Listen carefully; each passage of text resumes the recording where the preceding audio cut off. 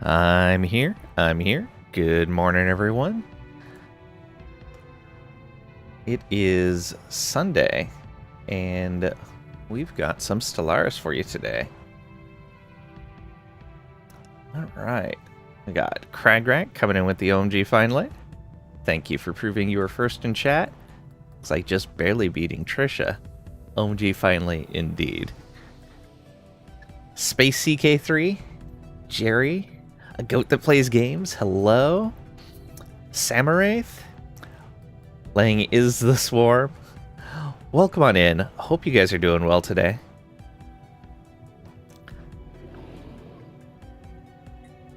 Yeah, not as many character interactions in this as CK3, but still a lot of fun for what it is. Alright, we are going to start a new empire. I messed around with a couple of different biological empires here, but we're going to create something new for the stream. So the question is, what are we going to be? Is it an interstellar murder simulator? Hey, Cragrack, welcome on in. Hope you're doing well today. If you want it to be. Have you got the new DLC? Yes, I do.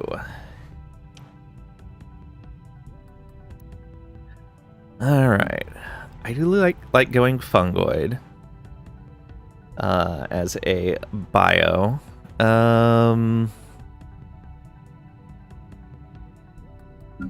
What do we got here?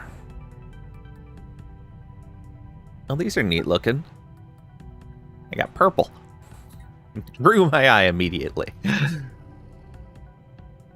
Oh, this is like a biological version of the machine one that hangs down. No,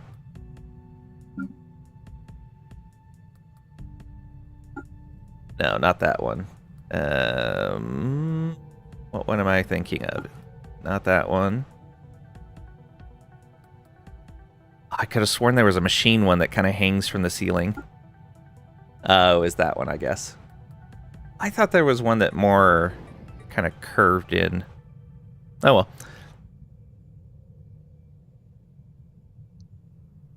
Heard they added child pops to the game, but categorized them with the same as pre-sapients, so you can make them legally huntable. Wow. Kind of. So you have a trait that you can take. Where is it? Oh, we're on robots right now.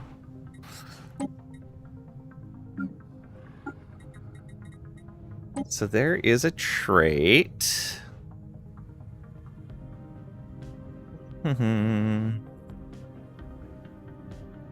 Nascent stage, right here. Species gives birth at an early stage of development, resulting in a prolonged period where the young are incapable of contributing to society. During this time, they remain blissfully unaware of the responsibilities and burdens that come with sapience. So yeah, they are pre-sapient at that point. I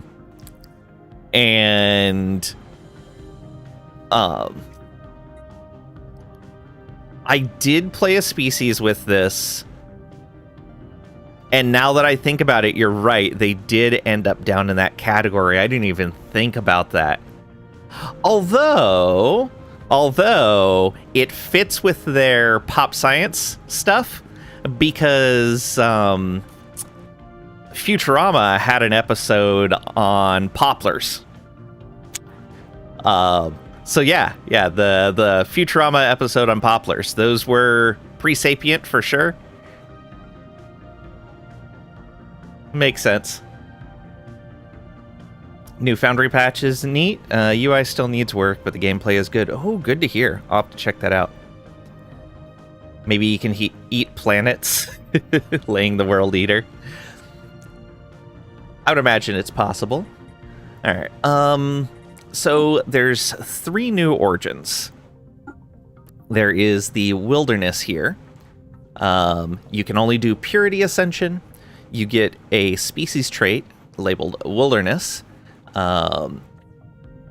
Basically gives you maximum available workforce and a habitability penalty on all special world types. Ecumenopolis, machine worlds, relics, relic worlds, hive worlds, ring worlds, shattered rings, nanite worlds, and habitats.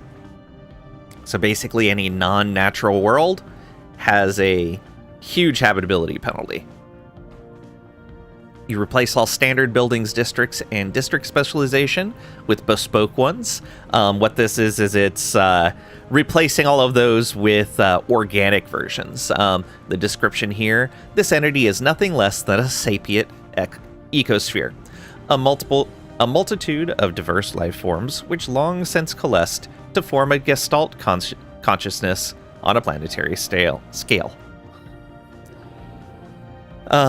Replaces the colony ship colonization with terraforming. This is really neat. So when you go to colonize a new planet, you just click the terraform button, and it takes time. It takes some resources. I don't remember what resources it takes, but it takes time, and it's done. You don't have to send a ship out or anything like that. It does not, however, actually change the planet into a planet of your type. So like it won't change a desert world into a continental world. I would imagine you can get that later with normal terraforming.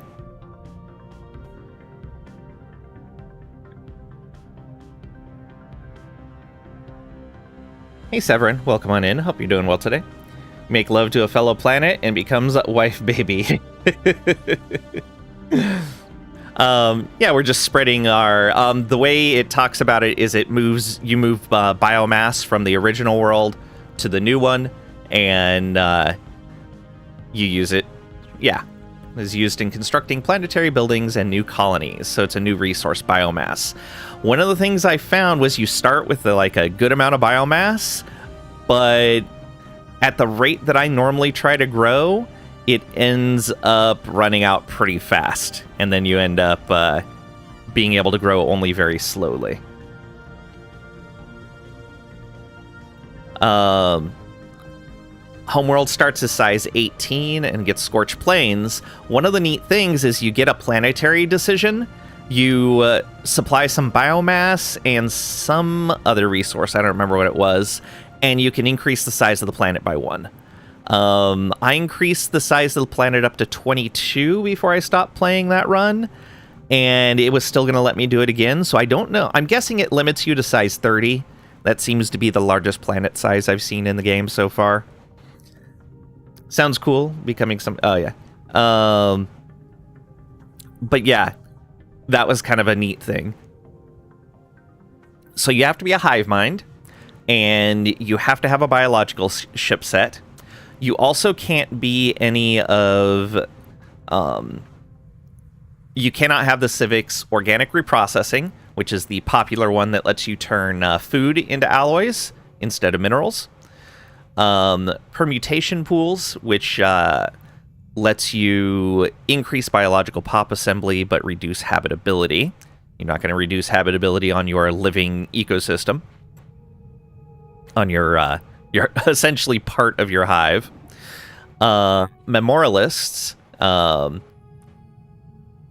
So this one is the one that lets you turn energy credits and minerals into unity, stability, and amenities. Basically by looking at those that have died. I think it's really meant to look after lost ecosystems, as indicated by the Tomb World and Relic World bonus.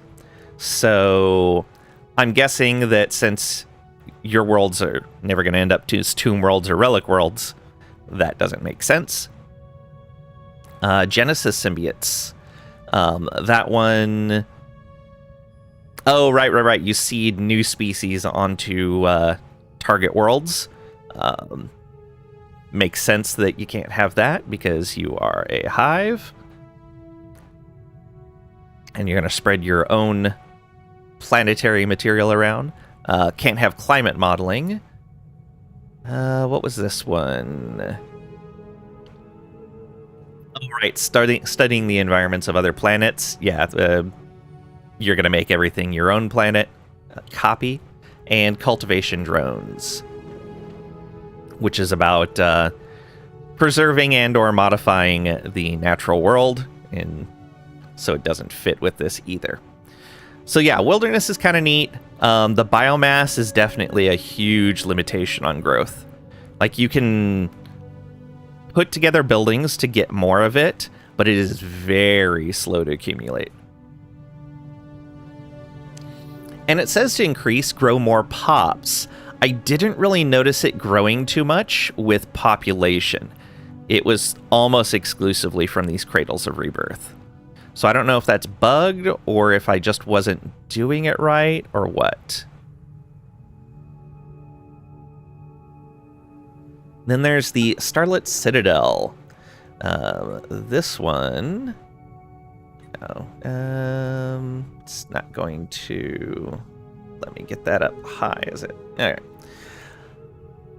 So this is a mysterious portal looms at the edge of this civilization's home system, a gateway from which hostile entities emerge in relentless waves. These invasions are as unpredictable as they are inevitable, forcing the people to rely on their greatest technological triumph, the Deep Space Citadel. Okay, in your home system, you get a Deep Space Citadel at the edge of the gravity well. It looks like it's almost a mega project of sorts, because it has 3 stages. It's an armored starbase designed for maximum defense within a stellar gravity well. There's also a strange portal leading to an unknown system. It's a wormhole of some sort. On the homeworld, you get a Citadel uplink, which lets you communicate with the Deep Space Citadel. Biological ship remains, and invasion site, plus 2 of them, okay? And then additional starting tech, you get the Deep Space Citadel. Gives you a capacity for 2. Interesting. Going to last place, capitalism has not corrupted space. Welcome on in, Ra. Hope you're doing well today. Oh, he is so amazing. Everything he does, I just love. And so you also get a megastructure build capacity of +1 and Deep Space Citadel system capacity of +1. Yeah, exactly, Cragrack. Commerce affects all. True. That's why you have to crush it. We can no longer be robots and ignore commerce. It's very sad. Okay, and then this requires you to not have a biological ship set.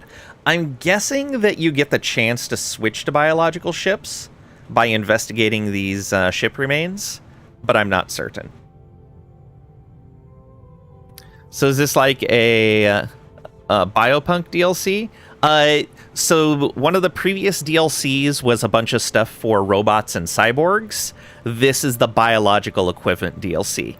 It is a big boost for all of the biological stuff. And as a result, the hive minds got a bit of a boost as well. You actually like eating curry? Tim Curry. And then finally, Evolutionary Predators. Warning, blocks all ascension paths except for mutation ascension. This species has always hunted the most unique creatures, driven by an instinct that they didn't fully understand. Possessing a rare ability to integrate the genetics of their prey, it evolved into the apex predator of its world, absorbing every genetic advantage available. Now their hunger leads them to the stars. So, they get species traits, malleable genes. Auto-modding traits automatically adjust to better suit the job that a pop is currently working. Malleable genes picks modifiers from the malleable genes auto-mod trait list. For those of you not familiar with auto-modding traits, modifiers are automatically combined with those from a predetermined list of traits to match the job being worked. Traits effects scale with the percentage of the pop group that has the trait. Pops with auto-modding traits checked every month per colony, 100. Pop growth and assembly buildings increase the number of auto-modded pops, updated per month. Lang's gonna evolve. Has this race ever heard of Uber Eats? No need to go to the stars. I mean, it's nice to go out to eat. And then the Malleable Genes Automod trait list here. Malleable Claws. Oh, it's not showing the bonuses. But so this is for easier extraction of minerals. This is for safeguards in high energy environments. So minerals, energy. This is food. Research. Unity, I would guess. Scalding or corrosive materials. This would probably be for the exotic resources. Persuasive during negotiations. Not sure what that would be for. Soothing harmonious sounds. Oh, that's probably Unity there. Yeah, I'm not sure what some of these do just based off the descriptions, but yeah, it's really useful. So it automatically chooses the POPs modifier from the list depending on what it's doing. Yes, it does. Even if POPs even exist. Heard they got rid of them. It's population groups now, but really they still exist. Basically 100 members of a population group is the equivalent of an old POP. But they now scale, so like you can have a single member of the population group and you at least get some benefit out of it. 1/100th of what you would get out of a full POP, essentially.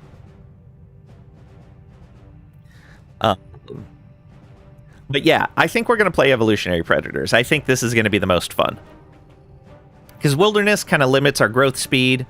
Starlet Citadel, I don't want to really mess with the Strange Portal when I'm trying to relearn the game. So we're going to go Evolutionary Predators. Take a year or two away from the game and it's completely different again. Yep, this is 4.0. That's one of the things I really like about the Stellaris dev team is they are not afraid to just change the game entirely. To either make it better or to streamline something.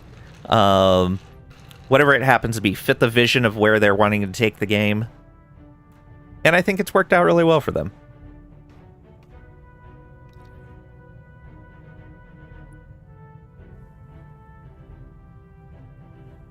Like that they did this? Yeah.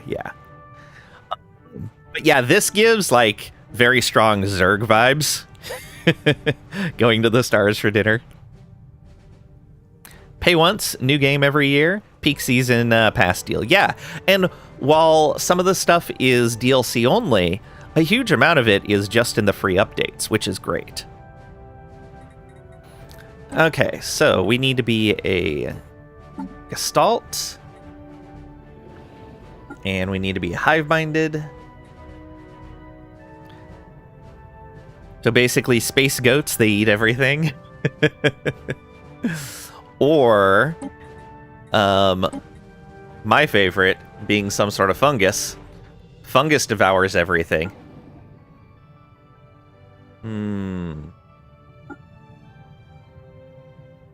This friendly guy here. Bleh. Good point. Yeah.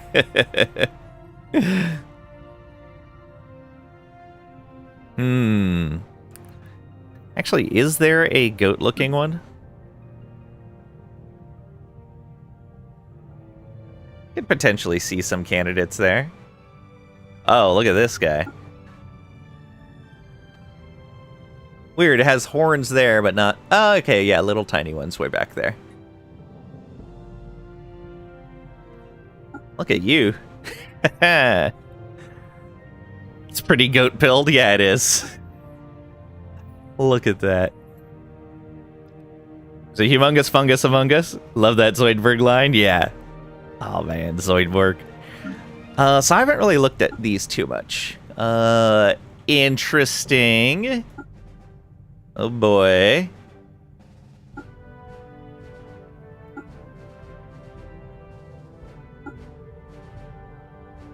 There's some odd ones in here. You agree to this message? The idea of a devouring swarm that just wants to eat is terrifying. In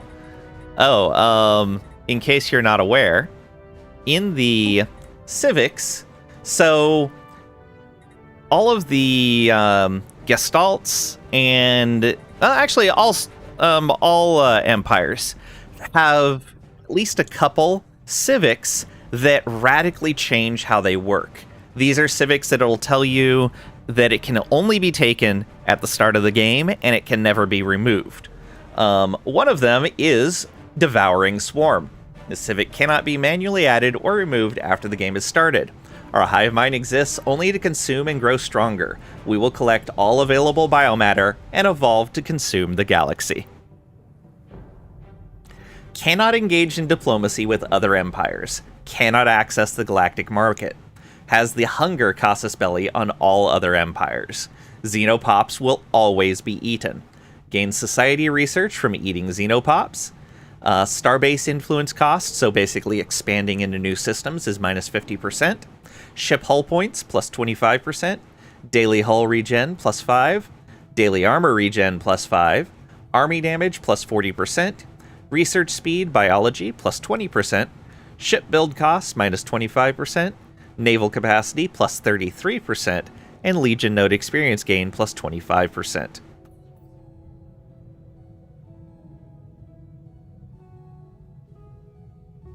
Space Goats, Revenge of the Billies.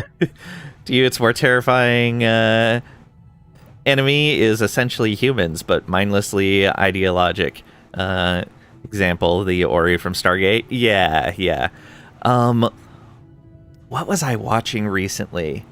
I was watching something recently that it was talking about from like an alien species perspective, where they were talking about human contamination of worlds and how they had to it might have been the Stellaris news network thing. I don't remember now. But yeah, it was interesting. Yeah, it was them. I remember the video now. It was talking about how they were basically like a pest that had to be eradicated, and they just turned up everywhere. Eat the entire galaxy. There's a swarm at the beginning of the game, if you remember right. Imagine space zombies then. Yeah. But they also added another civic in here that is somewhat appropriate. Is it Body Snatcher? Yeah, this one's neat. It's what's inside that counts. This hive specializes in infiltration, commandeering the bodies of unfortunate organics. Inevitably, as the amount of puppets grow, the host civilization is absorbed into the collective. But that doesn't work with the Evolutionary Predators origin. Sounds almost like Independence Day aliens. They just go from planet to planet, eat everything. Yep. Space zombies are at least not smart, so they shouldn't be able to use space flight. Who are we eating? Hey, Pat. Welcome on in. Hope you're doing well today. Pirates.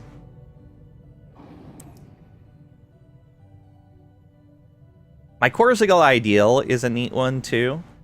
Build Gaia Seeders. And basically upgrade things to Gaia Worlds. I think I've played that before.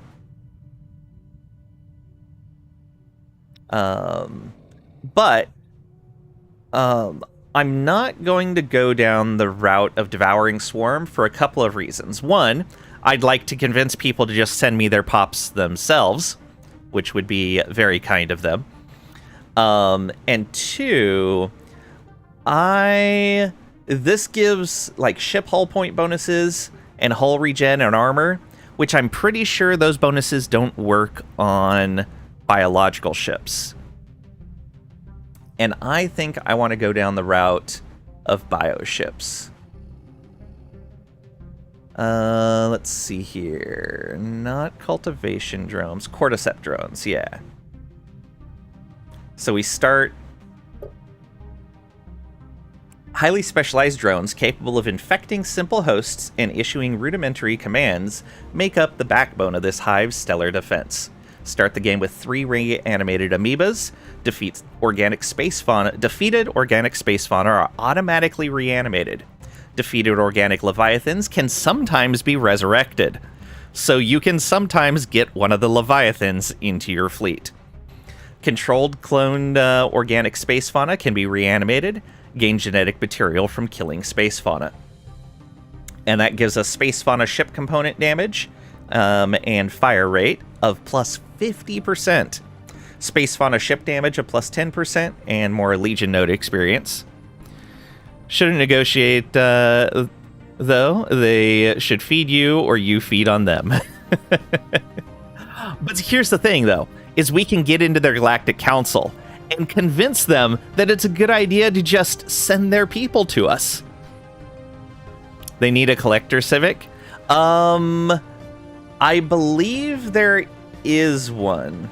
What is that? I'm almost certain I've seen it.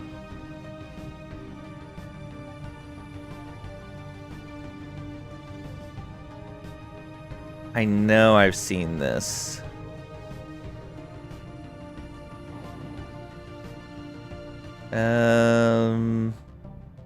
No, that's not it. That's the memorialist stuff.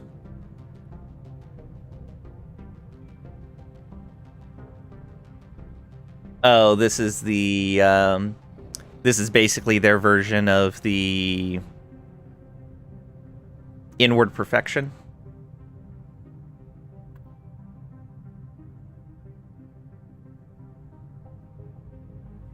Where is that? I know there's a thing for... Oh, Caretaker Network, I think. Yeah, Caretaker Network. This collective has evolved an overwhelming compulsion to take, keep, and maintain. This behavior, which aided their survival in the past, now drives them to display their gathered tokens in grand arrangement. There you go, Pat. Bioborg. You like that? Not there to assimilate, but to eat all organics. I'm sorry, I have a very strong assimilation vibe in this game. We are the Borg. Lower your shields and surrender your ships. We'll add your biological and technological distinctiveness to our own. Your culture will adapt to service us. Resistance is futile. Here, let me show you something. Let's just switch to this. And then, is that... Yeah, that's available for everyone. And then we change this to robots.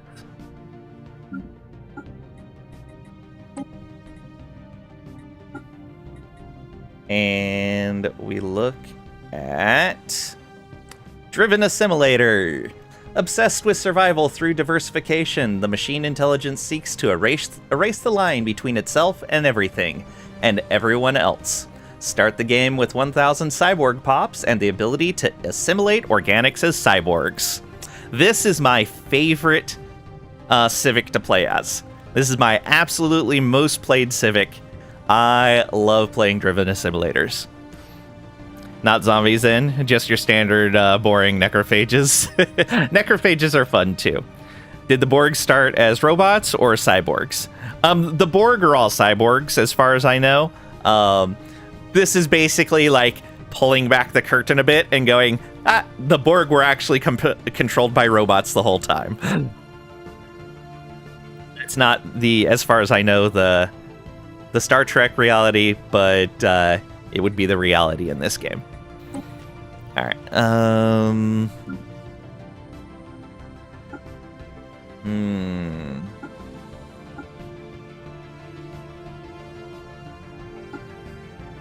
This is also my favorite portrait right here. That one and... where's the other one?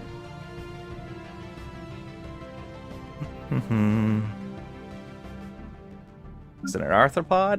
Yeah. It's the shadows from Babylon 5.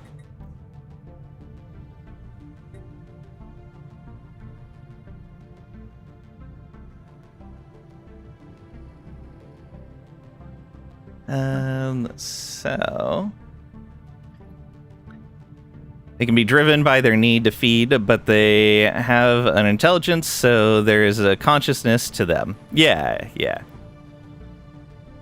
That's true.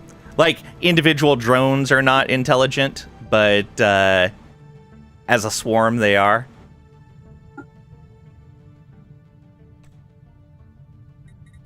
Okay, let's do that and go back to this origin and come back over here to biological. And there's supposed to be another new one for biological ship sets. So if we go and choose one of those. Let's see here. Aerospace adaptation. Oh, that's kind of neat.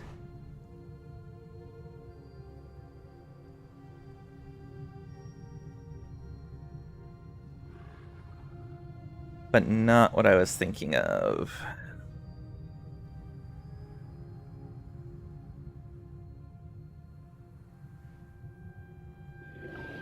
This? No.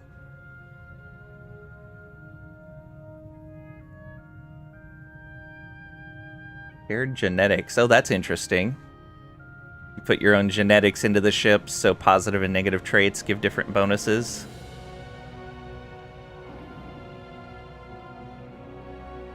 Void Hive is always a neat one. Wild Swarm. There we go.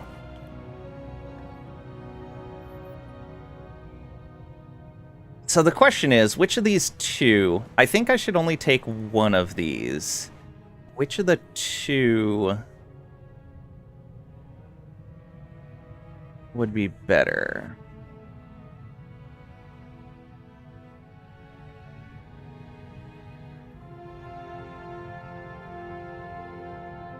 You're the same mind driven by one goal. Yeah, Alpha and Omega, the very concept of zombies is the mindlessness. Certainly no nebulous collective mind. It's what makes them so scary. Arguably the only thing that makes them scary. Oh yeah, you can get into the whole philosophy of what they represent to us is a sort of existential dread.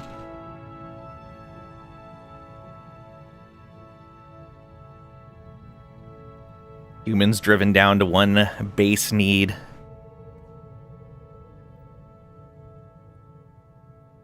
Even Walking Dead, they always work together to feed. They never killed each other for it. Hive Swarm with no mercy, just hunger. Science fiction is so cool. Yeah, agreed. So yeah, the reason why I'm not sure between the two of these is this one does let you get Leviathans. But I don't know if this feature lets you get Leviathans. This whole thing with the genetic material and the beast ports. Can you get Leviathans with this? I guess I could just check. Imagine the Borg assimilated aliens. So with this DLC, you can do Wraiths from Stargate with their living ships. Yes, there are 2 types of living ships now. There are the Shellcraft, which let's go ahead and show one of the big ones. There's their Juggernaut there.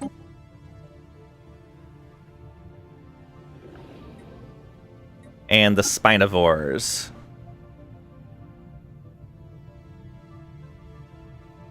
So you can have one of 2 sets.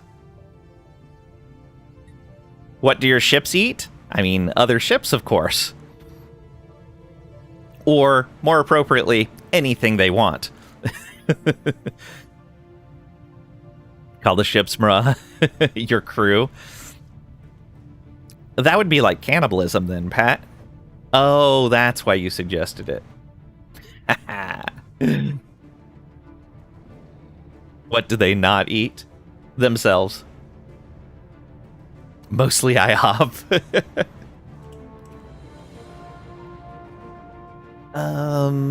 Okay, what is that? IHOP is the best answer.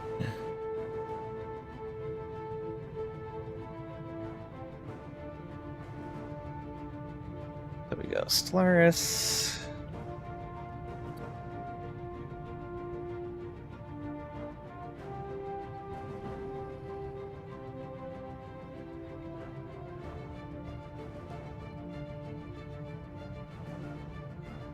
actually, better would be this.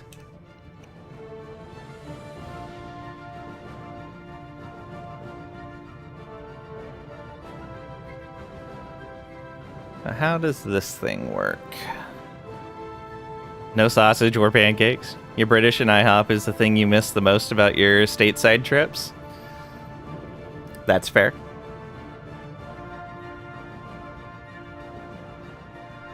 Let's see here.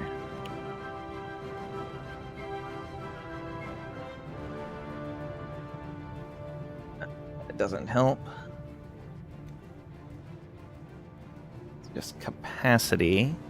Let's go.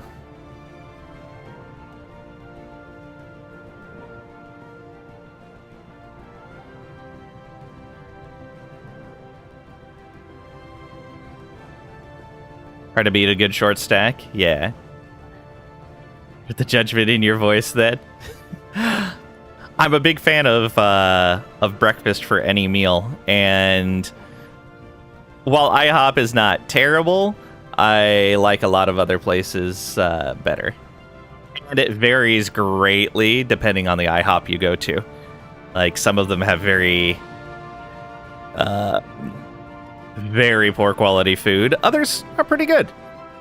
Like Denny's. Denny's is kind of in the same boat. Like your pancakes and strawberries. Nice. The other thing is IHOP tends to add extra sugar to a lot of stuff that I like to be more savory.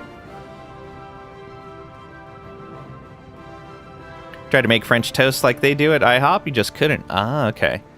I recently started making French toast like Kenji prepares it. Let me see if I can link that.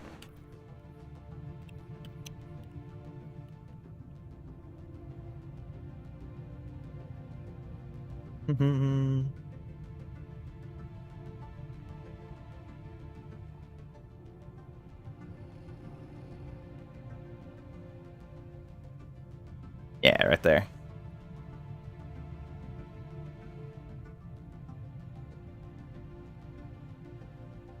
French toast homemade for you always comes across too egg-like. Yeah.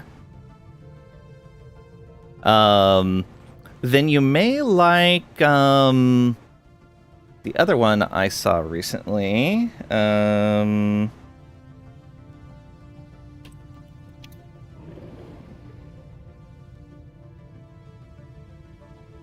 I remember right, this one has very little egg in it.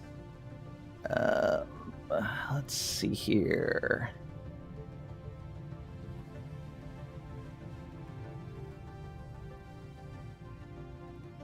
Yeah, this one.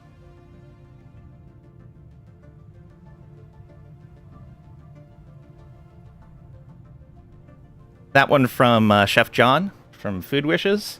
There's not a lot of egg in that, and it is delicious. I've tried that one too.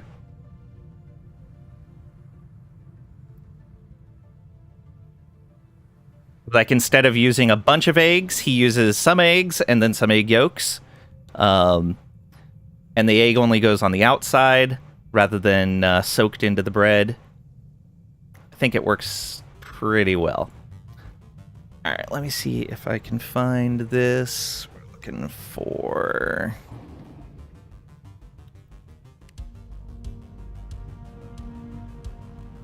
Wild Swarm. Ah, there's no links in here. Beastport, that's just a picture. Gravity snares. Ah, here we go. No text for the page.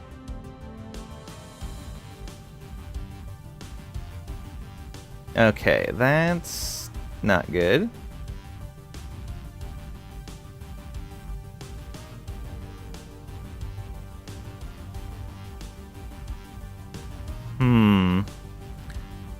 Hey, Great and Gnome, welcome on in. Hope you're doing well today. Lurker Raid on this beautiful Mother's Day. Happy Mother's Day to everyone it applies to.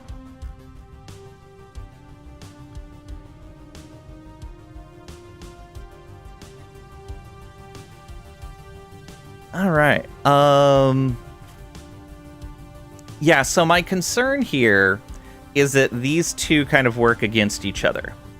Because Cordyceptic Drones is for basically like killing and harvesting space organics. Whereas Wild Swarm is about capturing, if I remember right.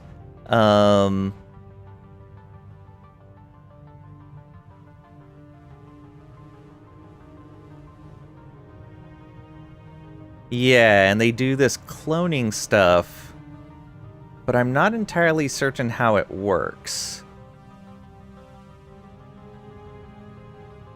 Hatchery.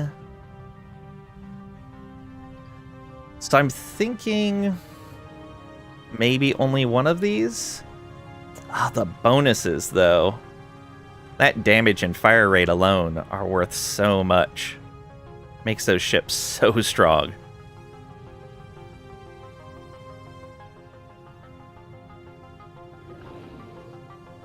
And maybe we'll...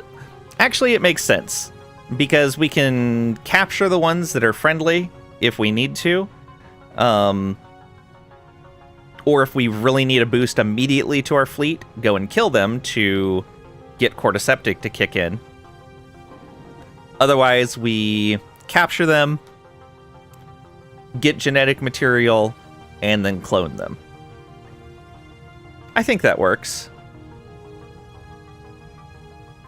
However, I do really like...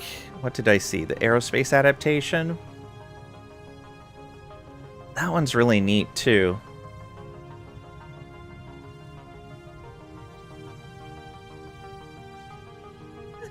Two of them can only be added at the beginning of the game, and the third one has a bonus that only applies at the beginning of the game. Lovely. So many choices, I know.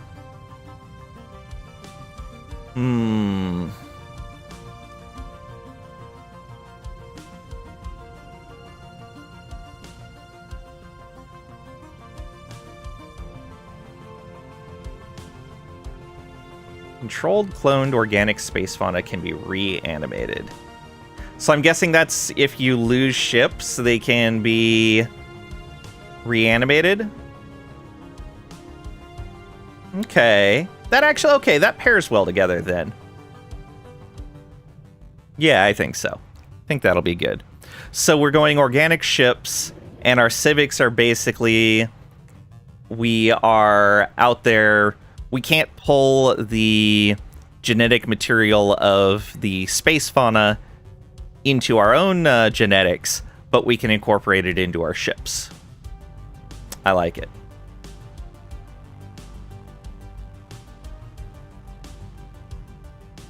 Yeah. So if your ships die, they come back to life. Interesting. Yeah, but once they're reanimated, I don't think they'll come back to life again. Because they'll no longer be cloned organic space fauna, they'll be reanimated space fauna. So they basically get one extra life. Alright, we can try that. If it doesn't work out, we can try something else. Traits. Get rid of that machine trait. We don't need that. Okay, so malleable genes is 6 points. Oh yeah, I forgot about that. So many choices, yeah. Okay, so we have to take 4 points of penalties before we're even on our trait point selection. Bioborg resistance is futile. Let's see here. What's going to work? Rooted is a neat one. Pops don't automatically resettle. And manual resettlement is twice as expensive. I don't manually resettle pops that often in the first place. I don't know how much of a penalty this is going to be now, though. But I kind of like the idea of it.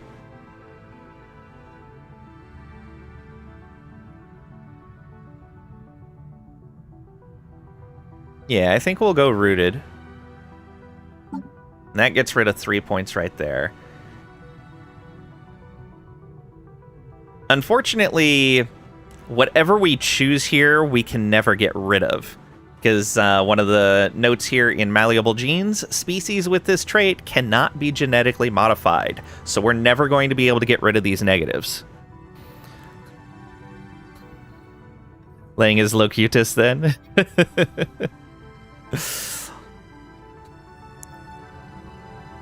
Let's see here. Unruly empire size from Pops? Absolutely not. Entertainer jobs down? Repugnant.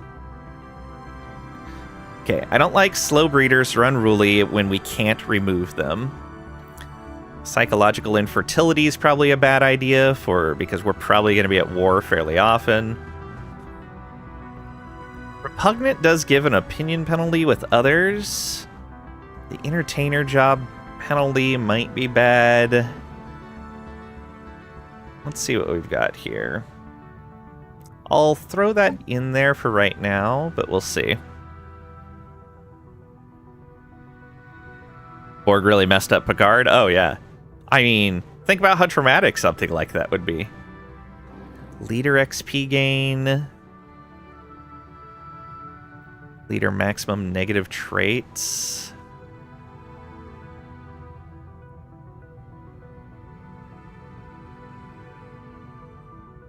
Housing usage.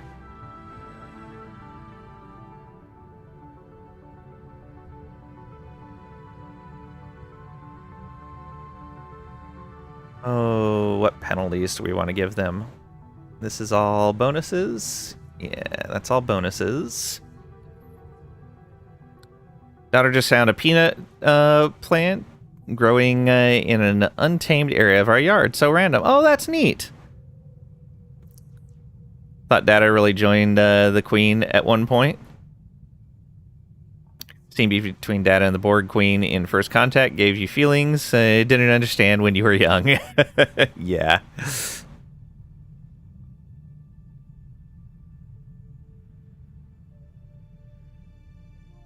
Okay, so we can't... Oh, yeah. So it used to be that you could kind of cheese negative traits a little bit with hive minds and with gestalts in general. But now, like, you could take wasteful, where you have more pop consumer goods upkeep, but gestalts don't use consumer goods. So it was just free points. They've now blocked that. Hive minds can't take this. They can't take deviance either, and they can't take decadent. Very sad. Lost the free points, but it makes sense. Okay, I don't think we want jinxed. Bureaucrat jobs. Bureaucrat jobs are Unity. We probably don't want to penalize our Unity generation. Housing usage wouldn't be too bad. Go like that. Then we could either take 2 1-point traits. Let me see what I would actually want to be taking.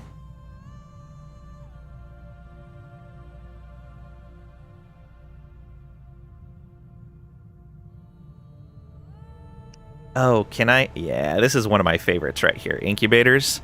I really like incubators. So you get up to 30% pop growth speed, all the way down to negative 10% pop growth speed, inversely proportional to the number of pops on the planet. So when there's not a lot of pops, you grow really fast, and when there's a lot of pops, the growth slows down. I kind of like incubators. Have they given more trait picks? Yeah, there are a ton. Look at the size of this list now. All of these things, and then a bunch of ones that we don't qualify for various reasons. Egg laying's a neat one. Only available to reptilian, avian, and aquatics. Gives you pop growth speed while living on planets where food or minerals, depending on what you eat, has a production surplus. You can get flight. Army damage taken minus 30% because you're flying, and +1 effective commander skill limit. Only avians and arthropods. Scintillating skin. Oh, that's an old one. Seasonal dormancy. This one's neat. Unemployed pops have less upkeep, and well, actually, all pops have less upkeep, but unemployed and denizen pops have a very greatly reduced upkeep cost because they just go dormant. Spare organs. Leaders will survive their first death. On offensive army death, 20% chance to spawn a replacement army, and if they're livestock, they're plus 50% output. Need to be a musculoid, necroid, or toxoid. Flying cyborg monkey run. Ooh. What's this? Lang streaming another different game? How unexpected. Hey, Katie. Welcome on in. Hope you're doing well today.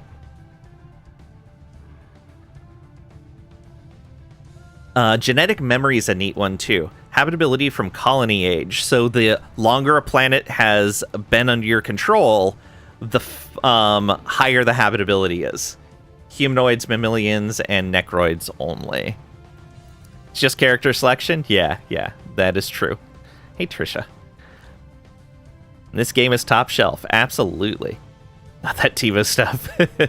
Benefits of a redundant nervous system, eh, Shepard? Yeah, exactly.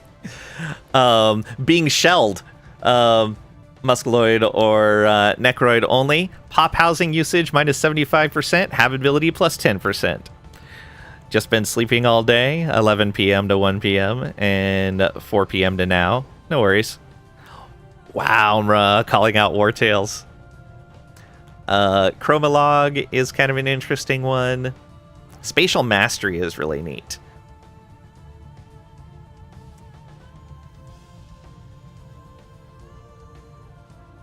Big fan of sleep. You do it almost daily. Same here. All right.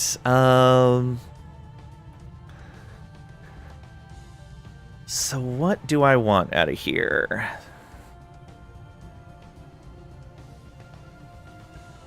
I do like science. Growth is really good too. Intelligence, a really good one.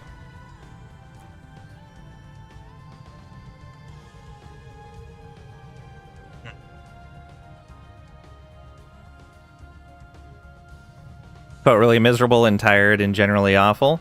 Had a nap a few hours. Now you feel great. I'm glad you're feeling better. Magic of rebooting, yeah. Turn it all off and back on again. Sleepy today, it's amazing.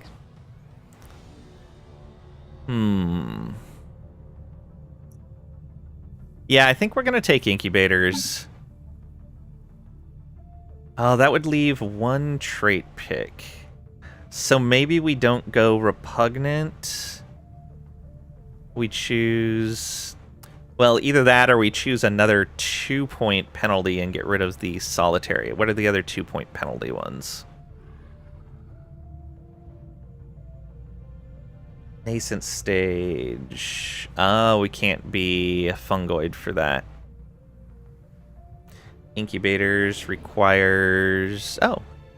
Doesn't require to be a fungus. Rooted does, though. Plant or fungus. Yeah, so we can't have rooted and nascent stage. Okay, that makes sense. Don't want to be non-adaptive. Oh, I don't want unruly.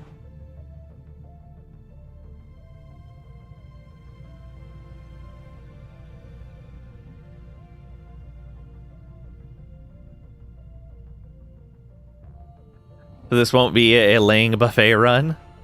Nah, it probably will be. Did payroll and metrics this morning, played some Foundry, now in nappy langy mode. Hear me out, though. What about falling asleep while eating an apple? Oh, boy. Choking hazard, yeah, indeed. Did you just say laying is so boring, he puts you to sleep? Wow, rude.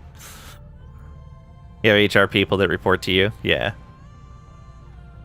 Okay, so I guess we pull back on Repugnant and take a couple of 1-point penalties. What do we got here? Rather not take weak. Although,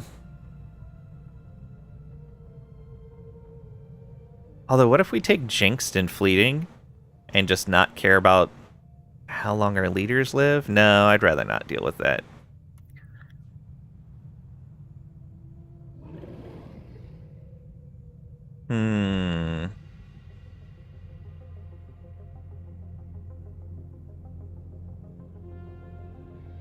It's like ocean noises. Aw, thanks. Be your manager then. Calm, smooth, peaceful with occasional gull screaming. Sounds like you're a ghoul now, Lang. Uh-oh. A ghoul? Gull. Lang got that snuggly, soothing voice. Oh, thank you. Lang the seagull. Oh no.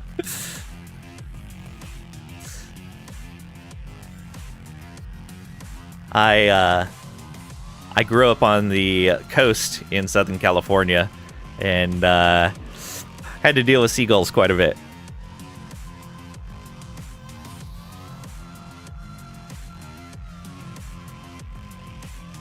Do we take slow learners and quarrelsome, maybe?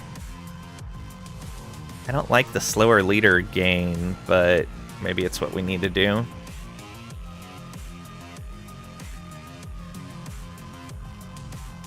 Either that or we don't take incubators. No, we would still need... If you're ever about to die a horrible death, you want Lang to break it to you? Aww. Well, we don't want you to die a horrible death, so none of that. Can see it, just like the seagull in Raft.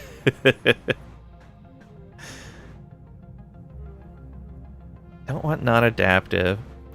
For the moment, your title is Executive Director, Operations. Nice.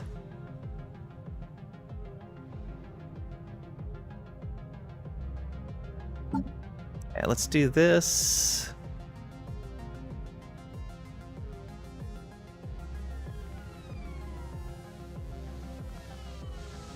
This? Yeah, let's do that. Slow learners and quarrelsome. See how that goes.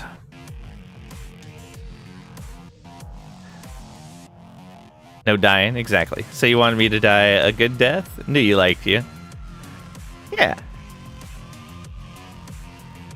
What's an honorable death for a pirate? What's a good death for a pirate? Just a grunt.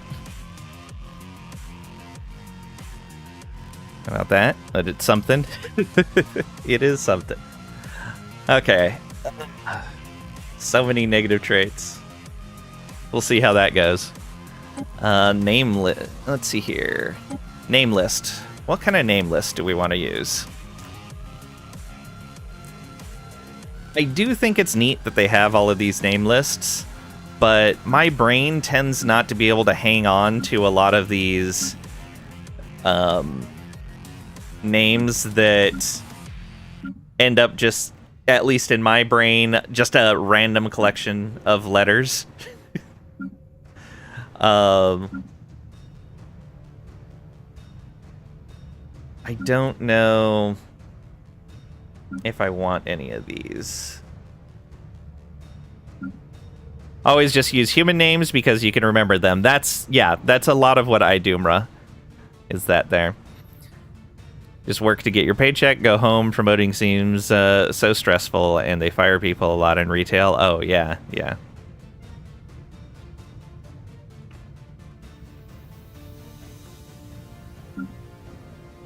The hive mind ones aren't too bad, though. I may go with the hive mind ones because they're memorable enough.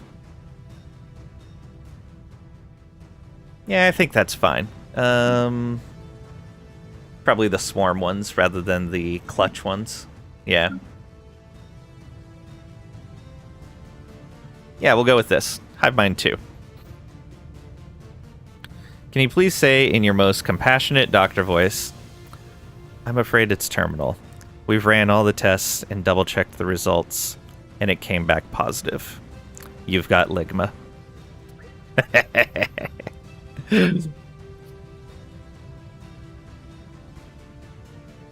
Basically, you do too, only have no schedule and they never stop calling you. Yeah. Well, geez, sounds like your job's a headache too. Yeah. Thank you, Doc.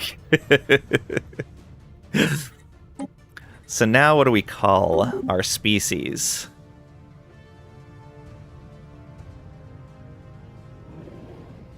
That's funny.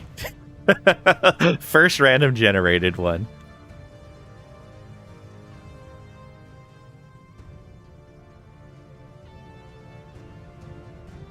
I like it.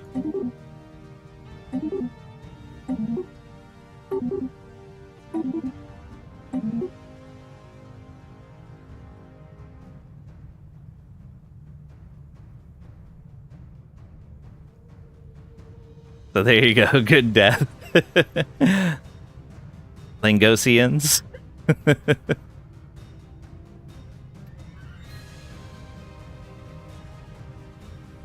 You guys don't like the Trekposian? Langolians? Alright, you guys have to come to a consensus here.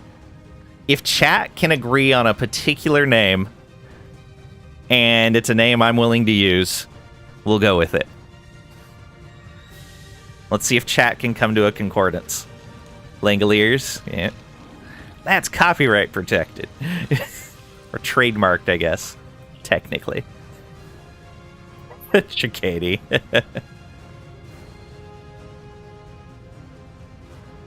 Stephen King liked it. Oh yeah, I'm not saying I don't like it.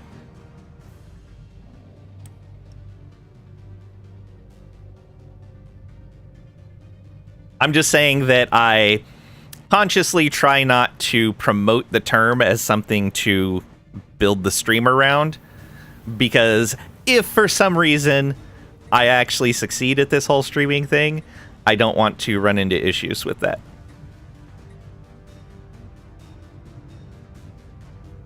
What's our race's shtick again? So we have organic ships, and we can take spaceborne organics and turn them into additional ships. And we are evolutionary predators. We incorporate the genetics of other species into our own.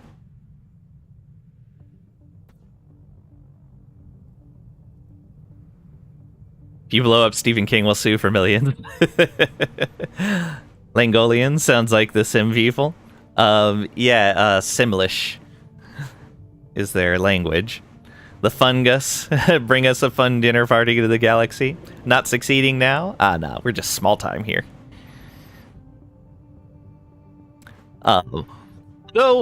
So it depends on how you measure success too.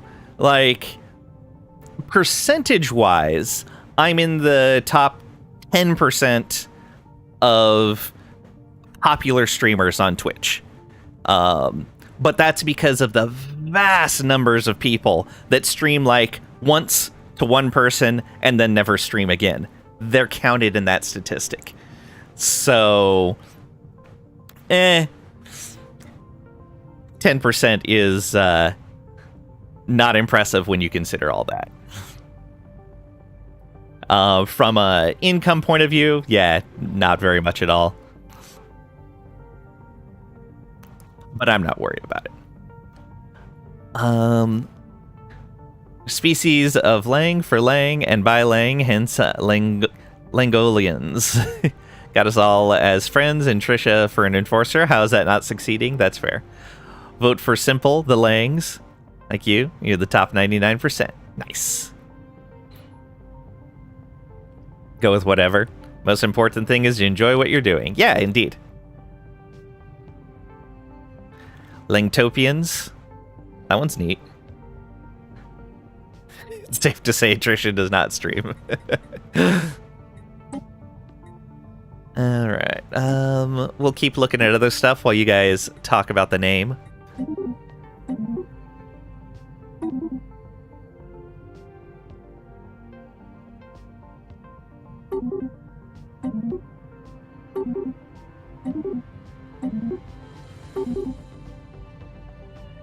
Borglangians.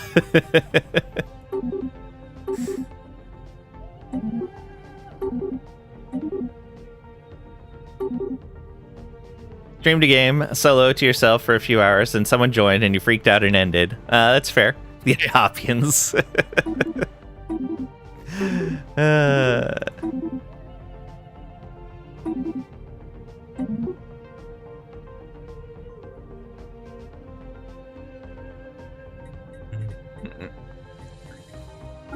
Fungus. I think tropical world, probably. If you were a big streamer, you wouldn't be able to keep up with chat. There'd be no personal touch like you have now.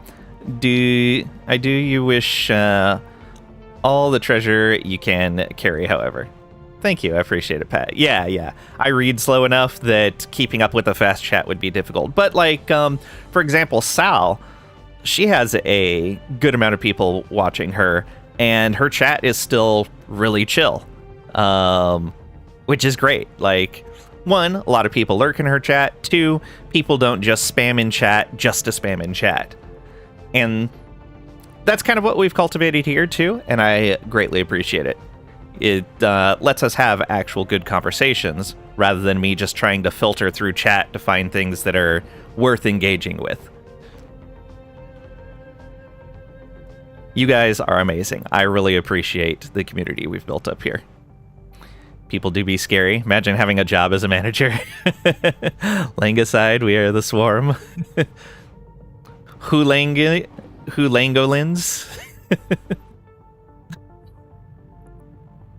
So you're not considered just spamming? No, you're not. Not yet. If you were a spammer, Trish would take care of you. Not like this is Jervis channel with a bunch of people spamming better TTV emotes. Yeah.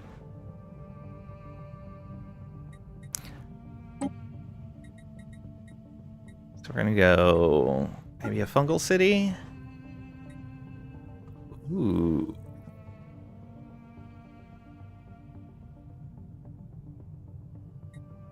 Maybe we go.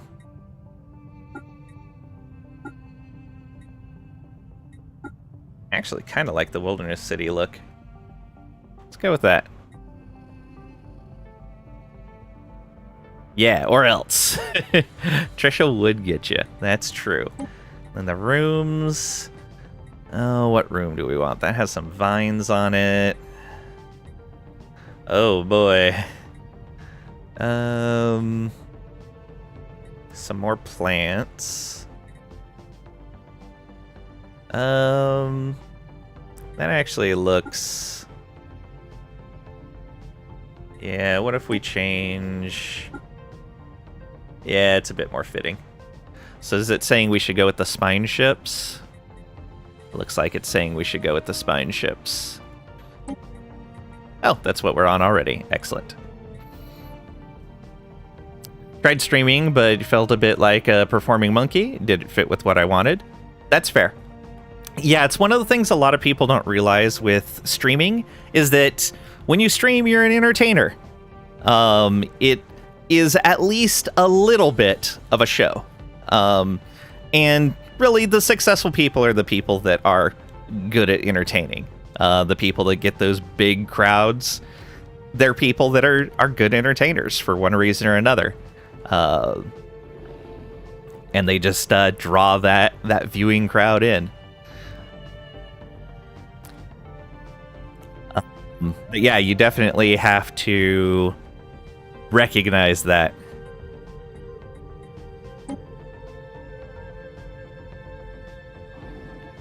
Langtide expansion is all. Get a whole civ named after him. Langtrek virus, we eat you our food. Mon Caligori. True, Pat. But that's entertainment in and of itself in just a different fashion, rather than a verbal entertainment. It's still entertainment. Call your homeworld Olive Garden. Well, no, because we're not eating here. Oh, I know. Where is it? Do.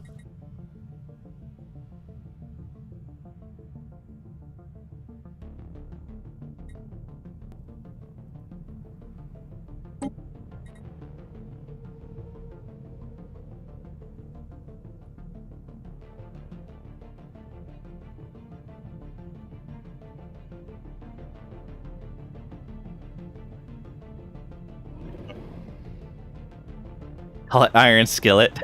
It's all cute. Let's have real talk. Lang needs to make his own Stellaris Advisor voice pack for this campaign. Oh boy. Lang would look good in a push-up bra, you bet? I don't know about that.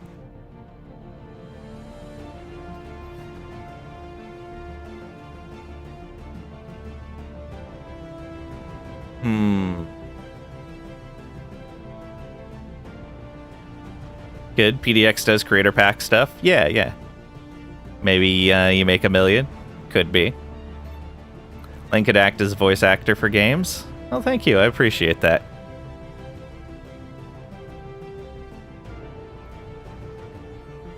Want you to be the voice pack. Yeah, unfortunately, I don't have a talent for changing my voice, so I'd be one of those voice actors that the voice is always my voice.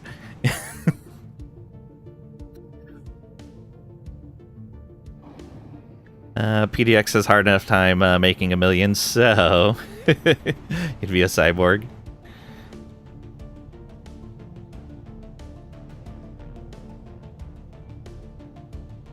Pay for rough voice pack. Biologically enhanced, yeah. You have a ton of ideas to make Lang's stream blow up, and then he takes over the world, but he won't follow any of my suggestions. We're not pirates, Pat. Nobody hates having money that much. Alright. So you guys want some variation of Lang in here.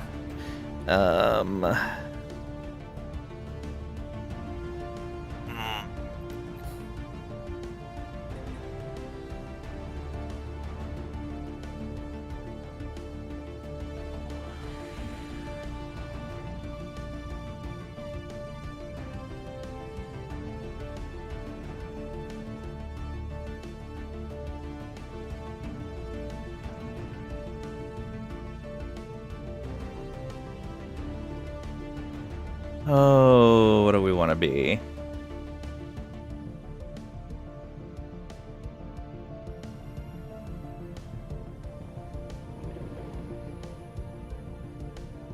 Langapaloozians? You vote that one as well? Oh, did we just get a winner? Langapaloozians? Also, in those big popular streams with funny streamers, people are often just really mean to the streamer. It's kind of toxic. Yeah.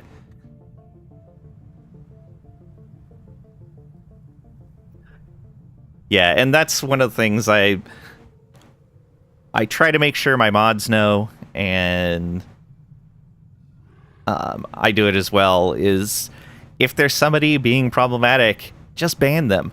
I'd rather have one less viewer than one viewer drive away a bunch of viewers. And I'd rather not have that kind of vibe in the chat. We're mean to Lang sometimes too. That's true, but it's in a way that is fine. If you were actually mean, then it would be a problem. But you guys are fine. It's all in fun. You don't go to those places? Yeah. You try to be mean and toxic? Wow, Tricady. Never get banned, though. Ban Tricady. Start a petition, someone. Someone becomes disruptive, they'll be escorted out. Wow, goat. I do smell amazing. Alright, so Trisha got the name.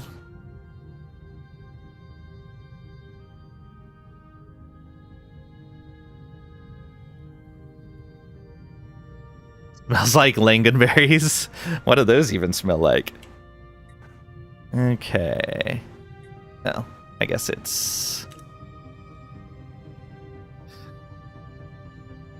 So it'd be Langapalooza.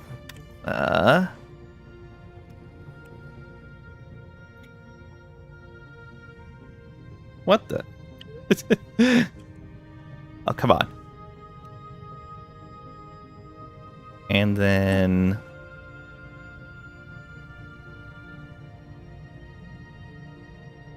There we go.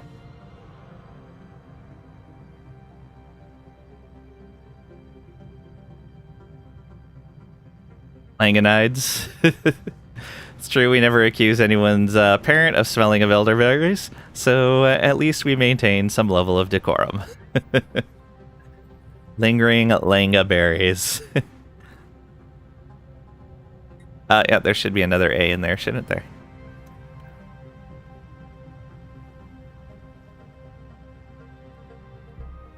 Thank you, good catch.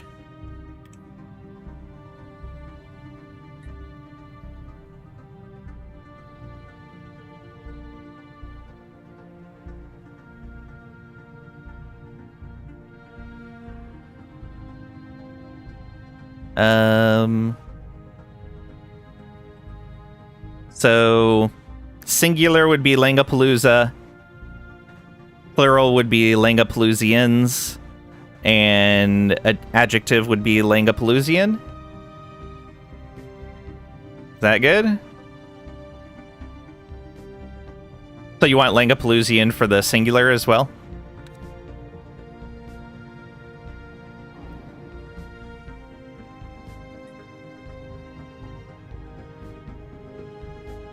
Chaco and the walls fell.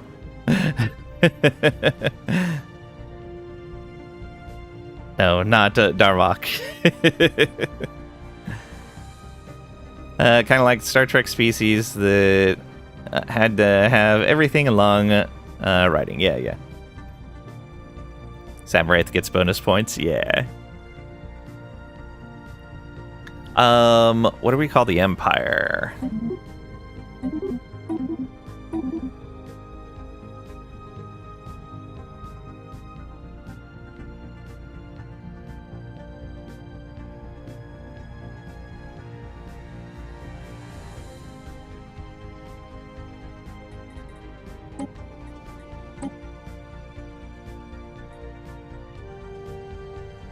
Darmok at Tanagra. Langapaloozian Palooza. Could be like that other species that the Grisella that were in their hibernation cycle for long periods of time. True. We need a name here. Homeworld name.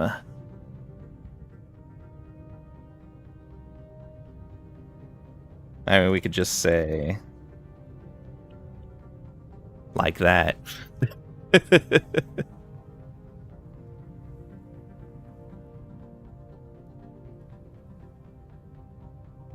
But that's a little boring.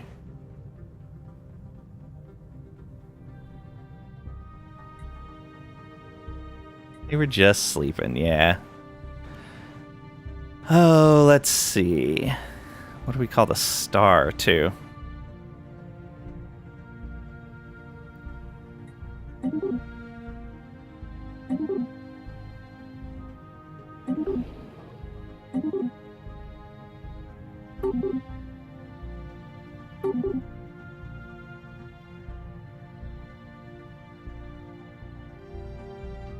Laying when the stream started. Always have more fun with silly names in your Paradox games? Yeah.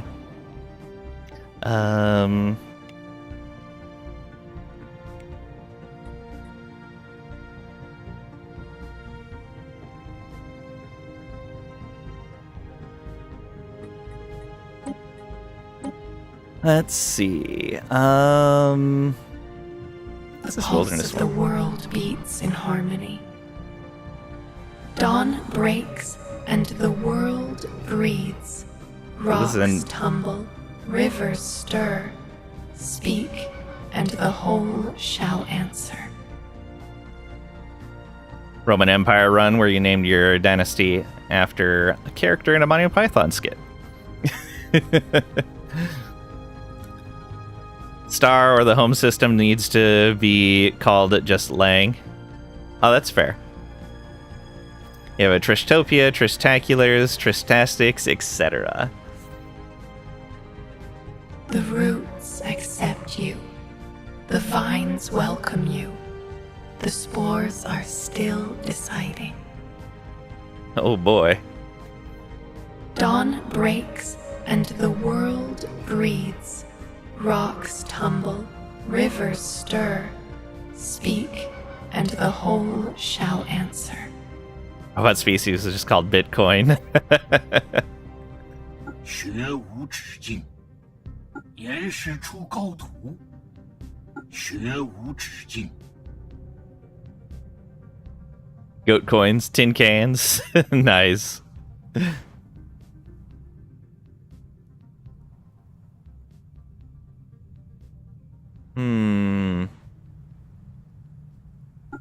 If you think you're better than me, why don't you just try playing alone? Oh, please, do not press any buttons if you don't know what they do.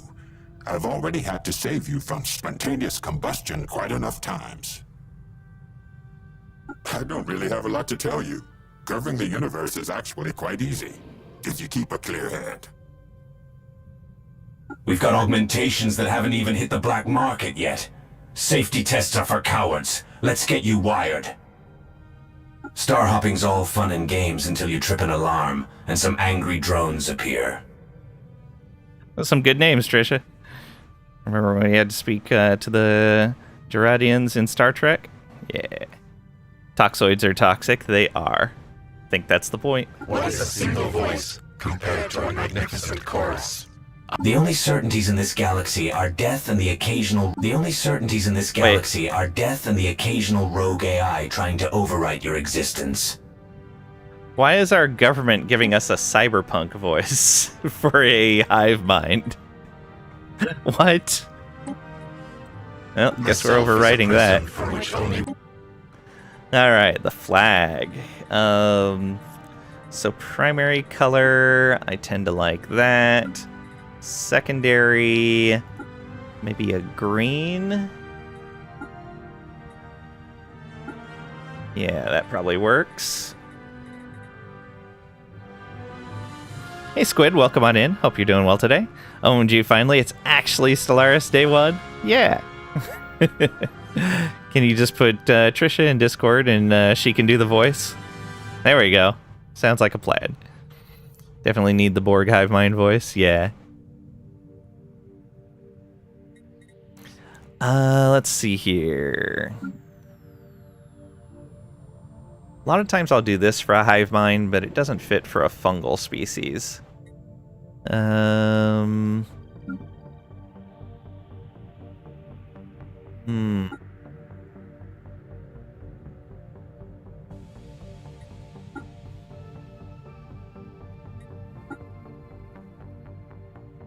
one's not bad. So we have a pattern that kind of fits that. Kind of. Ooh, there we go. I like that.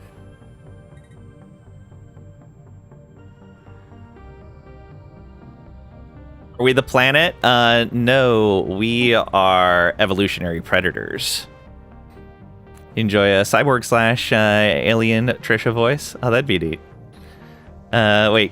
Can we sponsor to make him play a specific game? No. Played the Nomads in CK3 yet? Yes. Started playing them the other day. We'll have more of that tomorrow. Believe you will take sponsors for the right price. Took Wilderness for your first run. I played a little bit of that off stream, and it was kind of neat. I felt like the biomass was too slow to generate, but I may have been doing something wrong with it. Says no, but he means yes. How much? $1 million. Oh, what? $1 billion.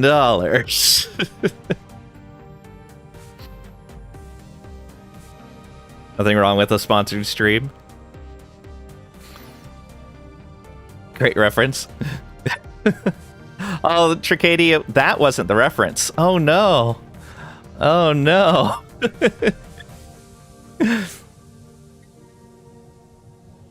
Fire the lasers!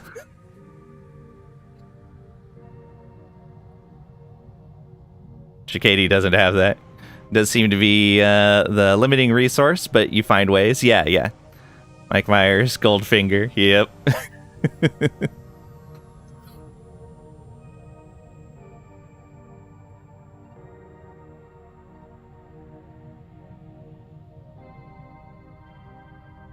Austin Powers. Yep. I love gold. As you guys have heard me say during last epoch. Okay. Also, Lang's agent.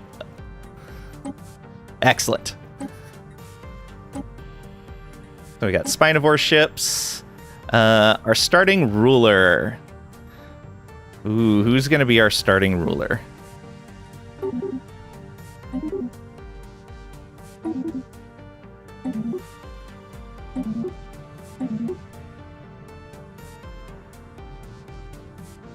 Actually, the ruler for our civilization is going to be immortal. If somebody wants to name a character with their channel points, as long as I like the name, I'll take it. If I don't like the name, I'll refund your points.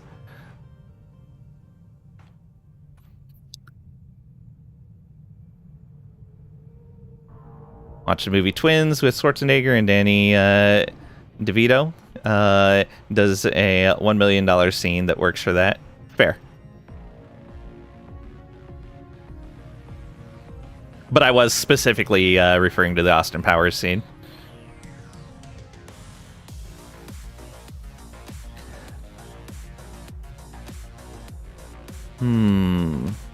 What color can we make these guys?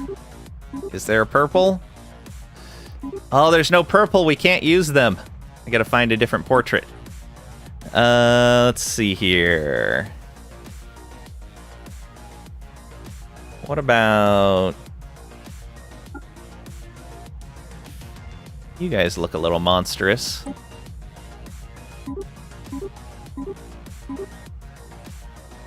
Nope.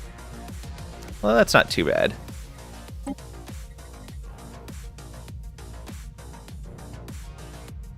We're fungal? Yeah, we're fungal. Doesn't do the pinky thing, though. Yeah. Thought you wanted DeVito for the starting ruler name here. It's into natural soaps these days, and it hasn't worked out that well. Yeah. Trisha for starting ruler. Portabella Lugosi. Cutie Pie, Princess Fun Time. Alright. I think I should do an ocean run for this with Blue Squid as ruler. Drowns a universe. I've done ocean quite a bit. It's a fun setup. Alright, so which of these actually came in first? Ra came in first saying Trisha should be the starting ruler.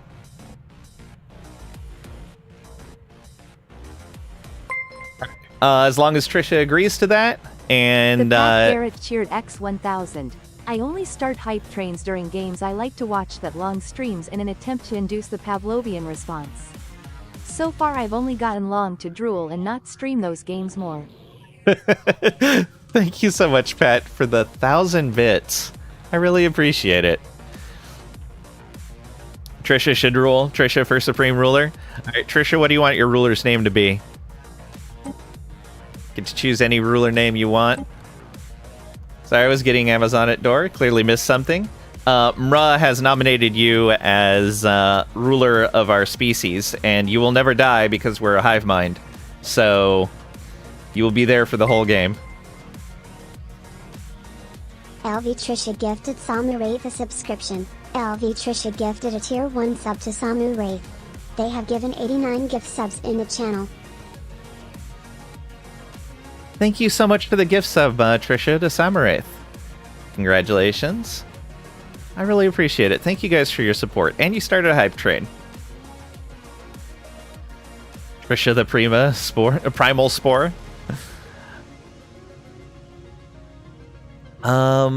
What portrait do we want? Oh. We could go for that, maybe.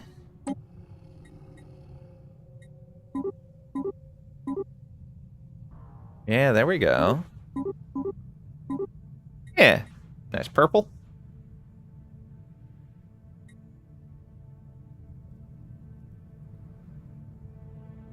Thank you for the proposal, Mra.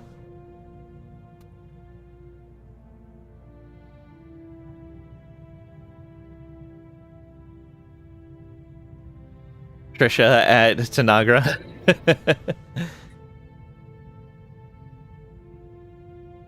Trichellium flagella.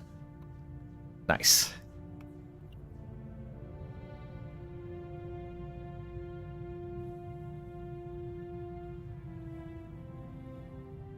Okay. I will change it.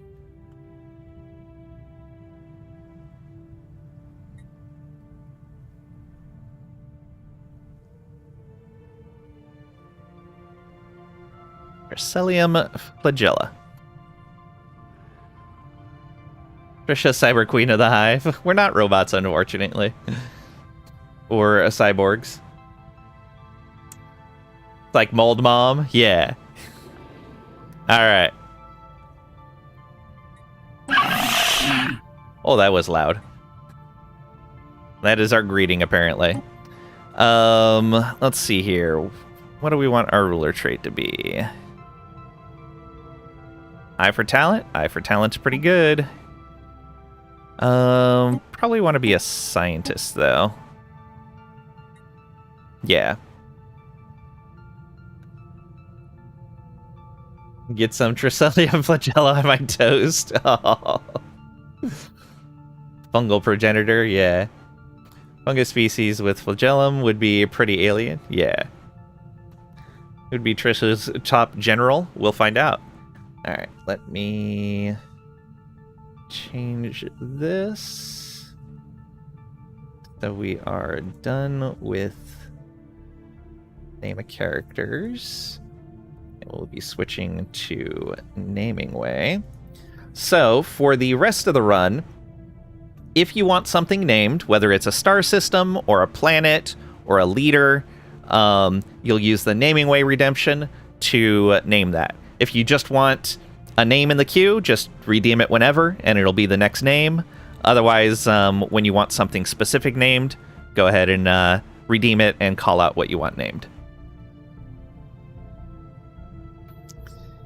Originating species that evolved into mushrooms are believed to be aquatic and have flagella. Yep.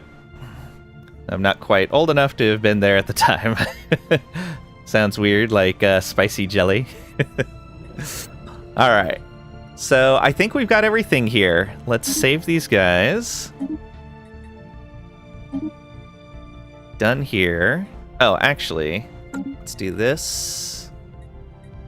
And let me get a screenshot of that real quick.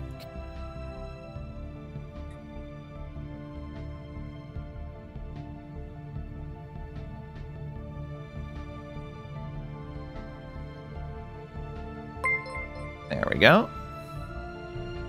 The Pat Garrett cheered X100.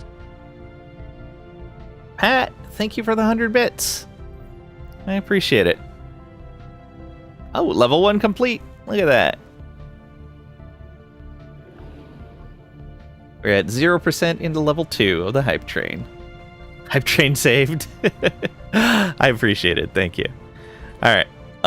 So we are done there. LV Trisha gifted Mua a subscription. LV Trisha gifted a tier 1 sub to Mua. They have given 90 gift subs in the channel. Trisha, thank you so much for gifting a sub to Mra. Great snipe there. 90 gift subs. Look at that. Thank you. I really appreciate it. Keep it going, Pat. Wait, what?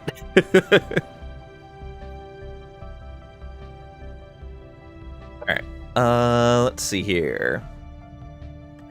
So, I'm kind of liking this cartwheel design for the star system. The Pat Garrett gifted a Goat That Plays Games a subscription. The Pat Garrett gifted a tier 1 sub to a Goat That Plays Games. They have given 70 gift subs in the channel. Wait, so Madison got your name wrong the first time and right the second time. Why is she so inconsistent? Thank you, Pat, for gifting Goat a sub. Curatids do have flagella on their gametes. It's not the rule for fungi to have flagella. Yeah. One of us. Snipe the next victim. Nice. You guys are great. Thank you so much for all the support. I really appreciate it. Alright. Oh, I had messed with the dates. Let's put those back to default. Yeah, here we go.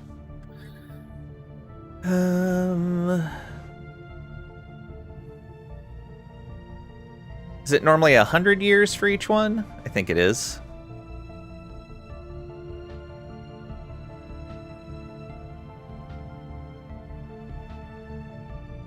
I think it's normally 100 years for each.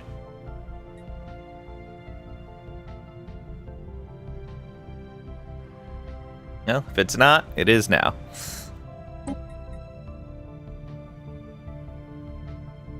1.5-ish billion years ago, so documentation is sparse. Yeah. And the fact that they don't have parts that normally fossilize well. Mrua just gifted 1 subs.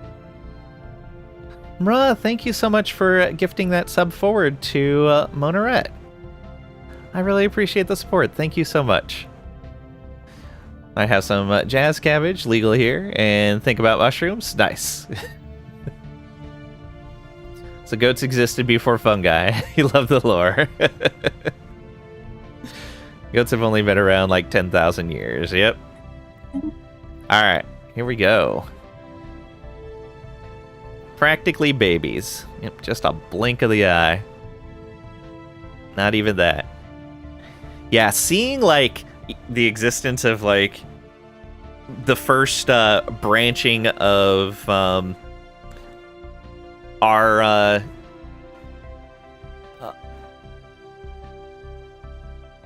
wow, I'm trying to remember the term. Right above species are, but whatever.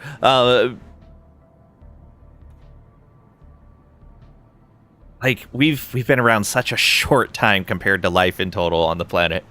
It's crazy. Joy Coffee, thank me. Goats discovered coffee. That's fair. Goats are smart. Well, thank you for coffee. Now you want coffee? I'm gonna make coffee now. I'm almost out of my coffee already. Goats had quite the long dynasty of existing. Had a nice latte with oat milk and brown sugar from a local place today. It was tasty. Ooh, nice. Actually, I really like oat milk. I like it better than the other non-cow milks that I've had before. Or I guess non-dairy milks. Oh no, what is this? Chakady just gifted 5 subs. Chakady? Whales and crocodiles existed way before humans. Oh yeah, they are some old ones. I've got a think about that too. Chakady, thank you so much for gifting 5 subs. 232 gifted already. You got Nico and B01 in TV. A Major Lion. Oh, we haven't seen a Major Lion in a while. You got Yugoth. You got Severin. Nice. Good job. Thank you so much for the gift subs there. Track bringing the heat. Yep. Oat milk is really good. So used to it in coffee that it tastes weird with cow milk. Yeah, the thing I like about oat milk is it has a bit more viscosity than the other plant-based milks. And so it has more of a mouth feel like regular milk, which is nice. I like both. I'm lucky enough to be able to have like cow's milk or goat milk or anything like that. But in general, that and almond milk is pretty terrible for the environment. So I try not to support that. Train continues. Needed to save the train. I appreciate it, Tricady. And the homies going crazy in the Cambrian explosion. Yeah. Major and Sev are the only ones you recognize.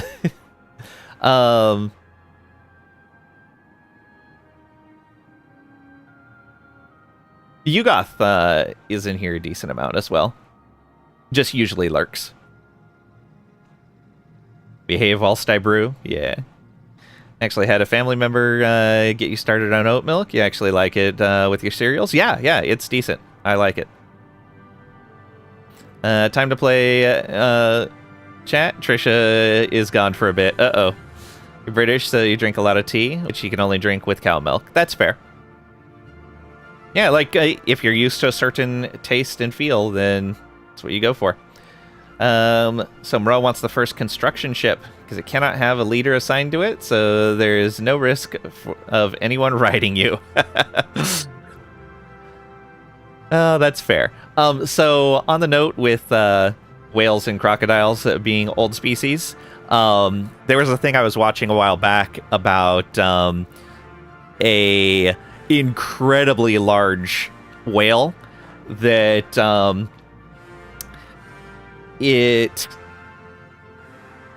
one of the lines they used in it was as sperm whales got larger, they could no longer use them as a whale-sized snack. Which was just crazy. I think it was eons.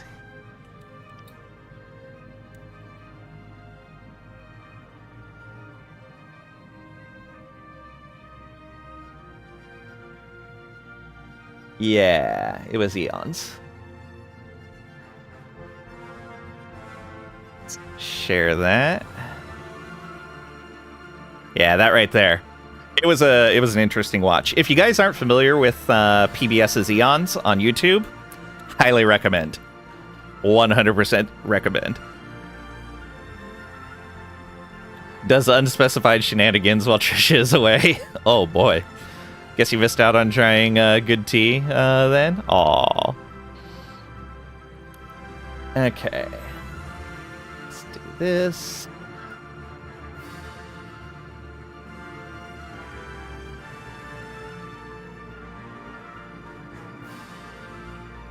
Alright. And back over to OBS. There we go. Getting flavor blasted on the devil's lettuce and watching nature docs is one of your favorite activities. Nice. All right. So we have the Langapaloozian chat, ruled by Trichellium flagella. We are a collective consciousness, which makes us a gestalt. We have Cordyceptic Drones and Wild Swarm. Our origin, Evolutionary Predators. The Langapaloozians have always been hunters. We seek prey wherever we can find it, braving even the most extreme environments to taste something new. When you are what you eat, the effort is never in vain. Our shared intelligence implicitly has always understood the potential of our genetics. We can absorb and adapt the essence of our quarry, integrating their strengths into our collective. That ancient predatory instinct still lingers, but now it is balanced and controlled. No longer must we hunt to evolve. Our labs can synthesize any genetic material and seamlessly distribute it throughout our hive. With the advent of the hyperdrive, we're ready to spread across the galaxy and savor all it has to offer. See, we have evolved and developed science, so we don't have to all individually hunt. Getting flavor blasted. Okay, already saw that. All right, let us begin. So, our first rename is our construction ship. Mra, do you just want this called Mra, or do you want it named something more specific?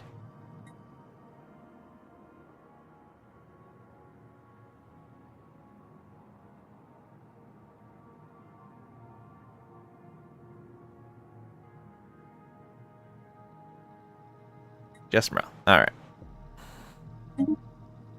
There we go.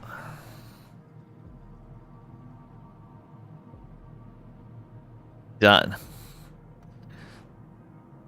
And you will be building the first of our things here. What do we have? 2 minerals, 2 energy, 2 engineering. Oh, nice. So where are those 2 minerals?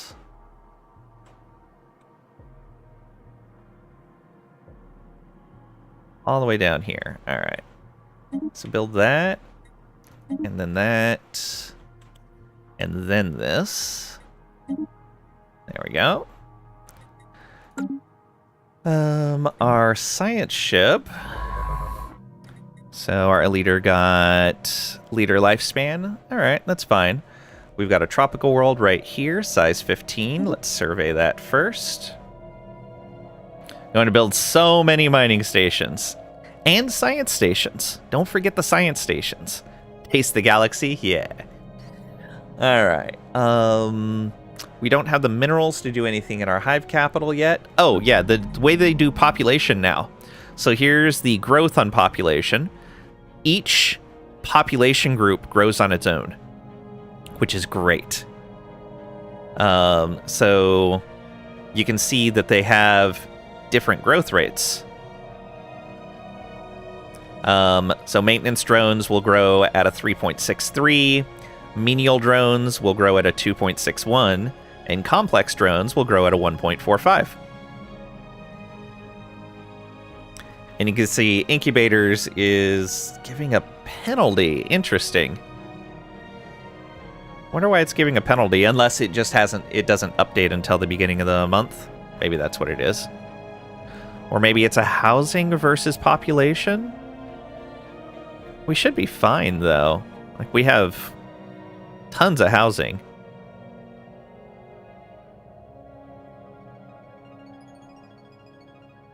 Yeah, I don't know.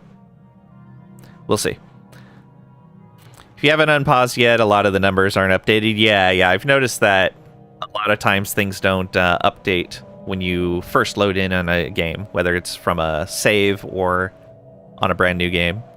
Our governor here is ever warm, and he got Unity. Nice.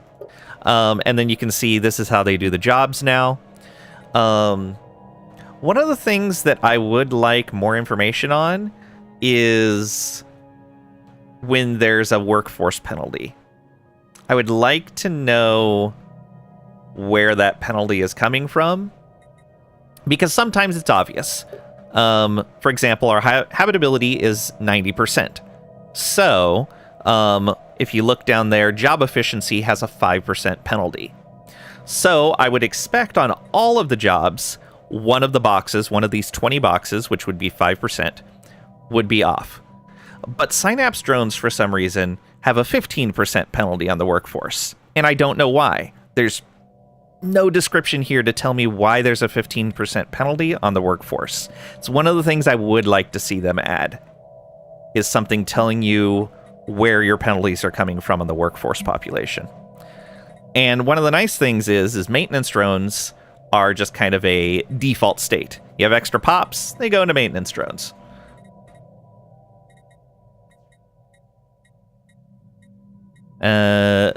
Zip it on your first cuppa. Nice.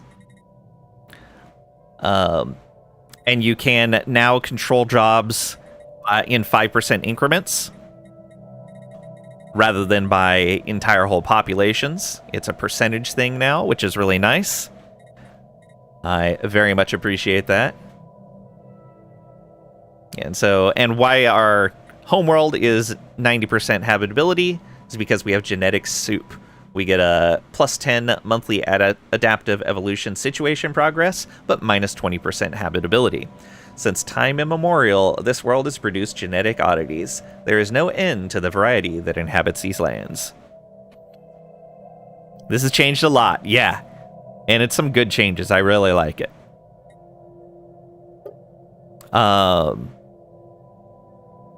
And so if we didn't want a particular group to grow, we could change the rights on particular groups. I thought there was a way to specifically set a group to not grow right in here, but I guess not. Okay. And now your districts are a little bit different. So we're still limited to planet size in districts between generator, mining, ag, and hive districts. So now hive districts are going to include your a generic hive district includes housing, science jobs, synapse drones, which is Unity, and foundry drones, which is alloys. So you get all of those in one generic hive district building. Just like a generator district is going to give you energy, a mining district is going to give you minerals, and a farming district is going to give you food. So now you kind of get a little bit of all of the advanced jobs and some housing with each hive district. In addition, all of your buildings are up in this section now. And you have 6 building slots that are generic. You can put whatever building in there you want. Then you have 2 sets that are district specializations. You have 2 different specializations you can have. We start with an archive specialization for Unity, or for science and Unity. It's kind of a combo setup. And heavy industry for alloys. We're probably going to spec out of the heavy industry one, since we're using living ships, so we don't need as many alloys. Ninja is brewing. You all let the train die. Oh, so it did finish. Thank you guys for the hype train. I appreciate it. What did I get? Got the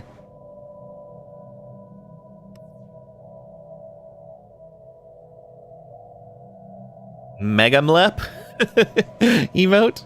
Okay. Little tongue flapping there. I see.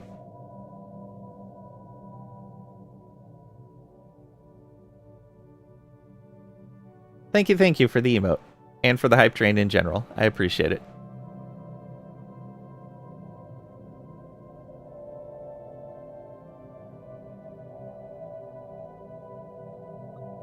Super interesting video laying. So the feeder whales eventually evolved, and the megasperm whales' food source dried up, so the feeders became the dominant species. Sub to that channel. Thanks for the recommendation. No problem. Yeah, they're amazing.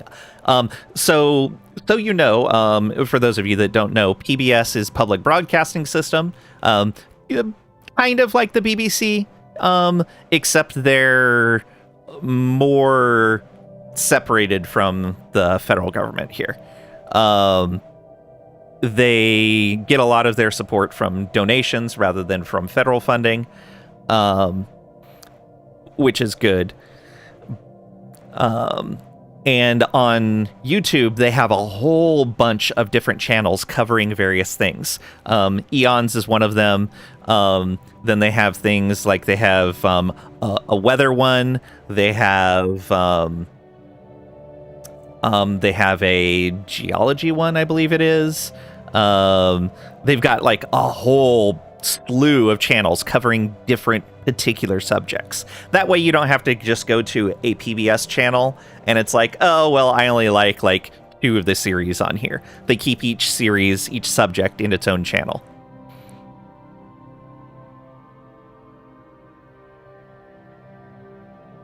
So yeah, highly recommend. All of the PBS YouTube channels are top-notch. Didn't get an emote. Do you already have all the emotes from this month? That might be the case.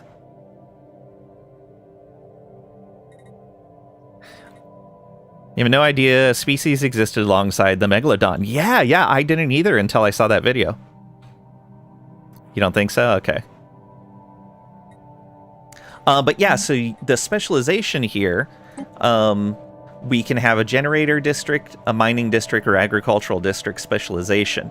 And so we use those to further subsidize or further increase our production of one of those basic resources. So we may do that, probably an ag district instead of heavy industry, but we'll see. There's a lot of options.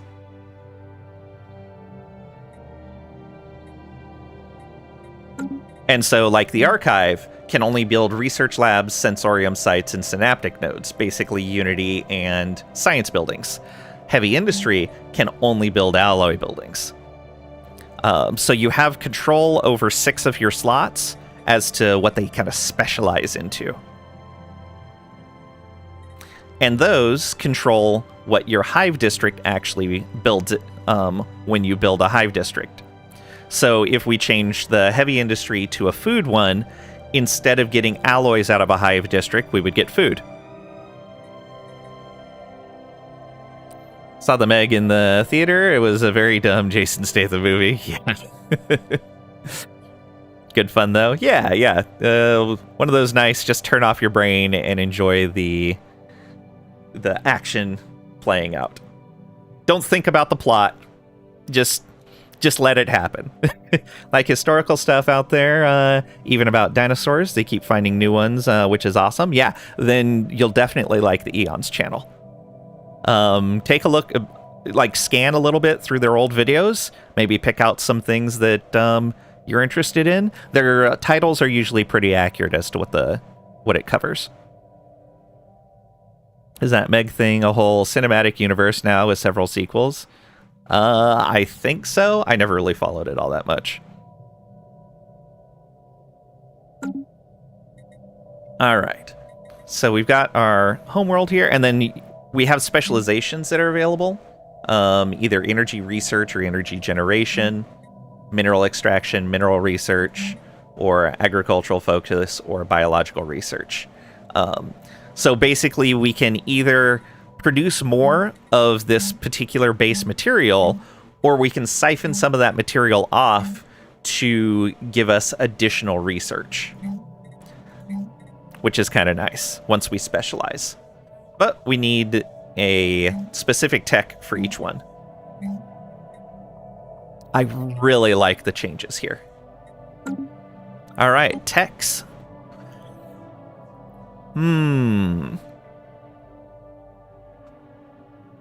I don't think we need field modulation yet.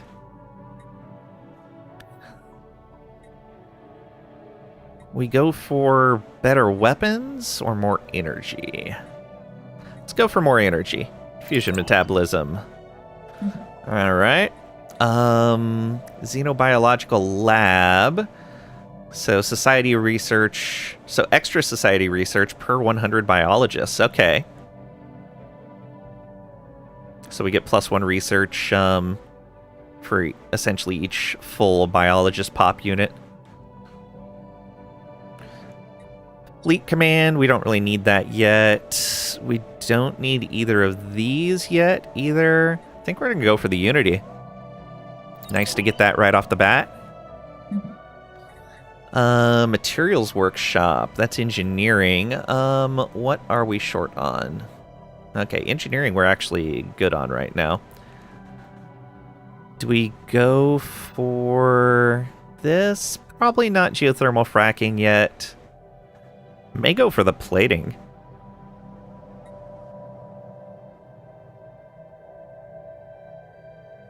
Materials workshop is very tempting. Yeah, let's go for the materials workshop. Actually, in that case, it wasn't there. Is it here? Go for the Xeno Lab? No, the Unity is going to be better. Laying self-care time? Oh, thank you. I appreciate the hydrate.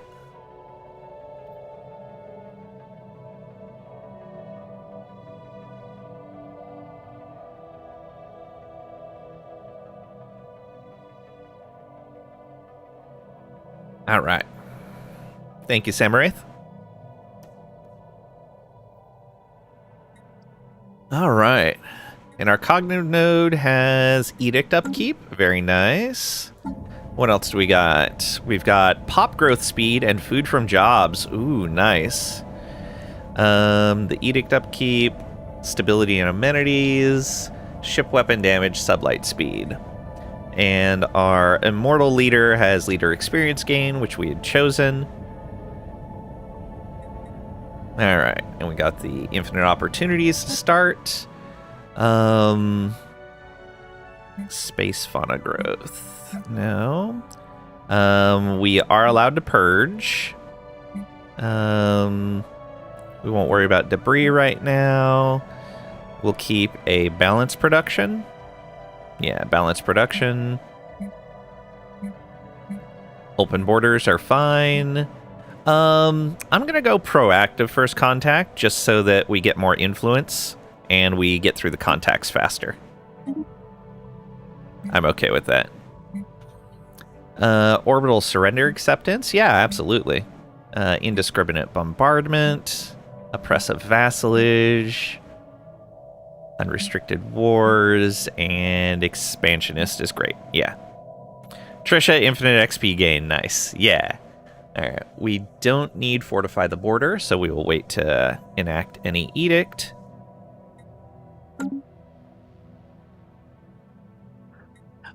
One of the things I was thinking about the last time I played a hive mind, so hives, Gestalts don't have factions, which is kind of one of the things I like about them. But it would be neat if there was something for them that went in this tab, like maybe competing interests within the hive mind, things like wanting to do expansion or like an inward focus, basically something that kind of matched these but was more appropriate for the hive mind, where it was like, hey, the Gestalt as a whole wants to do this thing, and you'll get maybe bonuses to do that thing, or maybe penalties to do the opposite. Schizophrenic hive mind. I mean, aren't all hive minds schizophrenic?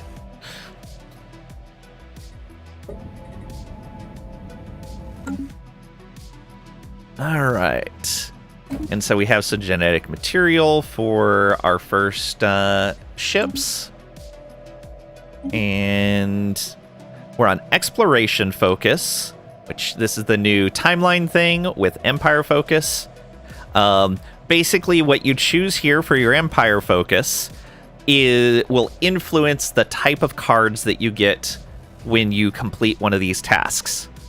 You default onto exploration, so you usually start with a decent amount of exploration cards, which makes sense for the beginning of the game. For the first 5 years of the game, you can change between these with no cost, though there is a cooldown period once you change. So you do need to be careful with that. Trisha wants more tech, perhaps. Like the idea of multiple choices to pick? Yeah. And so these kind of guide where you're going and give you a bonus. You can see we get 10 science points here. We get 10 development points here. There's some cards that will give you all three, progress in all three types. And you can see there's a progression tree for these.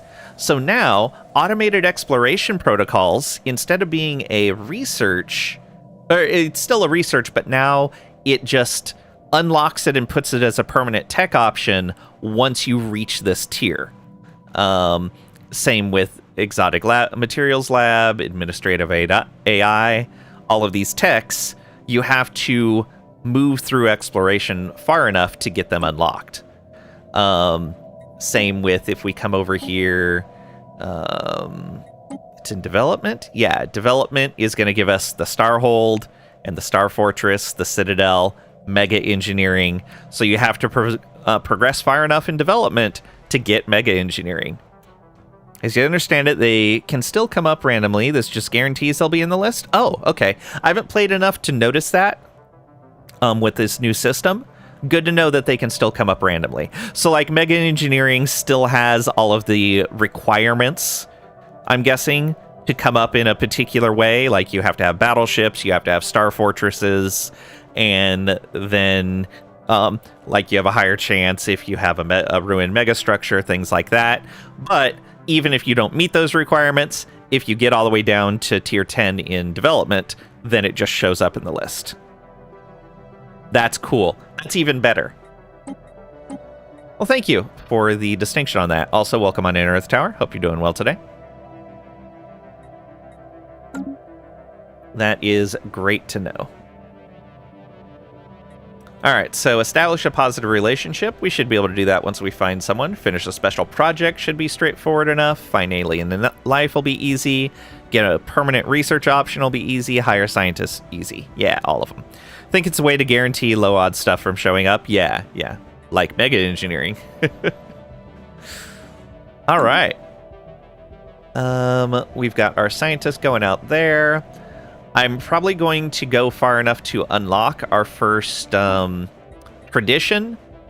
Yeah, so I'll get the 300 points, unlock our first tradition, then I'll save up 100 and hire a scientist. Because I want to get that first tradition out of the way as soon as we can. Let's up our speed, and here we go. Oh, we already found alien life, apparently. Good job, us. So here, enact a planetary decision. Gives us 10 of each category. And I don't think we have a planetary decision that we can enact right now. Well, we do, but not any that we want to. Now feed laying food. Yeah. Gravity snares. Following the recent discovery of gravity snares, Langapalusian science ships are now able to launch gravity snares. These non-lethal projectiles can safely capture and transport space fauna to our vivarium, where they can continue to reproduce new specimens of their kind. Culling and dissecting these creatures will allow the harvesting of their genetic material for cloning purposes as well as other resources. Very well.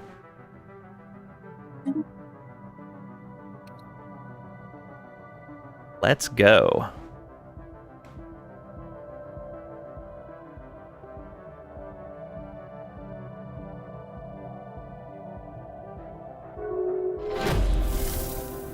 Krisha is hungry. All right, first contact already. Sign our envoy on that. So, yeah, I'm not sure what we made contact. Oh, enigmatic spacefarers. We've encountered life capable of spaceflight. And we get the research option for zero-G refineries and 10% progress. This momentous discovery has accelerated many philosophical and ethical debates. If these creatures possess genes we can absorb, should we take them by force, or do we ask politely? Cloning freely given samples could provide us with enough material for our entire population. The result of first contact with these intelligent explorers should help determine the answer. Prepare to integrate this intelligence.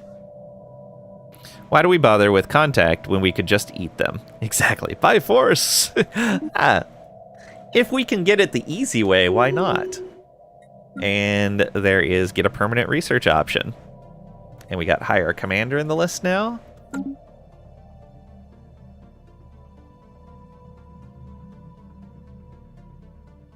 Could be like, fat bastard, get in my belly. Yeah, true. Do it or else.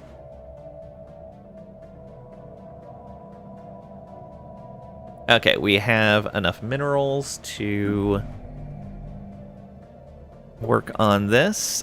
I think our first one's going to be a mine. That way we can generate the minerals to move forward quicker. And then we're going to get our food production up and going. Our construction is complete. Alright, let's come on out here. Be ready to claim that system.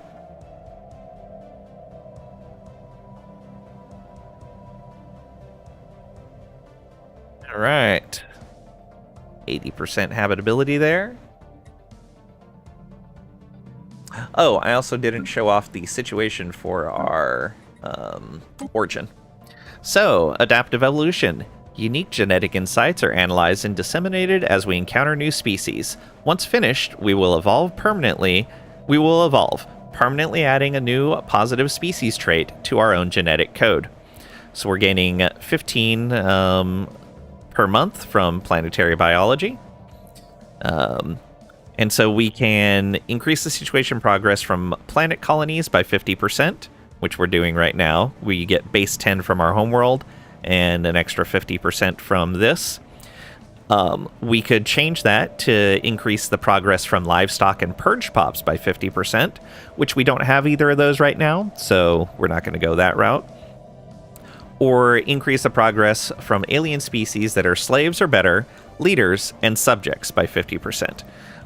So basically, if we start getting other species into our empire as normal members of our empire, we could increase the effect of having them in our species pool. So most likely we're going to be using incorporate or consume most of the time, depending on where we're sitting at the moment. Get in Trish's belly.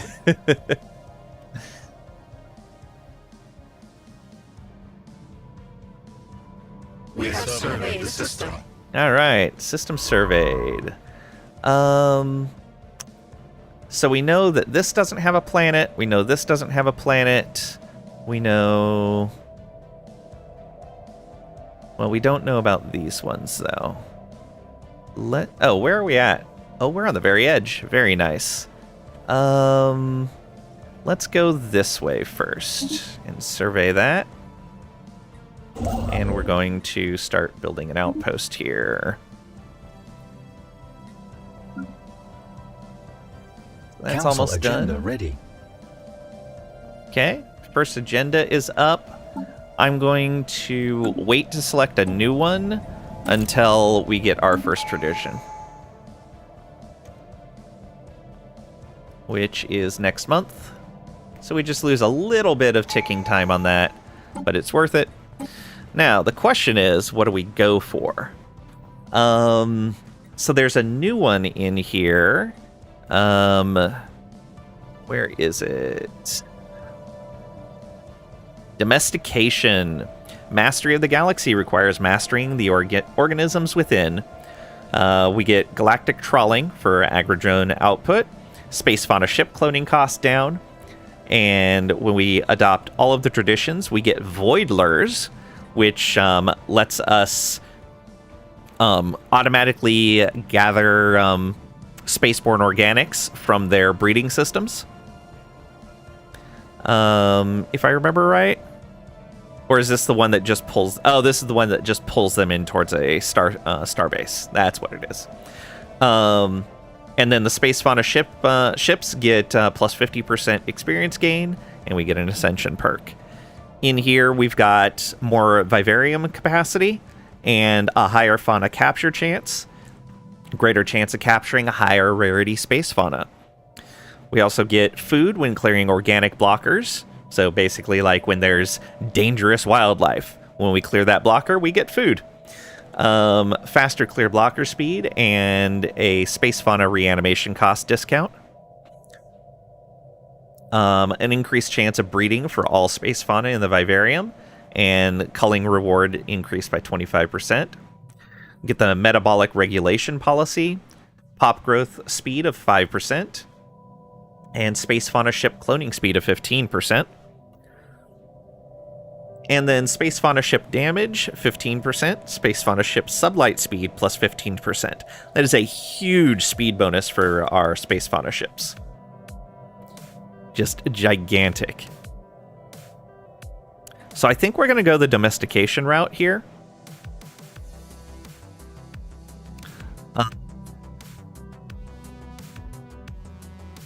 I think that's going to be fitting for us. Expansion's nice. Discovery's good, but I always go Discovery. I think this is going to give us, like, that extra pop growth speed is good. The ability to capture rarer space fauna. The damage bonus for our ships and the movement speed. Yeah, I think all of this is going to be really good for us. We're going to go domestication. It's kind of like the organic ship version of going supremacy. Council agenda available. There we go. And now we have a new council agenda available. So gravity snare cost, culling reward, gravity snare cooldown, or unity. I think I'm still going to take the unity bonus. I wasn't sure what this was going to give. Yeah, I think right now the unity bonus is still more important. So we could have taken that right away, but that's fine. We do have the minerals to build the next one, so let's get farms going. You can see here we have unemployed pops already. So we have to build out more. All right. Our construction is complete. And let's get that science going. And can we colonize already? We need 850 food. Okay, it's going to be a little bit before we can colonize. Let's see here. This planet is going to have... Oh, it is very low on the resource districts. So maybe a Unity world? We'll probably make this a Unity world. Yeah, Unification Center. Almost certainly. And then the next one that we find will make a tech world, especially if it has a lot of resource districts.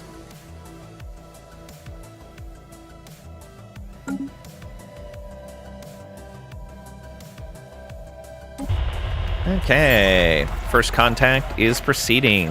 We have picked up readings of unknown nature. Signals seem to follow some kind of repeating syntax, which could indicate sapient origin. Should be investigated further. They seem to be concentrated around a single space station, though it is unclear whether this forms part of a larger spacefaring civilization. Interesting. Okay. We have an outline here. Wondering how we saw someone, like, right away. Wonder if that was a bug of some sort.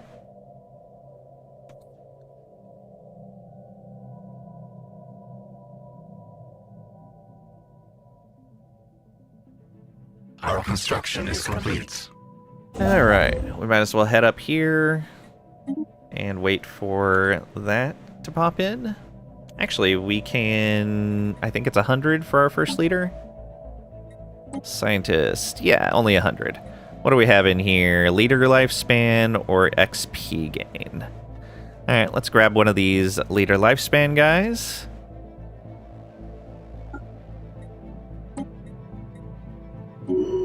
And let's get a ship made. Oh, we don't have the food. Gonna have to wait a couple of months. Alright. However, that got us hire a scientist done. And now we need to have 7,000 pops. Oof. For reference, we currently... we have 5.4k. Okay. Never mind. That won't take long at all.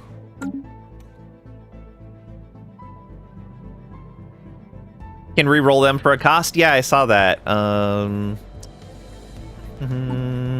Little re-roll button. Unity cost right there.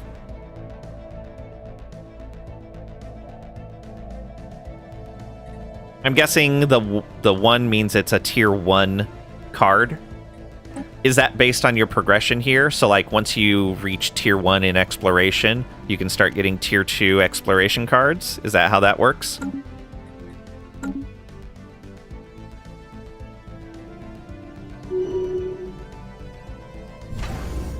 Yeah, science ship time.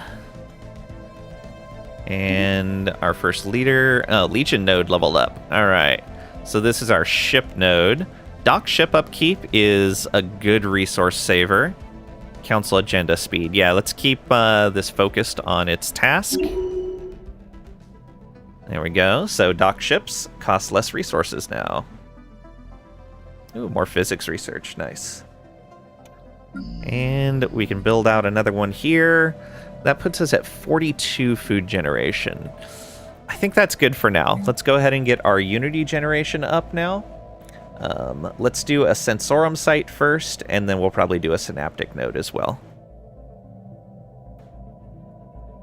Or do we just do a hive district? Actually, the hive district might be a better idea. What do we got here? We have 1723 resource districts available, and we only have 19 size on the planet. All right.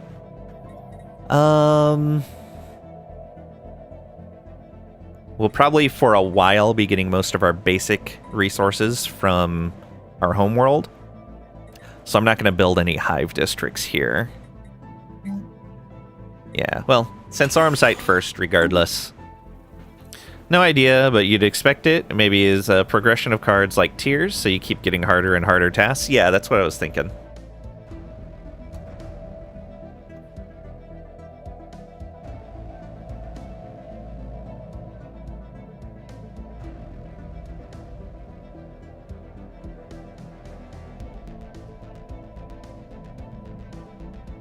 All right.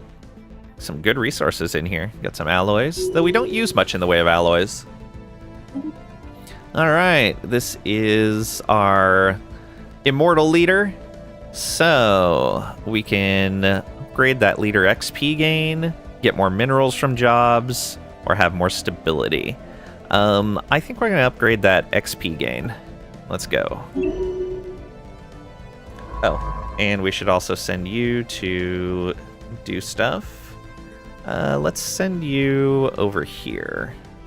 Oh, we don't have the scientist on the ship yet. There we go. And remember, you can rename our leaders, planets, star systems, whatever, with the Naming Way redemption. We have 2 scientists, a general, and, well, an admiral, and a governor that can be renamed in the way of characters. Keep in mind that those characters will eventually die. So if you rename them, they are only temporarily in the game, whereas if you rename a star system, it'll always show up here, and planets when we look at the system. Communications established. After successfully translating their language, we have established communications with the independent space station of the Mutagen Merchant Guild. Oh, okay. Let's see if they want to talk. We got 40 influence. The others reach out to make contact with our mind. Okay. So we found those guys. Where are they at? Oh, they're right here. That's why we saw them so early.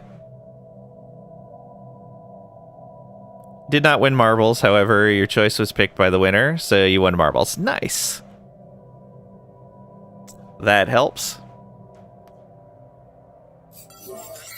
New resource discovered. ISS surveyed. Oh, and you can rename ships as well.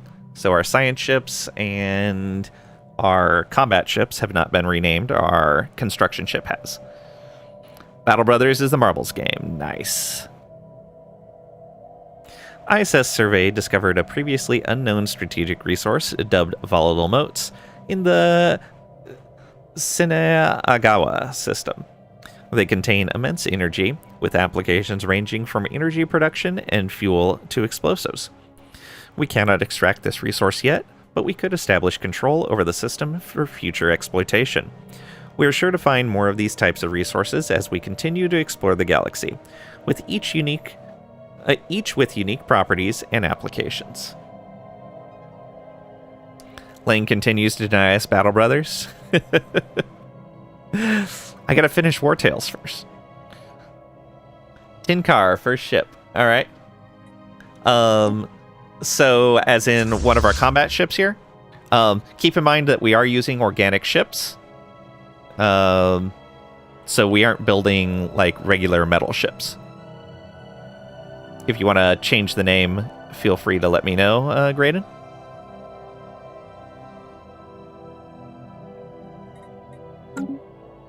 Otherwise, I'll rename one of our space amoebas to Tin Car. That works? All right. So I believe we do this.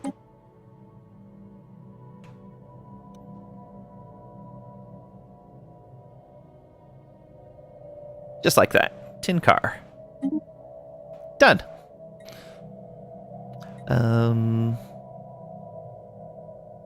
Yeah, that should be fine.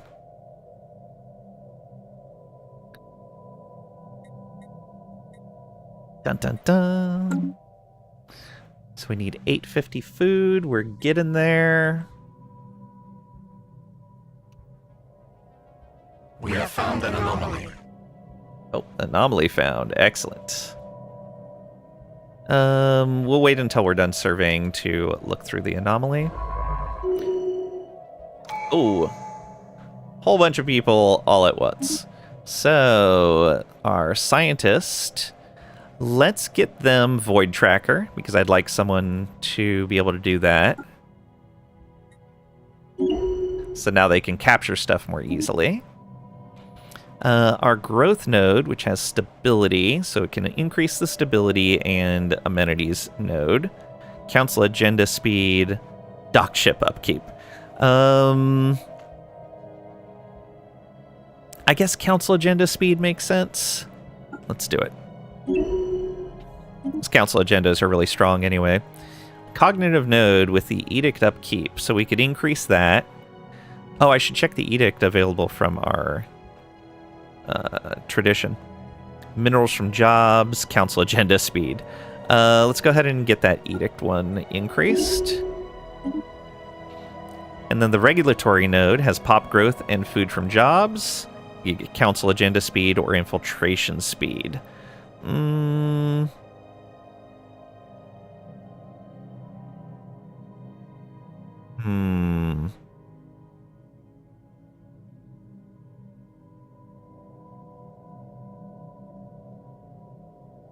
Regulatory node. Counter the emergence of deviant consciousness. Yeah, I guess intelligence gathering would make sense. Let's do it. And then our new tradition. Let's go with capture chance. Yeah, we haven't seen any space fauna yet, but it seems to be more common than it used to be. So yeah, let's go with that. So we better capture chance. And then there was something else I was going to look at. I don't remember what it was. Oh, right. Edicts. Oh, it didn't give us a new edict. Interesting. Maybe when we finish? No, no edict for this.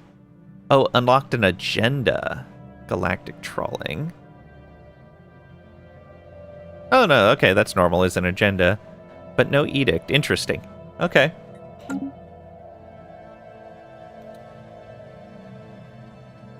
Save our points for something else. Okay, so we should have... Wow, there's still unemployed people, even after we built this up. Let's go ahead and push forward our agriculture a little bit faster. And then I'll probably do another Unity building.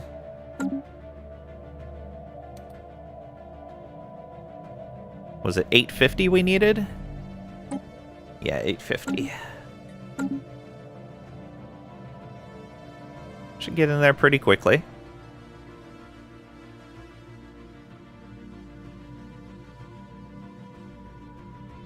There we are. Start our first colony.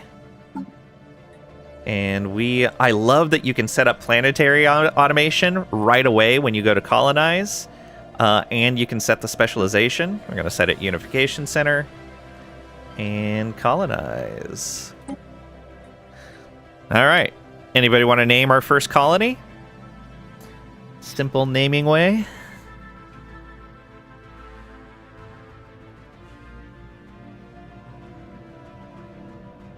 The tropical world with not a lot of resources, but it's going to be generating Unity for us.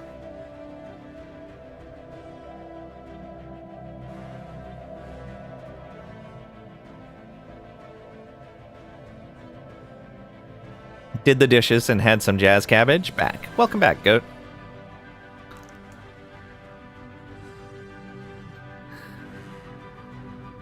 What do you miss? We're colonizing our first world, and we met one of the trading NPC factions. One with Steve? Oh, Earth Tower, how could you? How could you?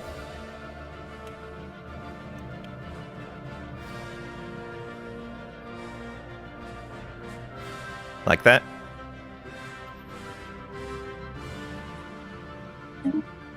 There we are.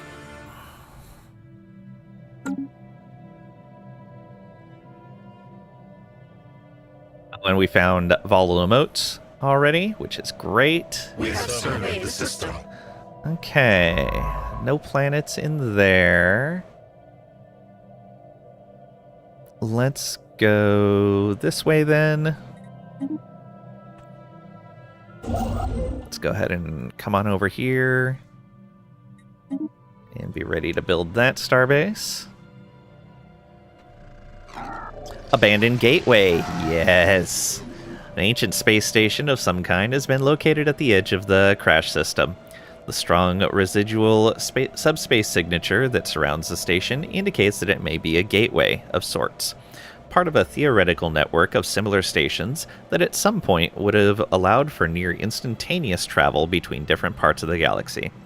Assuming this is a gateway, its current state of disrepair has rendered it unusable. If it could be restored into working order, its owner would potentially be able to access any other functional gateways in the galaxy, enabling travel across huge distances in a matter of days. Intriguing. Alright, so we have a gateway that'll be right in our borders. Excellent. Oh, let's build another building in our capital. Yeah, so let's do another mining district and then into the... Actually, no, we're doing okay. So now we're going to do a synaptic node. It's going to turn food and energy into unity for us. We'll blast through our traditions a little bit faster, and it'll let us hire a bit more... what's it called? A bit more leaders. Oh, we're actually suffering a deviancy penalty. I may want to queue up a sentinel post. That actually produces a bit of unity as well. Let's do that first then. We'll come in here, cancel that, and queue up a sentinel post. There we go.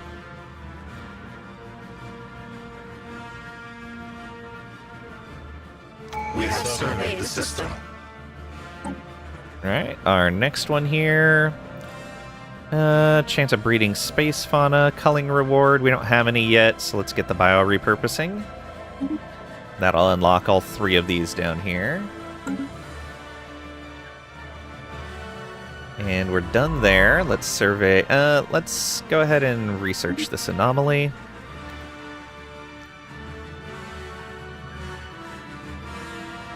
And you can build that outpost.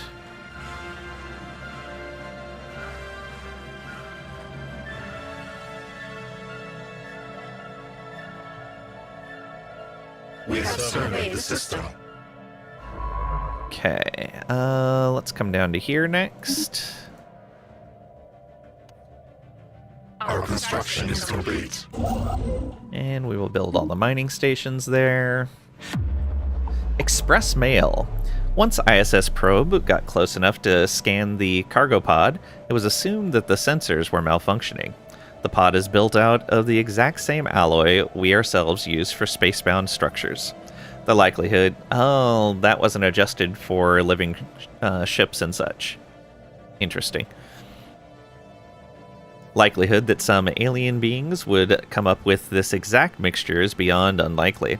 Yet after recalibrating the scanners, the same results appeared. Upon opening the pod, the only thing greeting us was a collection of documents detailing exactly where we should assign each of our science drones and what they should be asked to study. The instructions end on a fixed date, one that is scheduled to fall exactly 10 years from now. Can send the notes back to concert. Specimen obtained, loot mail. Unexplained insights modifier added for 10 years. Research speed plus 5%. Brain drones upkeep plus 5%. Monthly unity minus 5%. Or this has rattled us and we gain 100 influence. I think we'll take the research speed bonus. We can we're making a decent amount of unity. The extra upkeep on the brain drones is okay. Yeah, 10 years of 5% research speed should be good. Let's do it. And we got loot mail. These notes were sent by Langapaloozian chat from years in the future, providing pinpoint guidance on where to assign scientists and which research efforts to pursue. The burden of sending these notes back in time is the primary cost of this advanced knowledge, but interfering with the course of time is always a risky endeavor. The original writers of this message were highly irresponsible for creating such a paradox.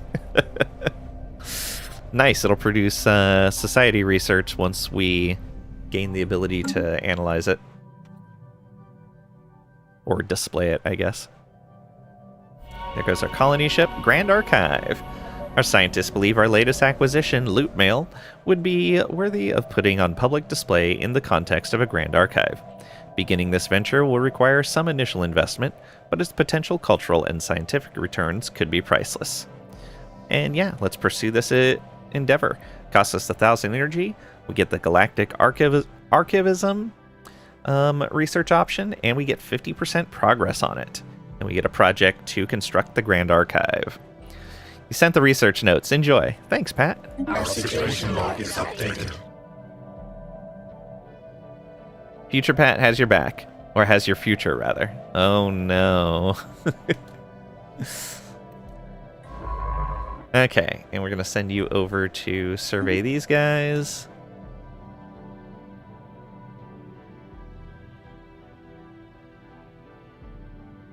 Where's our other guaranteed habitable world?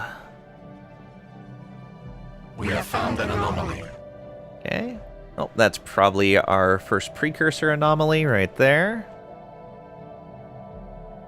We have claimed a new nest. First Langapaloozian colony. Our colony ship has touched down on the surface of One with Steve. The landing site was chosen for its calm weather and accessible resource deposits. The ship has been converted into a reassembled ship shelter, and around its husk we have spread, weaving shelters from whatever material were available. This marks the birth of a new hive on an alien world. And because we are evolutionary predators, a whole new banquet to sample. We get 250 engineering research.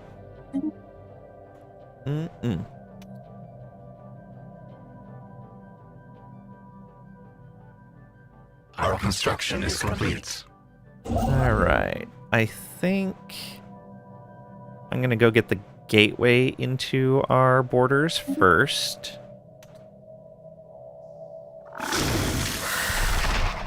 Ability retained. Ability retained. Our species grows more complex. After scouring the stars for new genetic material, we are ready to adopt a new aspect. Thanks to the hard work of our science drones, we have a choice. Whatever decision we make will affect the future of the Langapaloozian for generations to come. Can we be made more productive? We need to adapt to shifting climates. Fungoids spread rapidly, we could too. Embrace the chaos, let our instincts guide us, or we are complex enough and we gain 1,000 society research. So this lets us add a trait to our primary species. We need wings. We can't get wings until we find birds. I believe... Ooh, let's see here. They spread rapidly. That would probably be a... pop growth speed. The shifting climates would potentially give us more habitability, which would help us grow faster as well. No, that would help us have more job efficiency on our worlds. Ooh. That sounds tempting. Yeah, let's adapt to shifting climates. we gain the adaptive trait. So if we look at our species here, you can see we now have adaptive.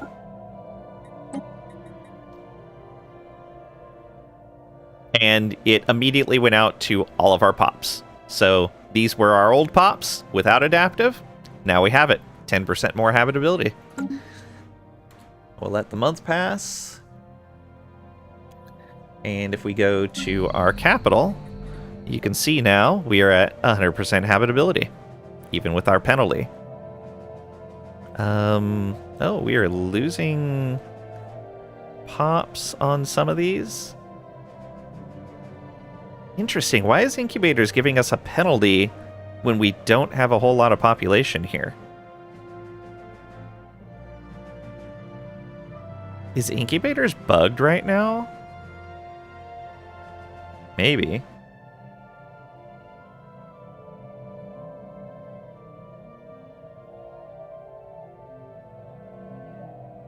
Did the update break Incubators? Yeah, I'm wondering if Incubators wasn't updated for the new population values. So it's thinking we actually have 2,163 pops on the planet. I bet that's what's happening. Rather than thinking we have 21 pops.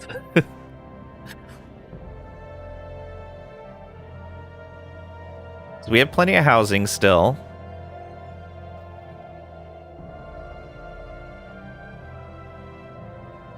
Yeah, I bet that's what's happening.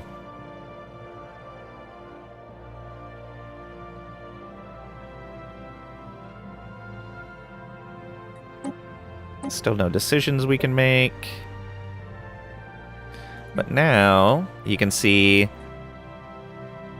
due to job efficiency bonuses, the job benefits from a 0.4 extra workforce. So you can actually go above normal efficiency as well, which is kind of nice.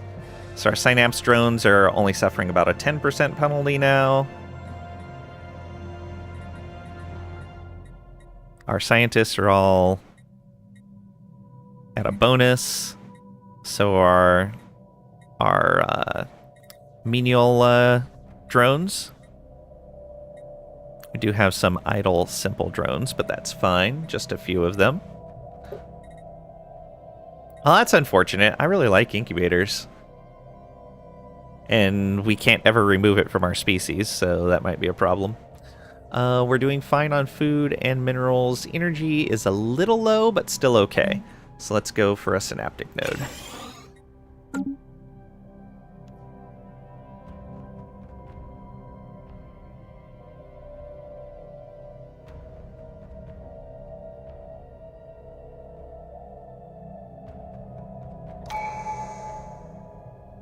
There's our next tradition. Let's get that pop growth speed. Coffee is so amazing. Thanks, Goat. Yeah. So yeah, space fauna cloning speed. We get the metabolic regulation policy. Let's see what that does for us. Metabolic regulation policy. So, no regulation. Shall not manipulate the natural metabolism of our space fauna. Nutrient rationing. Restrict the diets of space fauna under our control.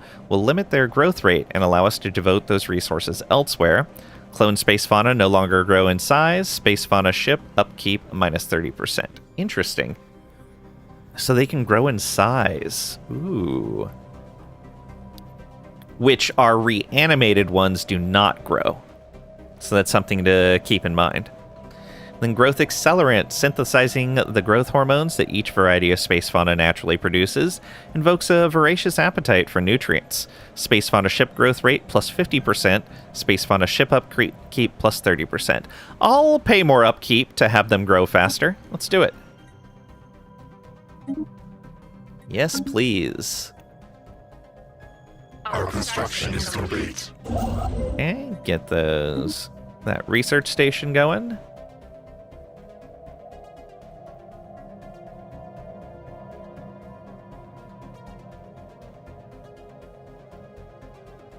So we have a megastructure in our border. Complete. And let's come up here and claim that outpost. So how does building ships work with this species? So, we pay food, and we will generate a space amoeba. We will clone one. You can see here, design was automatically generated. Preferred habitat nebula. Creatures in their preferred habitat have 50% reduced upkeep. So if we can station these things in nebula, then they actually have lower upkeep. Additionally, the other civic we have is if we see some spaceborne organics, we can attack them and kill them and reanimate them, which will be super handy.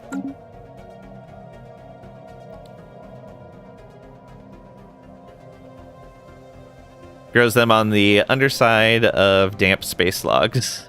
Eeks, banning myself, be right back. But yeah, so we grow them in these beast ports. In addition, if we make a starbase somewhere, instead of the beast port, we could put a standard... I don't remember what they're called, but basically a standard construction facility, and we'll be able to build organic ships that are not cloned ships. You can see here the ship designer has our organic ships, and then Space Fauna has our cloned ships. Right now, we can't really customize our cloned ships. That will come along with technology, including picking the creature size, and we'll get some additional options when we start capturing some of them and have better biomaterial available.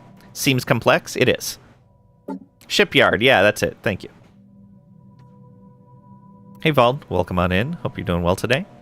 See you sipping. Let's turn off auto generation. And the organic ships have a neat thing where they start out juvenile, and you can research the ability to make them mature or make them elder. And I think that's for each type, yeah. And so you unlock more component slots, essentially, for bigger and bigger ships.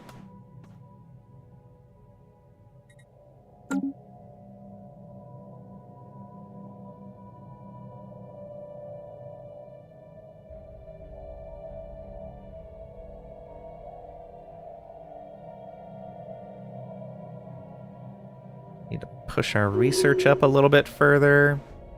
All right. Are there scientists leveled up? Ooh, survey speed or anomaly research speed. Let's go survey speed for you.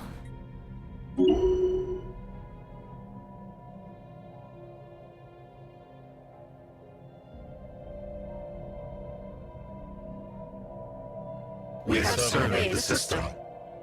Okay, let's pop out here and survey the next one.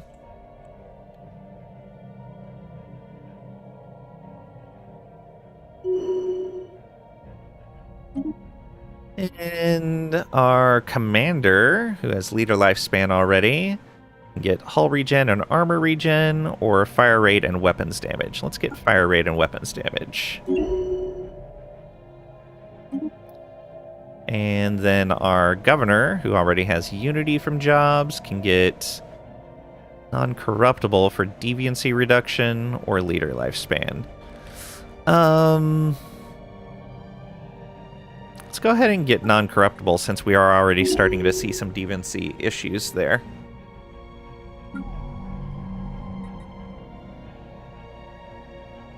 Now we're at 48 unity generation. We could probably afford another scientist now. And let's make a research lab in our last slot. Research lab? Or do we want to keep doing Unity? Research lab. We're pretty low on research right now. Gonna play aggressively or do diplomacy? Probably a mix. I think I'm gonna make it based a lot on what their approach is towards me. So, like, if they immediately close their borders off towards me, I'll probably start working towards immediately conquering them and consuming their population. If they start with a nice approach and they keep their borders open and they're open to diplomacy, we'll go diplomatic. It is nice to have some allies, or even some subjects, if we can go that route. Because we're eventually going to run into empires that we can't easily deal with on our own. We don't have those devouring swarm bonuses, so it does make it a little more difficult. Be interested to see you do a war. Always struggle with it in Stellaris, especially war economy, war score, ship design, etc. Okay, yeah. We'll definitely go to war. That is guaranteed. We will not be playing a pacifist run.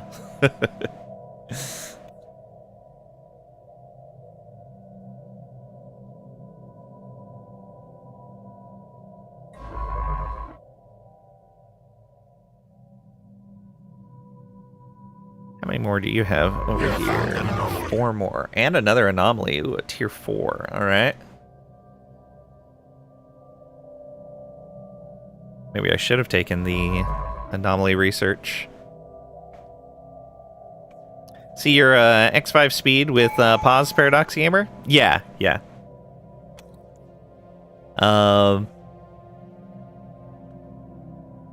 Stellaris has large amounts of like just time in between things in general. So it's how I tend to play. If I'm doing multiplayer, I usually go pretty low speed and then pause less often. War is one of those things in Stellaris that's more about prep than actual direct gameplay for its complexity. Fair. Chasing stuff around. Oh. 5x with pause is where it's at. Hated invading planets, so you're interested in seeing how it's changed. Yeah. One of the things that's nice is, not in this update, but an earlier update, they added an option where planets can surrender if they are overwhelmed by bombardment. So that's always a nice option. Let's get that ship damage. And we're 21 months away from our first Ascension perk.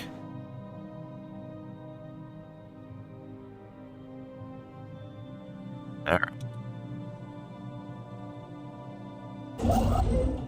Building that last mining station.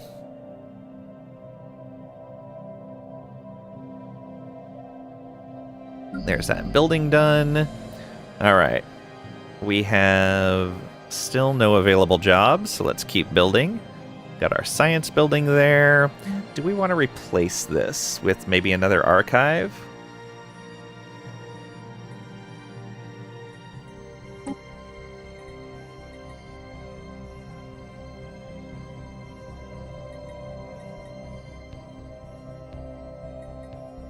Or something else? Actually, we could just make an administrative hub instead. Might be the way to go about it. Just focus on Unity here. We've already got one that's focusing on Unity. Maybe make it a second archive? In general, if you scouted your neighbors out, build fleets that do well against those neighbors, stockpile resources, and set up defenses, actual war itself is the easy part. If the war is hard, generally it means one of the pre-war checks wasn't done well enough. Or you're fighting an uphill battle like 25 times Crisis. Or you're just bad at these things, like me. Gamer Dude Abides, welcome on in. Hope you're doing well today. Could never find out how their ships were outfitted. You either need a pretty strong spy network against them, or to face them in combat. You stormed in with overwhelming force. Being bad is an uphill battle, exactly. Hey Cragrack, welcome on in. Hope you're doing well today. OMG, finally. It's, are you playing tall or something? You've been streaming for 3 hours. Why don't you have 50 plus systems yet? Because we spent the first hour in the character creator. 2.9 hours were character selection. Nah, only the first hour.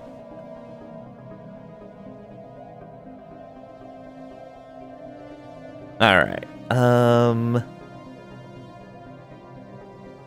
Can't get enough spying done. You can use a tiny Corvette fleet as a sacrifice to see what you're up against. Yeah.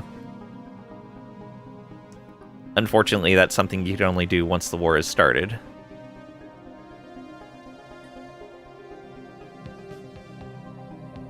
Oddly enough, being in the character selection screen that long in this game is completely relatable. Oh yeah, 100%.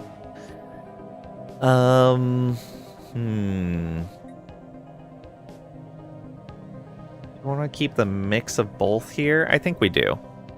Yeah, we don't need the alloys since we're going living ships. So let's do another archive here. We're going to need more mineral generation and more energy generation soon. Actually, yeah, let's not change that yet. Let's do an energy generation. I don't want to run out. Can't ignore all that and just build a balanced fleet setup, but you need tech advantage for that to work out. Yeah.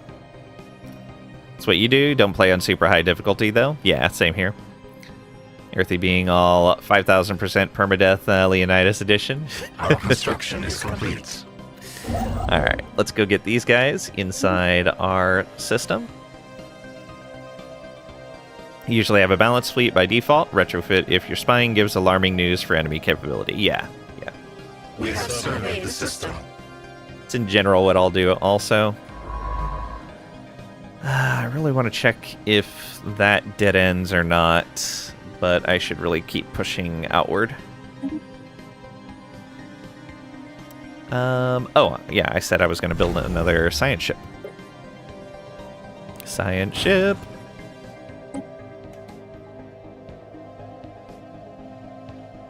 We have surveyed the system. Should probably build another construction ship as well. And you, go ahead and press forward here.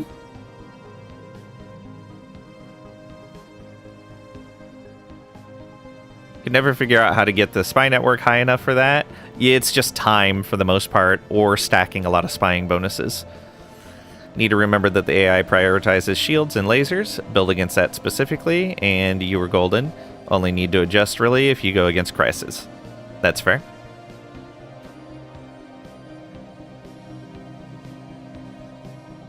A new nest is born. It feels like I've seen the AI change their ship design once they've had visibility on my ships for one reason or another, but I haven't actually checked to see if that was actually true. It just felt like it. Let's get a spawning pool in here immediately. Do we want to move some pops over? How expensive is that with that penalty? So it's going to be 300 energy to resettle? That's not bad. Do we want to resettle some is the question.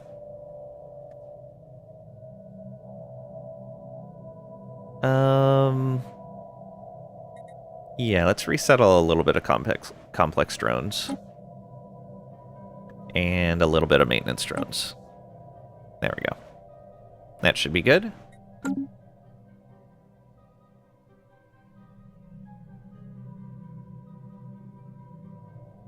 Let's see here. Time and repeatedly doing the covert op that increases spy capacity. Yeah.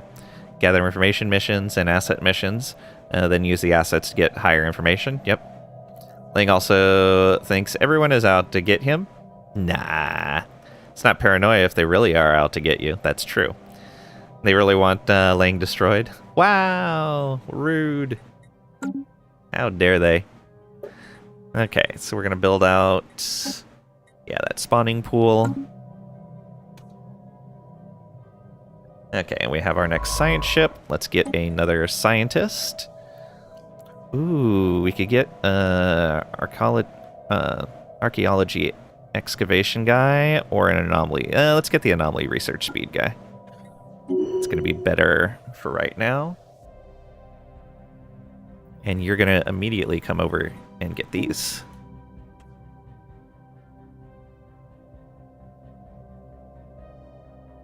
He is hungry. Wow. Our construction is complete.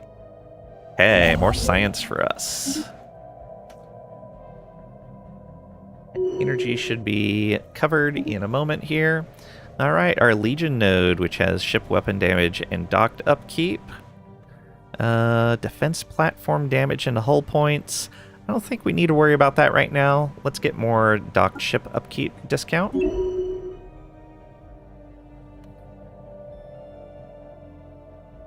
And we've got our other construction ship. Let's move on forward and starbase up that. Empress Trisha demands her food. Fair. We have found an anomaly. Another anomaly found.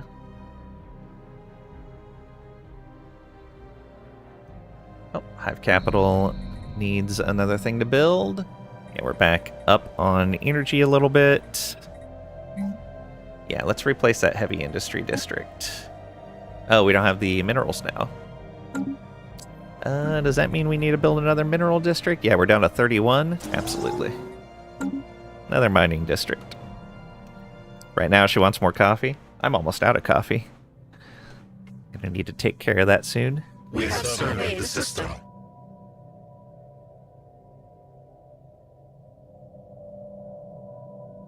Alright. Next system. Go, go, go. Yeah, I'm guessing our other habitable world is back here somewhere. Our construction is complete.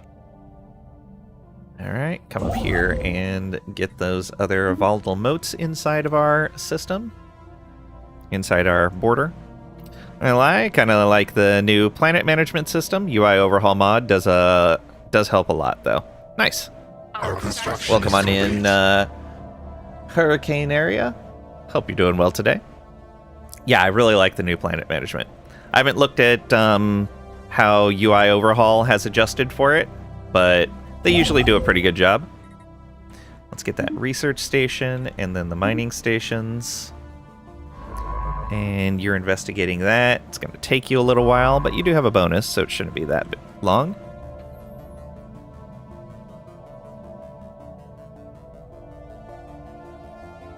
Is that mod achievement compatible? I don't remember Stellaris's take on mods for achievements. I know CK3 you can have mods and get achievements. I don't know if Stellaris went the same route. That is another tropical world, size 18. There it is. Yeah, 1, 2, 3, 4 jumps away. Yeah. Our construction is complete. And there is our last domestication tradition selection. Increased chance of breeding for all space fauna. And the culling reward. We haven't captured any yet. We haven't even seen any yet. And I think we're going to go Technological Ascendancy. I tend to like that one as my first. It's just so strong. Getting those rare techs appearing more often is nice. No, some are okay. Like, you use one that shows the tier of tech cards, and Tiny UI both allow achievements. Yeah, it used to be ones that don't change the checksum were the only ones allowed. CK3 no longer cares about that. If it changes the checksum, you can still get achievements. I don't know if Stellaris went the same route. I want to say it depends on mod type. Think UI mods work. Mods like Gigastructures don't. So if it changes the checksum, then it won't work. Okay.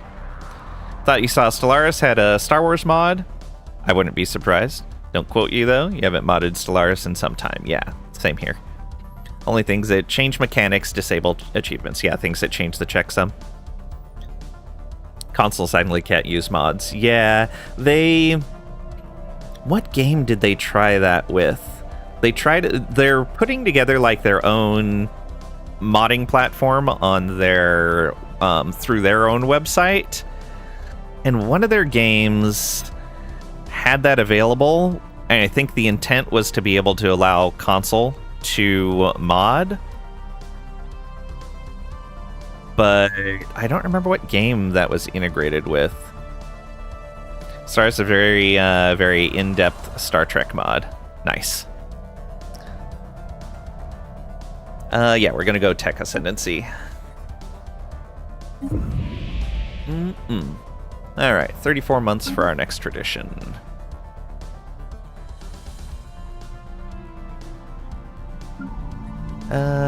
We do have jobs available still. How are we doing over here? A little bit of unemployment, not a whole lot.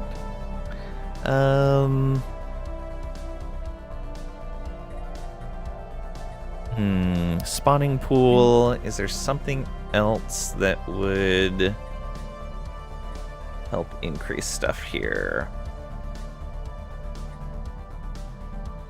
Trade and amenities. No, not really. Alright, we're going to hold off doing any building here until the population catches up a little bit.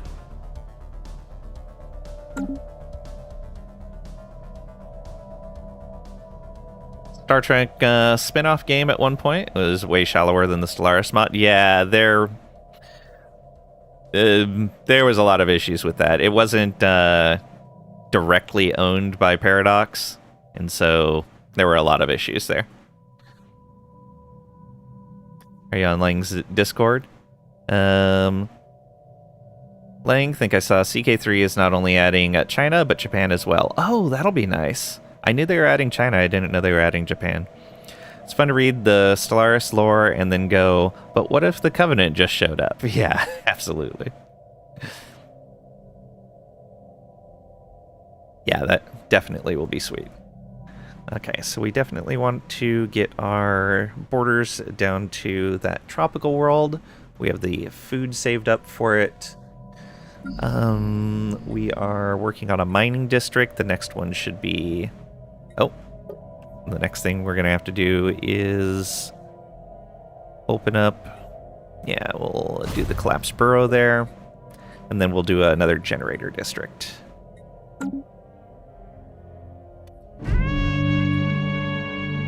Voidler is developed. Our mastery of spaceborne organisms has led to the development of what we are calling voidlers. These starbase buildings must be built within the native systems of each particular kind of space fauna. Okay, so it is within their breeding systems. Once established, they will periodically attract fleets of creatures to the starbase. We should be cautious as certain types of organisms could become aggressive. Okay, good to know. So we'll have to keep a fleet nearby and be ready to fight. Quite the sound effect. Yeah, I like it. It's a new sound for sure.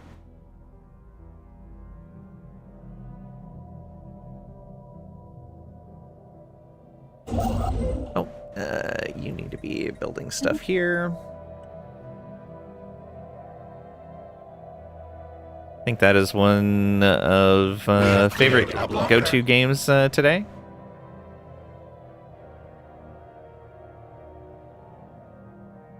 Did Trisha get her coffee? No idea. Oh, sense spaceborne life. Oh, maybe an occupied planet here? I don't know. I don't see any spaceborne life. Oh, these guys are in our borders now. What do they have to say? Strategic resources. So they have rare crystals. Ooh, good to know. Okay, so we can purchase rare crystals from these guys if we don't find them somewhere else easily. Or if we want to start using them before we have the research for them. Our construction is complete. Asteroid sighted. We're going to have to take care of that. Okay, let's make a generator district so we can keep up there. We seem to be good on the other resources. Yeah, maybe make a couple of generator districts. We'll see. Where is this at? This is... Oh, one with Steve is going to get asteroided. Did we just let it happen? Maybe Steve deserves it. Our deep space tracking arrays on One with Steve have made an alarming discovery. A large asteroid is heading towards the planet on a direct collision course. Should it impact the surface, the consequences would be disastrous. The asteroid must be destroyed before it is too late. This is an ill omen. Our situation log is updated. Yeah, this is definitely Steve's fault. Alright. Luckily, we've got our fleet one system away, so shouldn't be a problem. We have surveyed the system. No, this is done, so let's move out and claim that system. Our construction is complete. And let's move out and claim this system. Where do we want to go next? And let's head towards the nebula, I think. That should get us some space amoeba that we can find. I guess that has the potential to be an impactful event. Oh, Cragrack, how could you? Steve gonna die? Steve, WTF? Yeah. How dare Steve do this? And I might as well clear another blocker. Okay, so we have engaged that. Our leader has gained a new trait, research speed. I will take it. Thank you, Spark of Genius. All right. Will we win against an asteroid? Maybe we should retreat and just let it hit the planet. Excited to see if this will cause their economy to crater. Thanks, Cragrack. Alright, grant a small boost of Unity, and get a Unity bonus, and a new campaign. Alright, we can get a Spore Launcher, Pop Growth Speed, Mauler Build Cost and Speed, or the Grand Archive. I think I want to get the Grand Archive going. That Pop Growth Speed would be really good, though. How long would this take? 95 months?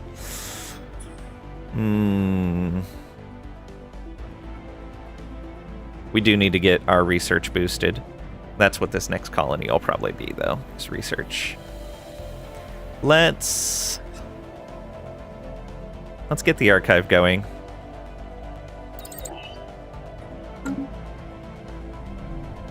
This, wow, is kind of short on regular districts as well. That's unfortunate. Alright, well, it's good enough. Guess this could cause a Cragrack-sized crater. Our construction is complete. Almost done with that asteroid. That mining station. Our construction is complete. And another one. Build that mining station. Technology Council conceived. agenda ready. Alright, fusion metabolism available. Research speed with brain drone upkeep increased. Yeah, we'll take it. And so now we get that Unity boost, and I guess we go with Galactic Trawling now. Get some capture increases for once we see some spaceborne organics. Yeah, asteroid destroyed. The asteroid that was approaching one with Steve on a collision course has been destroyed. With their doom averted, our jubilant citizens on the planet have taken to the streets in celebration. No, they haven't. They're drones. How come you never play Anno 1800?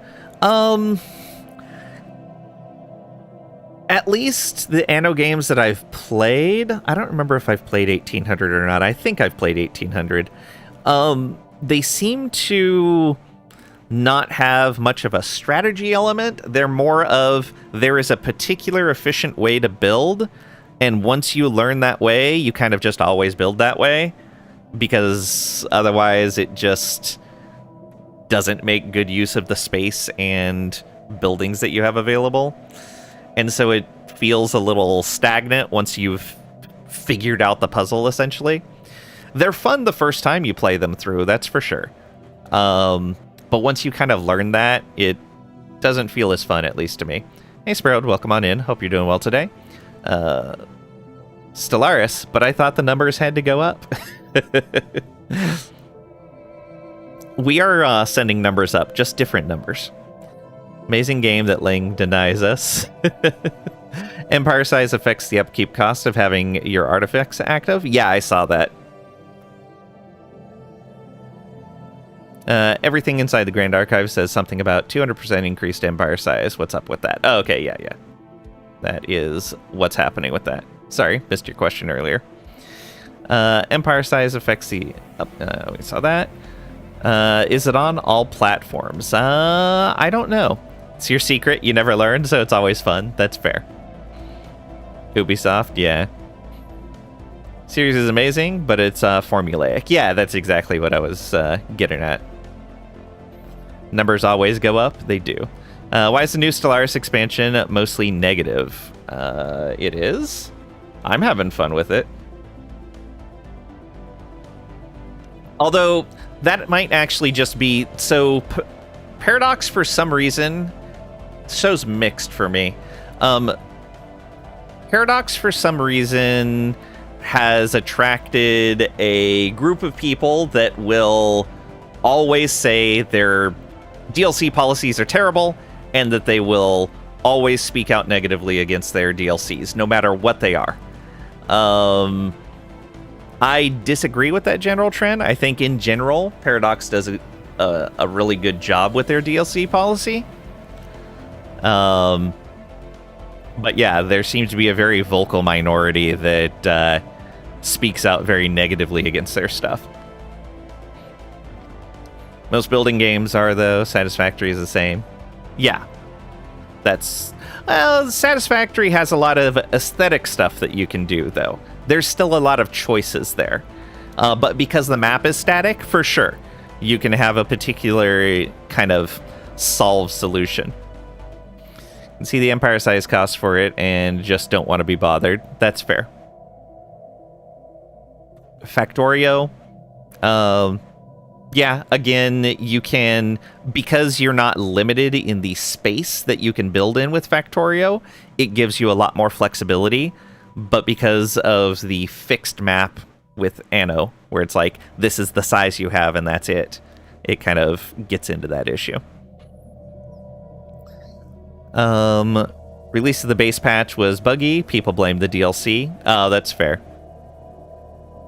Can't understand being against the DLC stuff. Yeah. Super strange. Yeah, it's... There's this odd group attached to it that is just super against their DLCs, even though they have one of the better DLC policies in the industry. If they didn't do it, the game would be stale and 10 years old and never changing. That's true. Same group of people that see a $70 game and don't realize that that's cheaper than a $40 game 20 years ago. True. Can always get another island. Yeah. How you can be against your favorite games continuing to get updates for years? Yeah. Like, I can understand, like, the way EU4 used to do their DLC. I'm against that. Like, Art of War. Art of War is an essential DLC for EU4. If you don't have that, the game plays so differently and is not as good as without Art of War. It's really just an essential core DLC. I don't like that style of DLC, and they've moved away from doing that. They don't do that anymore, and that's great. I'm glad that they changed. You can see coming into a 10-year-old game and seeing the $400 price to catch up and thinking, whoa, yeah, absolutely. But the nice thing is, with how they do their DLC now, that doesn't need to be the case. You can get the base game, have a lot of fun with it, and then get the DLCs as you want to take on those extra options. Who can be against Trisha as their queen? Exactly. Get that part of it, but they started doing the subscription too. Yeah, the subscriptions on the older games help as well.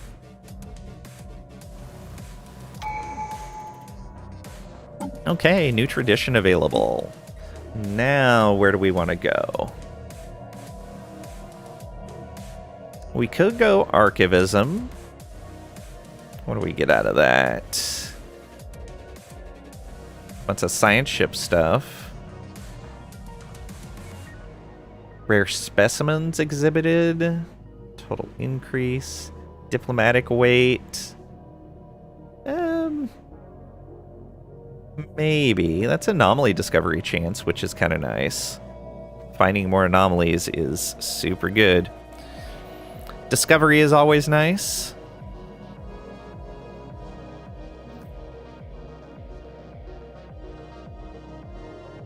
Literally spent whatever it was to buy all the DLC for U4. Even you thought, wow.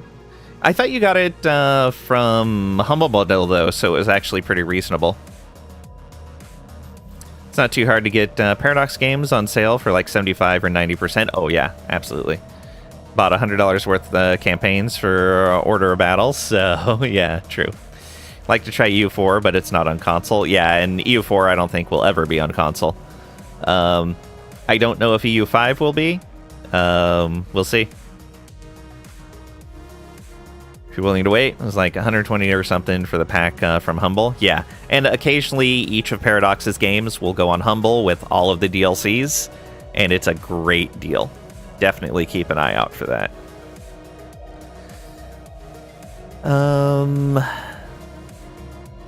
Discovery is very nice.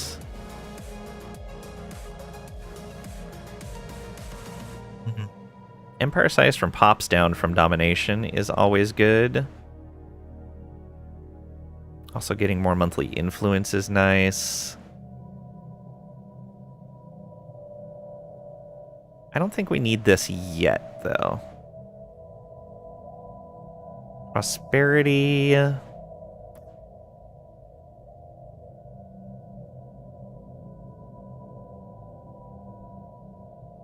If EU5 is, like, it's fine. Yeah.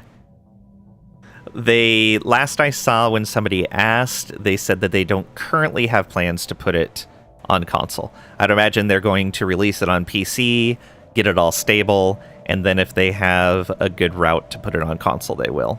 But we'll see. Going to try and learn that game? You think you just gave up? Yeah, that's fair. EU5 soonish, yeah. More and more understanding the appeal of JCPenney as you're looking at Steam deals. That's funny. Mining station, prosperity tradition. Let's see here. Infrastructure, resources, housing, build speed. Prosperity is decent. Supremacy is always good. Synchronicity. Synchronicity is a good one if I remember right. Empire size from Pops as well. More Edict Fund. This is going to be another good one later, but not yet.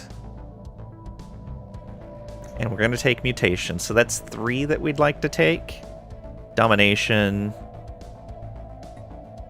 Synchronicity. Mutation. And then that leaves 3 more. Expansion might be good.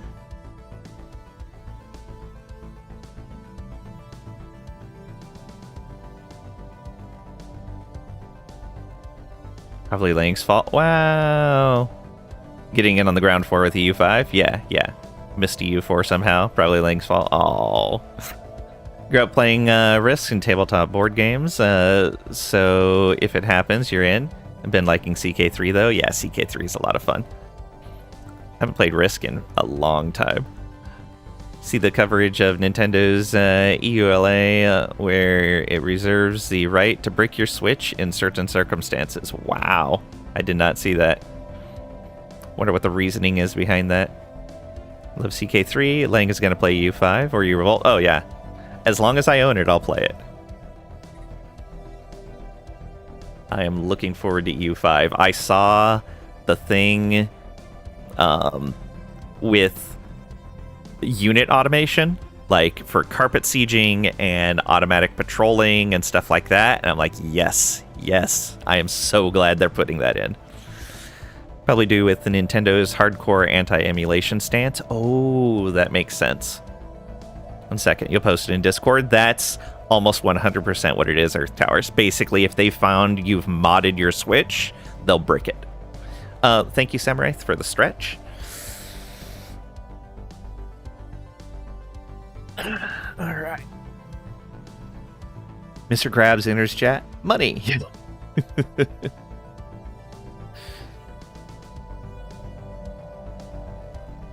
Yeah, you two think you don't have to conquer the world to win?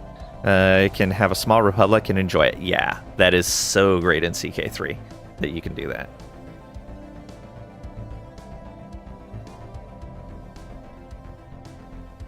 Never conquered the world? Yeah. What is aptitude? Oh yeah, that's the leader one.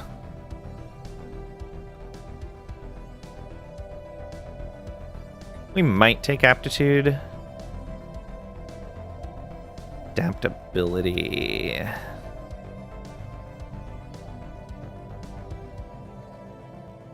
That might be good. We'll see. I think we'll take expansion next. It's got pop growth. It's got discount empire size from systems and planets. The starbase influence cost reduction. Yeah, I think we'll take expansion next. Colony dev speed. The habitat alloy upkeep won't apply to us.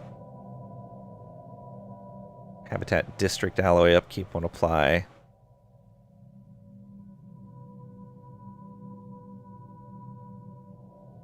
Yeah, this'll work. Council agenda available. So we have a new agenda, and now we have a learning campaign available for leader XP, and a war drone for army damage. I would like to activate the leader XP one, but we're going to need more food coming in for that. Yeah.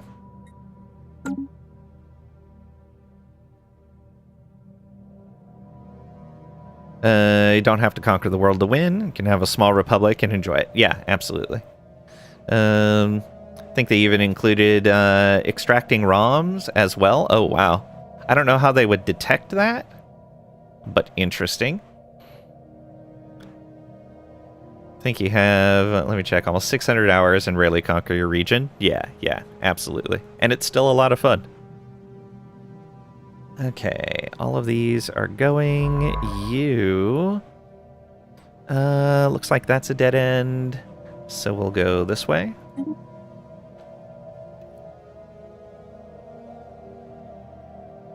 We're doing with jobs here. We're down to 250 available. Our construction is complete. And we have some unemployed again. We still don't have a lot of energy. Let's wait until we're generating more energy. You go ahead and move here and wait.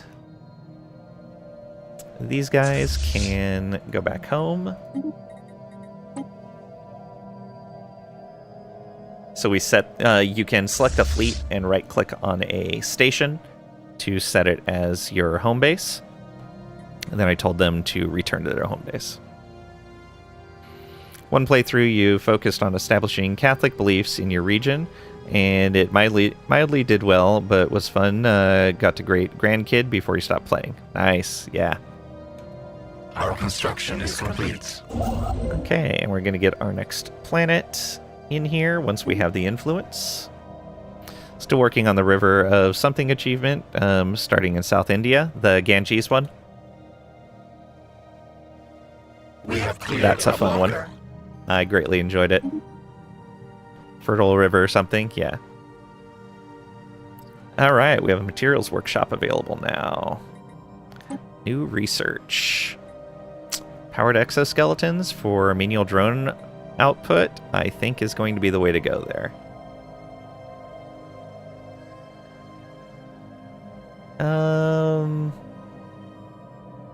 Yeah, let's go for powered exoskeletons first. It's cheap. Get through it fast. 25 energy coming through. Yeah, we'll build one more energy building.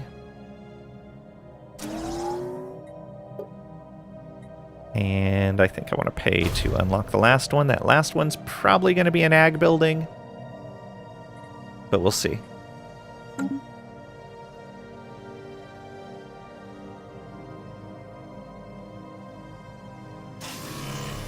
Out of nowhere, as we were preparing land for future expansion on One with Steve, a large structure seemingly blinked into existence. Oh, this is new. Structure is emitting highly unstable energy waves, causing it to intermittently appear and disappear from view.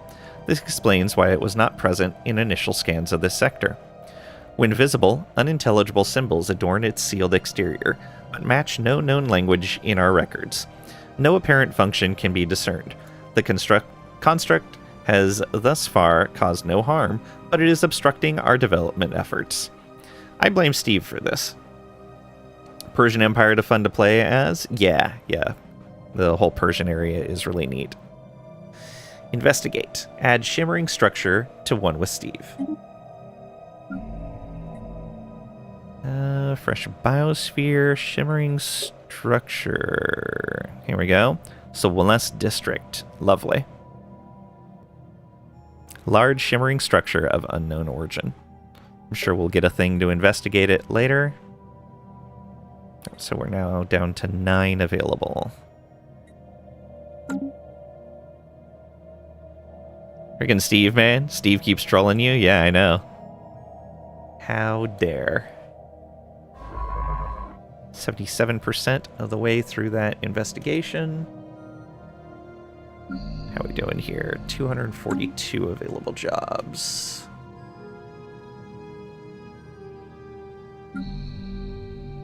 Yeah, we'll move another pop soon. Once we have some more energy.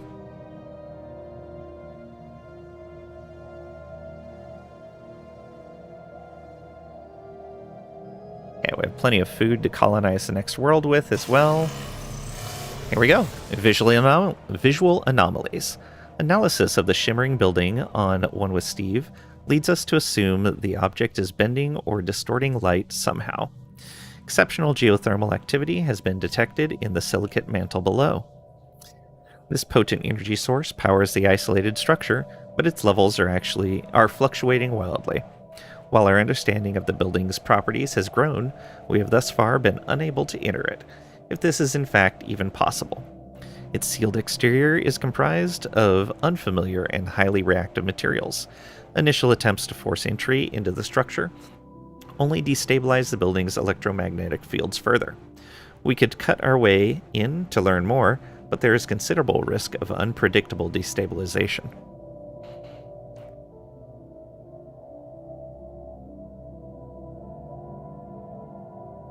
Persia is also excellent in CK3. Yeah. That's what I was meaning.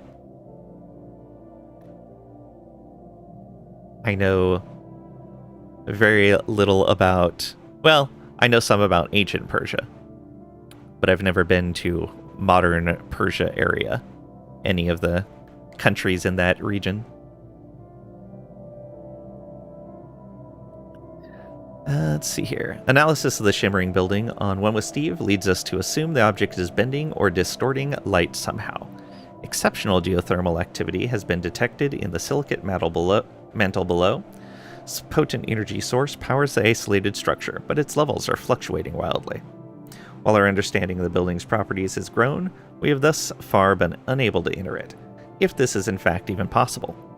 Its sealed exterior is comprised of unfamiliar and highly reactive materials.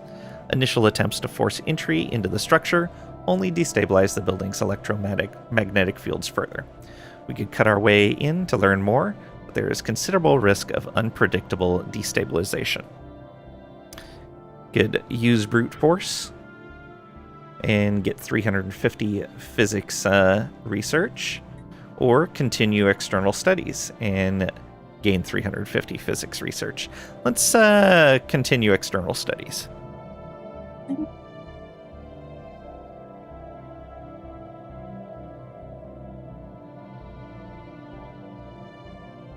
Okay, energy generation should be a bit better now.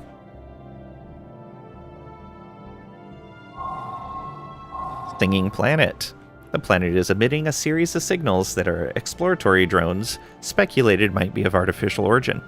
Upon closer examination, they turned out to be nothing more than a natural phenomenon, one with the unusual property of strengthening the connection of our drones to the collective mind.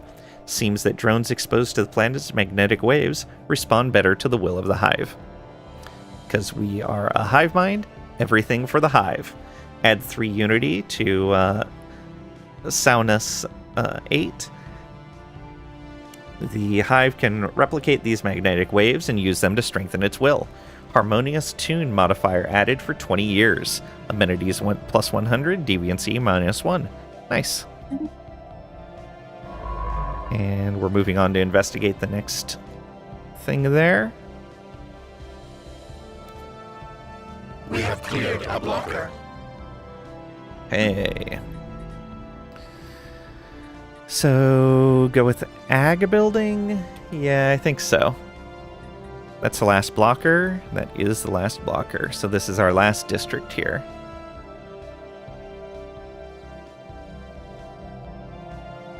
Yeah, I think farming's going to be where it's at. Let's get more food, and then maybe we can activate that XP gain. What do we got here? 212. Yeah, let's resettle one more drone. I'd say a complex one. Let's go. That should help. We have surveyed the system. 200 jobs available.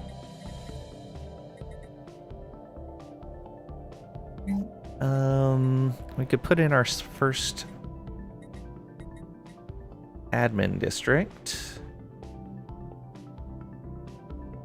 for some more Synapse drone jobs. I think that works.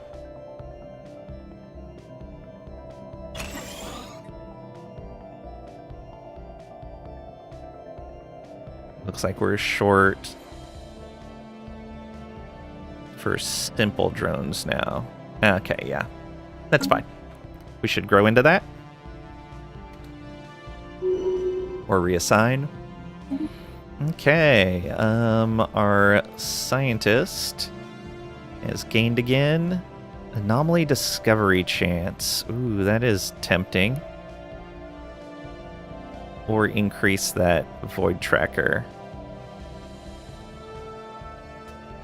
Let's get him meticulous. Let's discover more anomalies.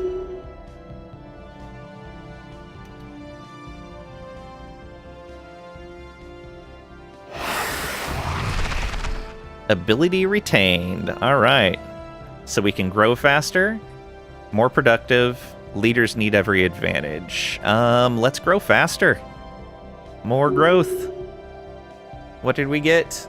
Existential Iteropy. Iterapy? Pop growth during war and crisis, plus 30%. There we go. More steam. Yeah. Okay. All of these guys are... Oh, let's build that outpost. Think your faves are India and Norway. Those are both great regions, although with the nomad stuff, I'm really liking up in that area too. All right, our growth node can get stability, can get leader XP gain. Ooh. Yeah, let's get that leader XP gain for the growth node. Haven't even tried the nomad stuff yet. It's a lot of fun. Cognitive node. Council agenda speed or research speed. Research speed for sure. And finally, we have the regulatory node. Infiltration, minerals, edict upkeep.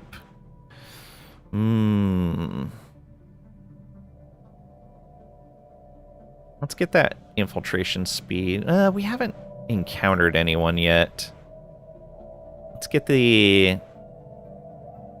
Although we're not running it. We want to run an edict, so discounting it further would be good. Can't keep up with all the games you want to play. Back to playing Anno 1800 now. It's like 6 years old. Yeah, I know what you mean. Okay, that's fine. Yeah, they're not going to auto-migrate, but they should change strata. So that's not that big of a deal. And we'll have more admin jobs soon anyways. Our construction is complete. Okay, let's start building those stations and let's colonize this world. There we go, habitability of 90%. And this is going to be a tech world for us. And we will colonize. Anybody want to name this place? Redeem naming way to name this colony. Just realized you bought last year's chapter of Stellaris DLC. Totally forgot. Only played a small bit of the robot expansion. Ooh, the robot expansion was really good. I think there was an Archive and Storms DLC too that you haven't tried. Yeah, I hadn't really played much with the Archive and Storms DLC before I started messing with this on Monday. So those were kind of surprises as well. So it's like 3 DLCs in one for me. Goat World. Got it. You did a Storms run? Yeah, I never did a Storms run. Okay. There we go. And so we have a colony ship ready to build.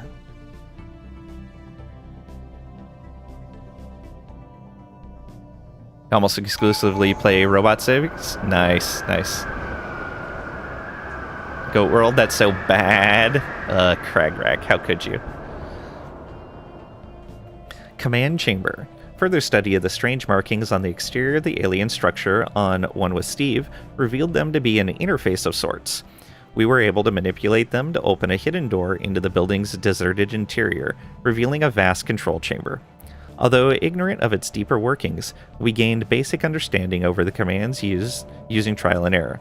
Interrupting its functions produced an unexpected outcome. The derelict ruins of a long-abandoned alien settlement appeared in a nearby valley. It seems the object was somehow projecting a powerful cloaking field on the former colony. What they were hiding from remains a mystery, but what is certain is they perished regardless of their efforts. While nothing of archaeological value remains intact, our scientists have made excellent use of the control chamber. We are now able to stabilize and expand the building's strange cloaking effect to cover the entire valley. It will be a great enhancement to our colony's safety. A valuable discovery. So we get Shimmering Structure, clear Shimmering Structure blocker, tech progress gained, basic cloaking fields plus 20%, add Ancient Cloaking Array to One with Steve, orbital bombardment damage minus 50%, happiness plus 5%, which we don't use happiness, so that doesn't matter. Okay. We're probably never going to have to worry about that colony getting bombarded. It's not at a choke point. It's right next to our homeworld. So if it's getting bombarded, our homeworld probably is as well. Must purchase every RPG, CRPG, TBS, and Colony Factory Builder ever. So, yeah. Did a weird RPG civ based on Star Trek Voyager. Okay, nice. Voyager. It must be done, yeah. Absolutely.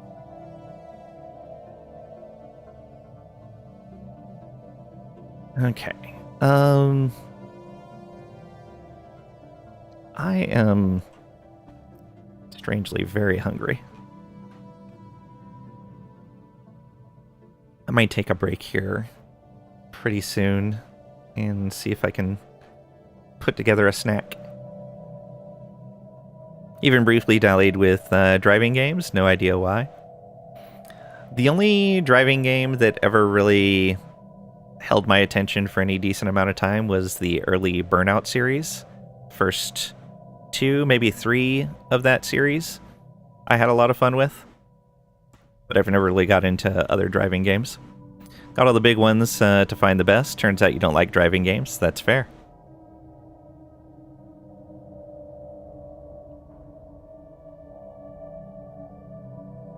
Alright, what do we got here? For our tradition, let's get that Starbase influence cost down.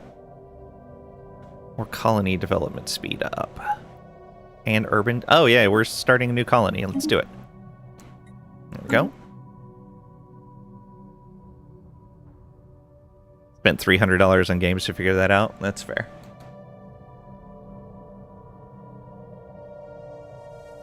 Okay. So we cannot build any more districts here, but we can build more buildings. Do we switch out that heavy industry one? If we do, then that's going to, I think, completely tank our alloy production. So probably not. What can we build here? Because we do need some alloys, just not a lot. Guess we can build stuff in here. Let's see here. Oh yeah, I guess we could use these to build more agricultural jobs. Ooh, actually, we probably want this materials workshop. 200 brain drone jobs. Which is more than the 180 we would get from not focusing.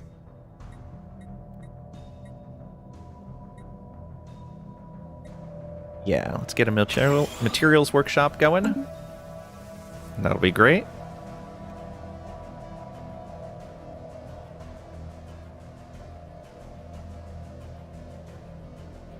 We have surveyed the system. Okay, ooh, astral threads available. That'll be quite nice. Let's get closer to that nebula. And let's build this starbase outpost. OMG, you just remembered. Oh, sounds like someone open to new experiences. Like to stick within your 3 comfort games. That's fair. I like new experiences. I do understand when I need to stay within my comfort zone, too. Got Star Wars Outlaws, Alan Wake 2, Dragon Age Veilguard, and Avowed. Nice. I do want to check out Dragon Age. And didn't play. Oh, wow. Was Avowed another one I wanted to look at? Did I have that on my list?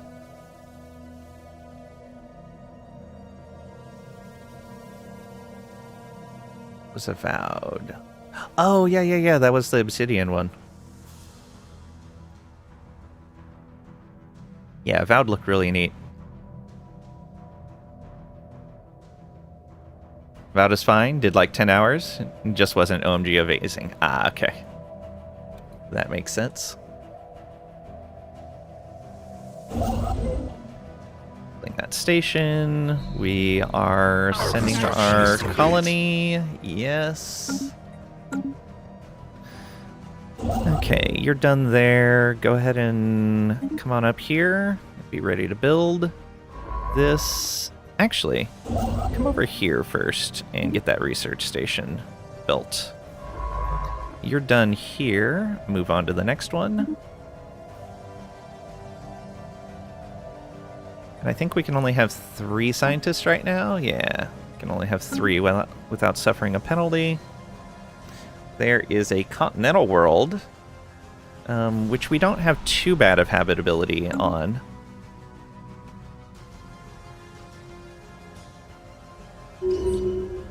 Signs of battle.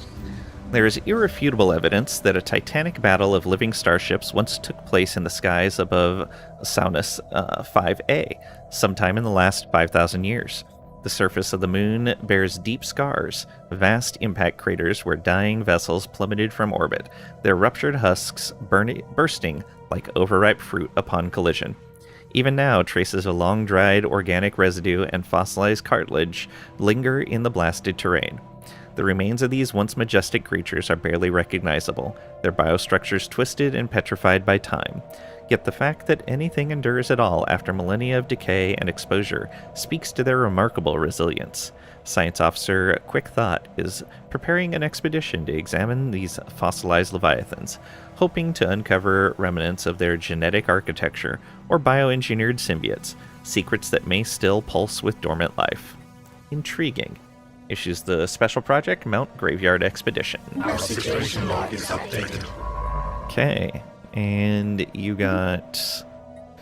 Ooh, I think we will increase your anomaly research speed again. The archaeology trait would be really nice, but no, we need those anomalies done faster. and take care of this project. All right.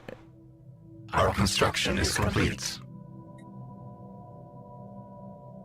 All right, and we have about 10 minutes until the next ad break. So I think what I'm going to do is I'm going to take a break here and go see if I can find something I can put together quickly and eat, and be back after the ads are done. It'll be about 10 to 15 minutes before we're back. That way we can play a little bit longer. I think I have something I can put together within that time. Remember loading up Alan Wake and thinking, wow, this looks cool, then never played it again? I watched people play it. It was neat to watch. I don't know how much I'd like playing it myself, though.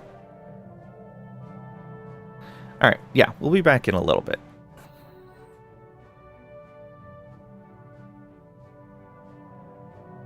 So get up, take a break, stretch your legs, whatever you needed to do, and be like probably 15 minutes.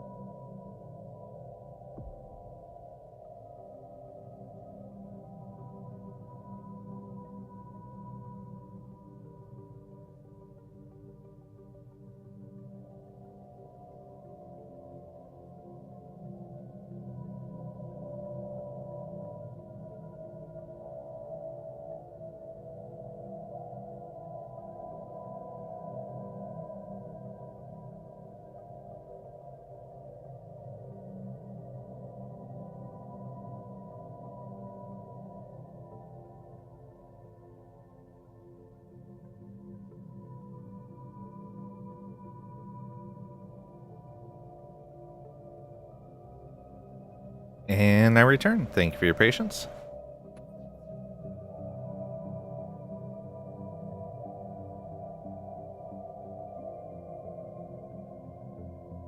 So I was looking at the difference on the reviews that Sparrow brought up about the reviews for the DLC being mostly negative. And what's funny is it's when he's looking at all reviews, it's mostly negative. But if I'm looking at recent reviews, it shows as mixed. Recent reviews is past 30 days, and this DLC was released less than a week ago. Which means people were review bombing it before it was even available to use. Which says a lot about how that's happening. So, yeah, people are great. That's what peeps do, yeah.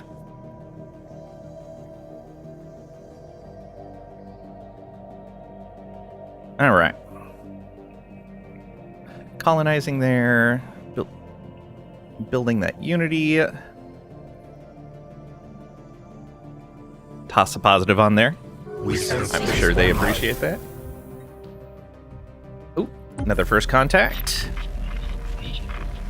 Right. Let's go. So, what is this we've found? Those... some sort of spaceborne organic. 1.2k. Oof. Might be able to capture some, though. Yeah, that's our guy that can capture. Excellent. Oh, first contact with something else as well. Both our envoys busy. Where's the other one? Over here. What are you? Ah, that is another civ. Okay, so we've got another civ to our galactic south here.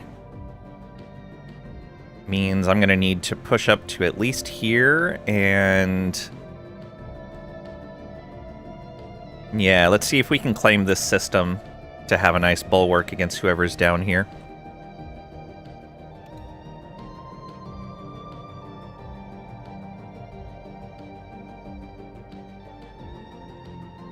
Push that direction as soon as we can. Let's build that mining station.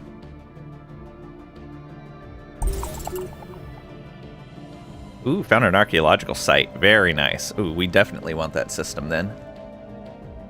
First dig site. Ralaketh civilization encountered. We've detected the presence of a pre-FTL alien civilization on Ulrike 1 in the Ulrike system. They have entered the early steam age, and there is clear evidence that they are beginning to make use of both vehicles and early factories powered by steam engines.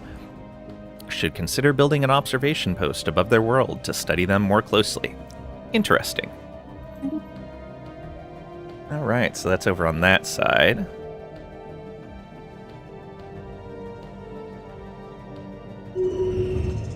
Special project completed. The team under Science Officer Quick Thought has finished their expedition on Saunus 5A and returned to the ISS Delve. Thankfully, the Starship graveyard on the surface proved to be a technological treasure trove. Studying the remains of these vessels has advanced our research in certain fields by several years, and there are yet things to discover. A permanent science outpost in orbit would be a great boon to our Starship engineering efforts. Excellent. Get +3 engineering to Saunus 5A. Quick Thought, our scientist Quick Thought gets 200 XP, and we gain 628 research points. That'll be nice. Oh, let's go ahead and add that to the list of things to do here. We have surveyed the system. Oh. We got finished a special project done, have 1,000 food is done. I like that investigate an anomaly.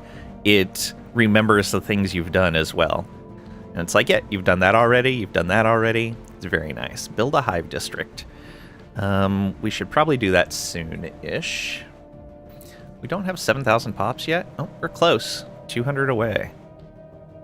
We don't need a higher commander yet. We can't enact any planetary decisions, though we can once we finish... I think we get a new planetary decision when we finish our current tradition. Positive relationship. Maybe we can get a positive relationship out of these guys down here. Alright, how we looking? Just short 200 here.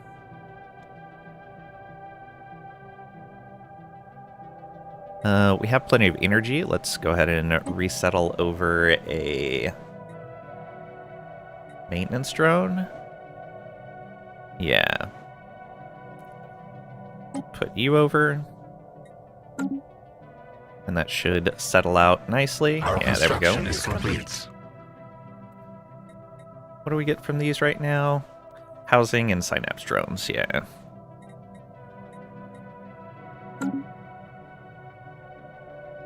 Let's look at this dig site.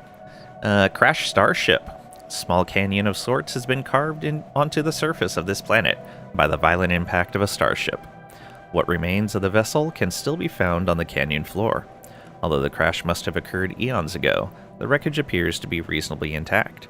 An archaeological expedition would be able to learn more. Alright. That's very nice. You're done there. Go ahead and move up. We're not going to build this until we get at least up to here, though. Since we're kind of short on influence.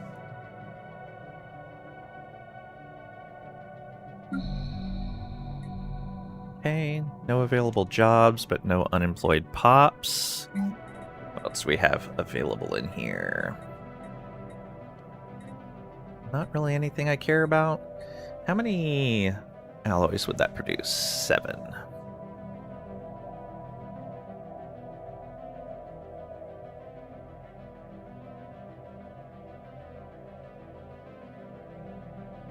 Yeah, we'll leave that alone for now.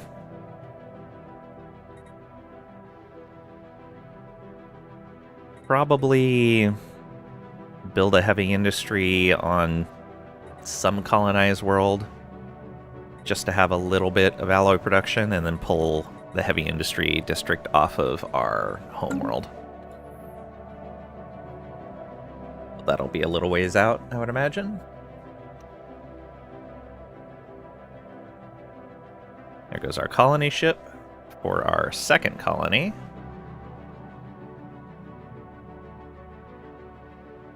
Our construction is complete. Alright, come on over here and claim that system. Oh, you were done here. Go research that anomaly, please. And...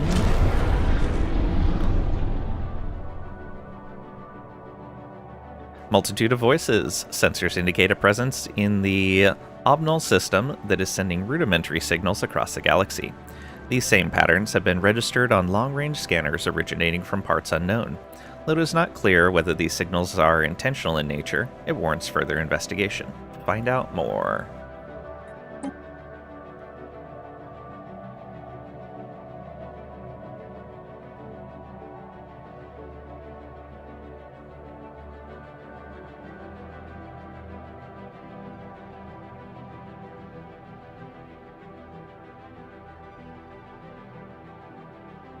Technology conceived.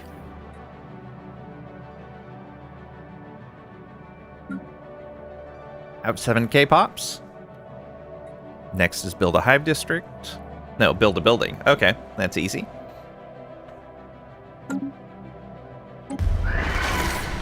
Clear signal found. Our sensors have detected a particularly clear repeating signal from the mammalians. It seems to offer our language drones excellent material for codifying their language. They are optimistic that we will be able to make some significant progress on the back of this stroke of luck. Excellent. 2 insight gained. So both of those progressing well. And we have our powered exoskeleton research done. Since we've met some aliens, let's go ahead and get this biocoil shard accelerator research, just in case we need to use it. And look at the difference in our society research versus engineering. We really need to boost that society research. And that's what the current colony that's developing will be working on. So that's good.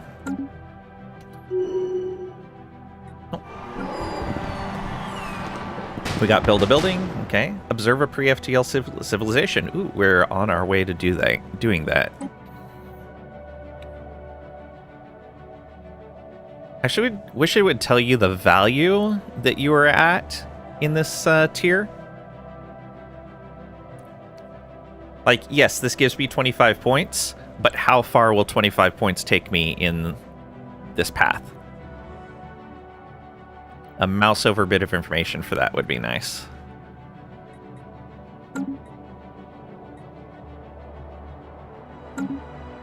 Closing the loop. After years of uneasy development, a rip in the fabric of space has appeared above concert.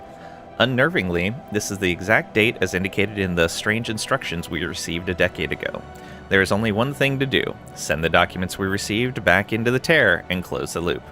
Let our past selves deal with this. Unexplained insights modifier removed. Closed loop modifier added for 10 years. Monthly unity plus 10%. Ooh. Very nice. We have claimed a new nest. You know, we're making enough unity. I could probably hire governors for both of these locations and then just move them to new sectors once we have new sectors available. Let's do that. So we want... Let's just look in the list over here. Officials. Leader XP, leader lifespan. When do these cycle again? Oh, they just cycled. Lovely.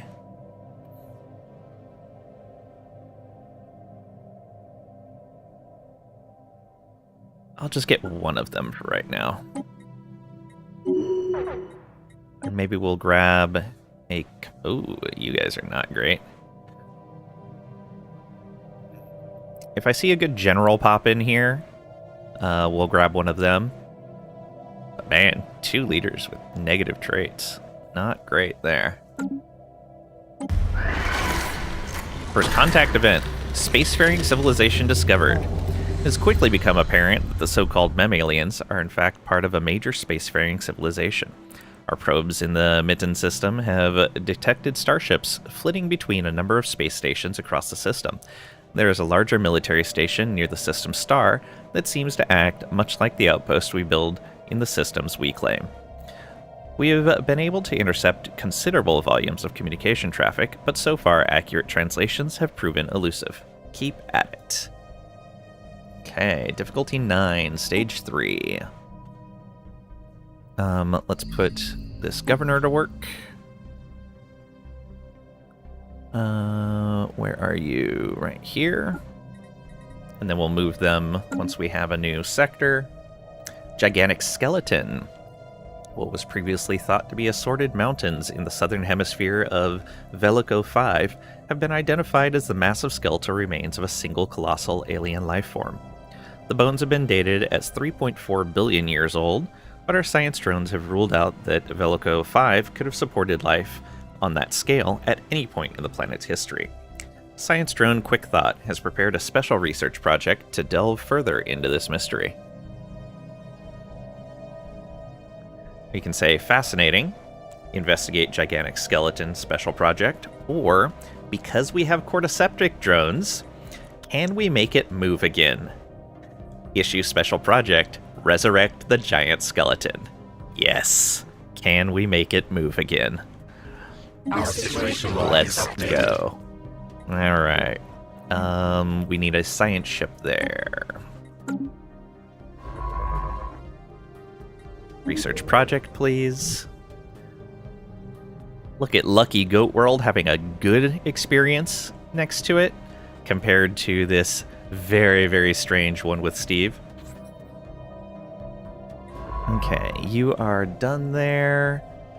Let's keep moving into the nebula here.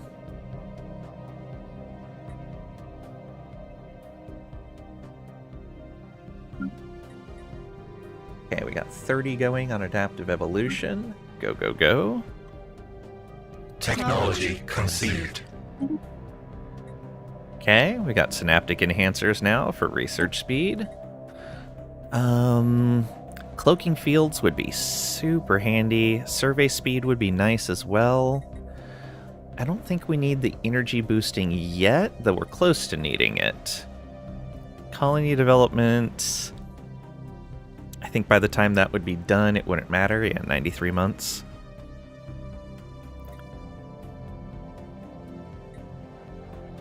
It's 200. That's 77. Let's get the survey speed.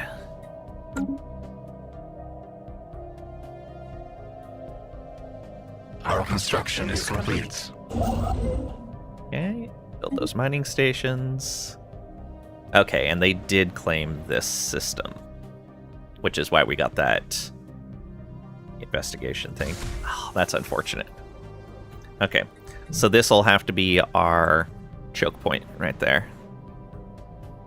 So we'll probably build another starbase there and build a shipyard. We sense spaceborne life. Okay, some alien vessels here. Oh.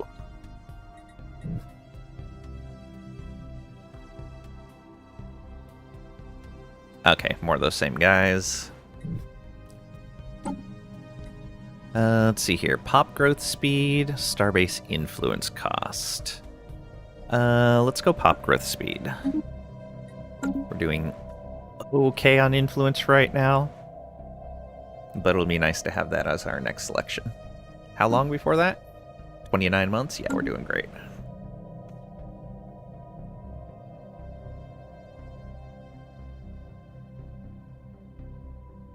We have found an anomaly. Is this done? Yeah, we're working on it. Another anomaly found.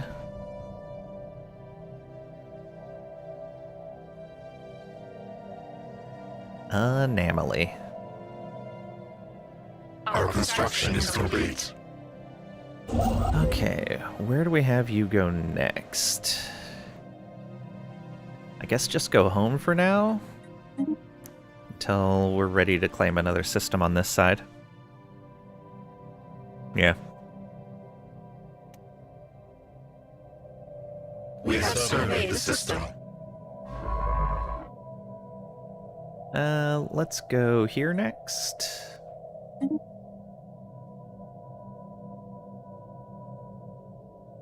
What I think I may do is just hop out past wherever their borders are. Because we can see when a system is claimed by an unknown empire. Found another anomaly here. Alright.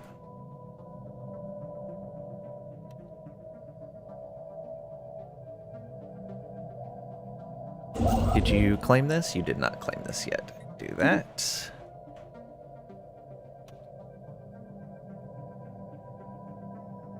Okay, so that's claimed by them. This looks to be their capital, most likely.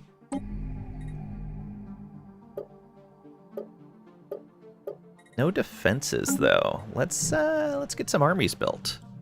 We may, although they're not aggressive yet, let's build a few armies just to be ready. 3 should be fine. Does mean we're going to need more ships soon, which is going to be really expensive. So we don't really have a lot of discounts yet. Yeah, it's still almost 600 food for each one.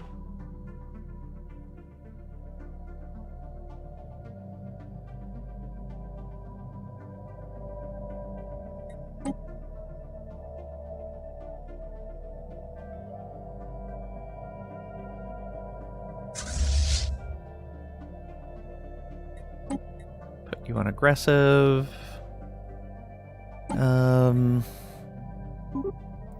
Let's just build. Let's bring us down We do 3 of them. Yeah, 3 should be fine for right now.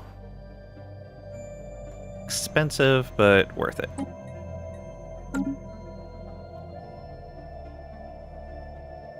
Oh, and now that this is built, Our special project is complete. upgrade that space station. There we go. And we have a leader level up. This is our scientist with survey speed. Anomaly discoverer as well. Yes, please. So he's going to be nothing but survey. In fact, we should probably get out of their space if we can. Let's go here next. Well, let's stop what we're doing and then go here. Hopefully they haven't expanded into that spot. We'll see. Special project completed. Skeletal remains are moving once more. The behemoth towers above our necromancers as it takes a shaky stride, followed by another, more steady one. It might not have the same amount of legs it had in life, or the correct number of appendages. Using a mix of lab-grown muscles as well as state-of-the-art hydraulic replacements, the giant is ready to aid us on any battlefield, and the earth below its feet shall tremble. Adds one skeletal giant army in orbit. Oh, well then. I don't need 3 of those. Just 2 is fine. And, I guess we can just leave you right there. Let's get a general on here. Nobody worth hiring as a general right now. We'll keep an eye on that.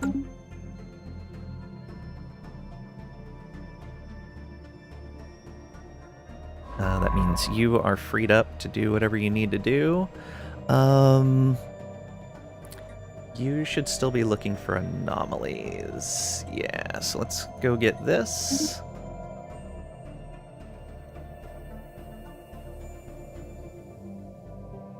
Our construction is complete. Build an observation post and a mining station. Then we'll change our observation rules. First contact. Language drones have recently made significant progress towards decoding the language used in the signals from the mem aliens. Apparently, they now believe themselves to have a solid grasp of its fundamentals and promise that they will be able to report further findings soon. Keep at it. 2 more insights. Very nice. I got 4 insights on that difficulty 9. Still only a 60% chance.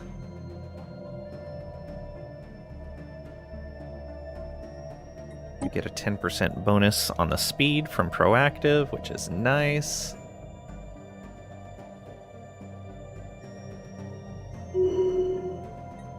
Exploration focus. Observe a pre-FTL civilization. Very nice. New is sign a research agreement, and you can see it's a tier 2 card now. Okay. And we do have automated exploration protocols available, which we started researching.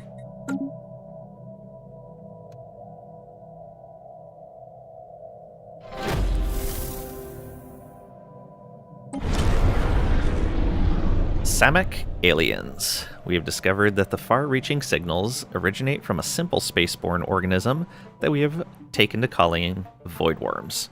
It appears that the galaxy is riddled with these creatures. From the varying wavelengths of the signals, we have determined that the creatures develop through several stages of growth before reaching final maturity. Though they do not appear outwardly aggressive, their patterns of communication indicate coordination on a galactic scale. You can say easy prey. We go Voidworm Hunter modifier for 33% more damage, plus 1,000 food for every Voidworm fleet destroyed, gain 41 influence, and end the first contact for Voidworms. Or Fascinating Creatures. Issue special project Voidworm Research. Influence gain 41, ends the first contact for Voidworms. Let's research these things. Fascinating Creatures. Reach out to make contact with our mind. So that is 5,000 society research. Society research we're really short on right now, so that's going to have to wait a little bit. Unfortunately. Alright, and we do have the observation post up, so let's look at our policies on pre-FTL interference. We're going to go active. We don't need to go aggressive, we can just go active. And enlightenment will be allowed if we feel like we want their species raised up. How are we doing food-wise? Do we want a learning campaign going? I think we can afford it.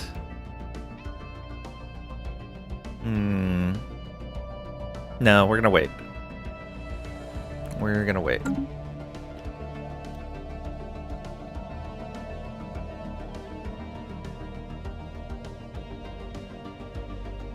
Our construction is complete.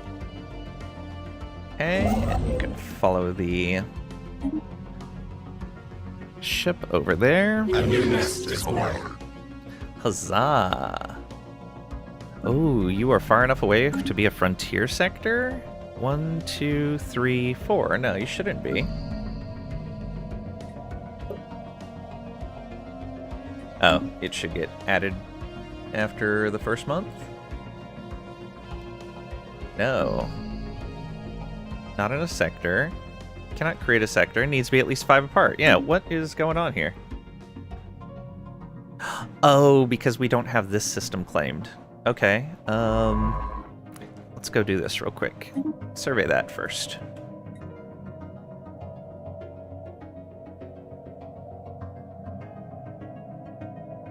Yeah, that'll be fine.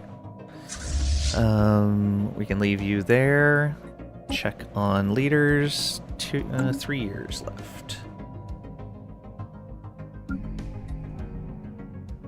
Okay. I'm gonna move that other governor over here then. The one here? Yeah, move you over. Since you're not in a sector, that'll cover some of the penalties we're getting. And let's get a spawning pool in here.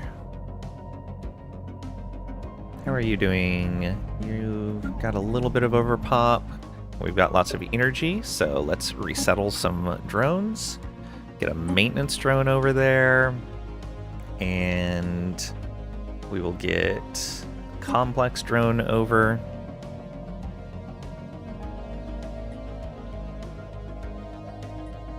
One more complex. And one more maintenance. There we go.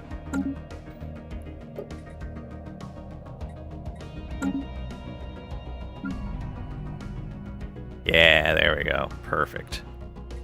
Our construction is complete. That'll get that world kickstarted pretty quickly. So, we can get a shipyard built here so we can build the other types of ships if we really want to. And then I'm going to get a gun battery. And let's get a comm jammer.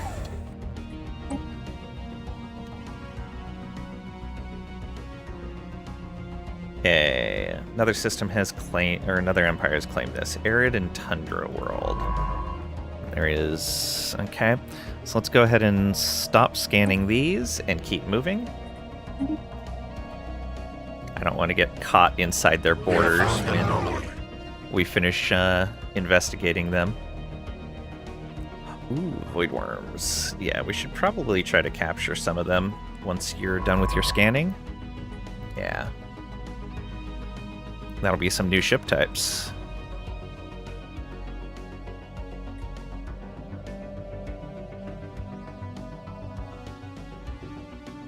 Looks like they haven't claimed this one yet. Yeah, they haven't claimed the system. Okay, so we're good here. Thanks for the lurk, Cragrack. I appreciate it. Hello, how goes the war effort? We've met some other aliens down here, though it doesn't appear that they're hostile yet, at least.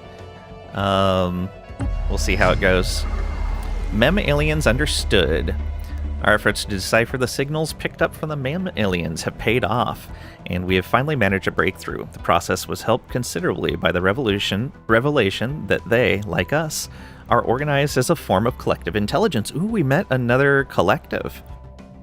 Whilst their biology and their opinions of their are somewhat different to ours, it seems likely that their drones are, in fact, capable of our own thought structures and could be integrated into the collective consciousness. Perhaps in time they will come to think as one with us. Gain 68 influence, and we get first contact with the Grimachan Collective, and we get 20 intel on them.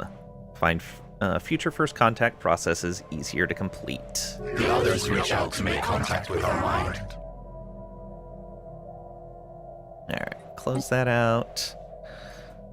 We are the Grimachan Collective, and we speak as one. The collective consciousness has taken note of your presence. We will observe for now. Our future actions will depend upon whether you are a threat, an opportunity for expansion, or an unforeseen variable. So, we just know that they are a collective conscious.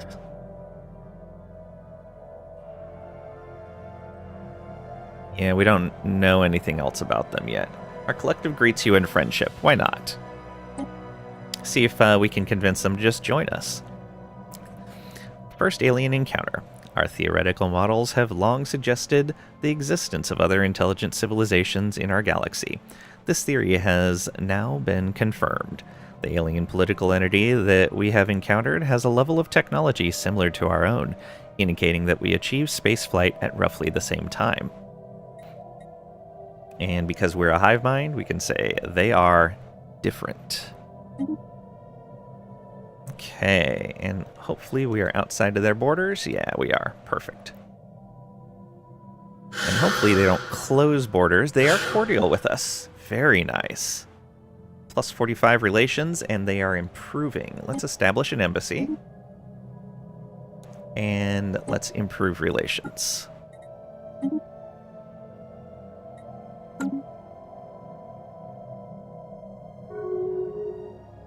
They accepted.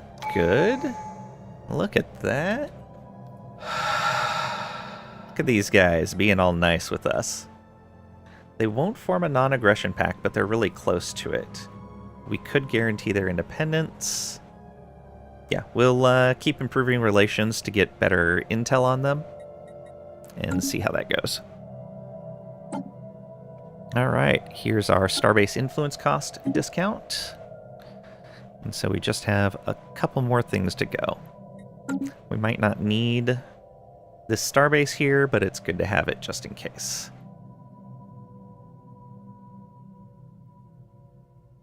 Starting to run low on energy oh, okay, and these are meeting up down here, so we're going to want to rush our way down this way and cut them off from...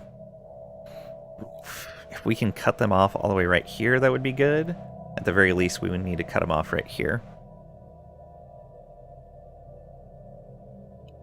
We have surveyed the system.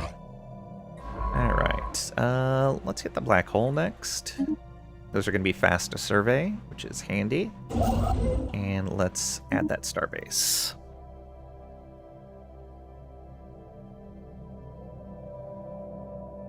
Oh, they're already building something here, it looks like. They're just going in to do it. Our surveying should be done before they're done. Ooh, 8 more orders. Maybe not. We sense spaceborne life. Another first contact. Let's go ahead and cancel this and move into the next one. Okay. Encounter in Ninlalav. Ninlalvav.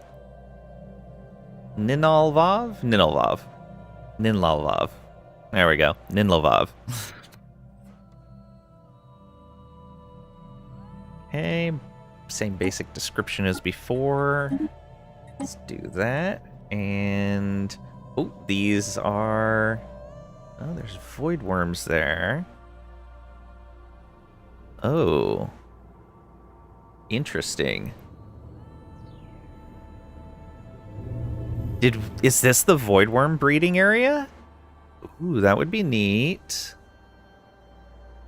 Yeah, I'm not really familiar with the voidworms. There's a lot of them here, though. Let's be careful.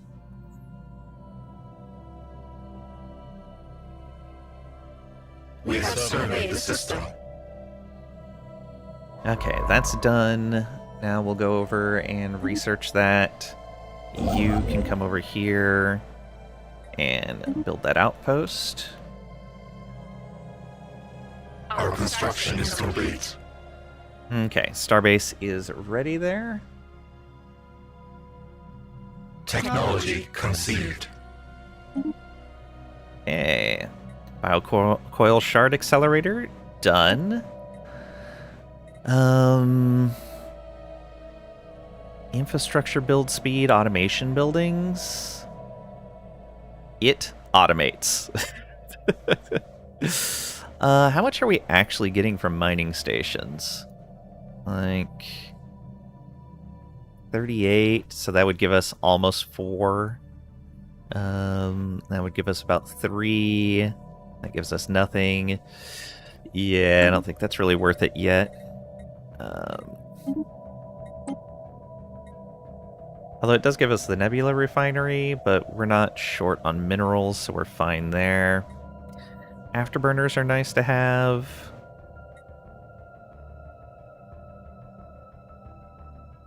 Yeah, let's grab the afterburners.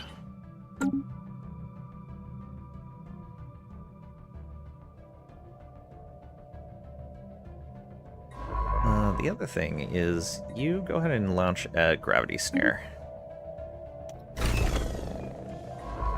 And then keep surveying.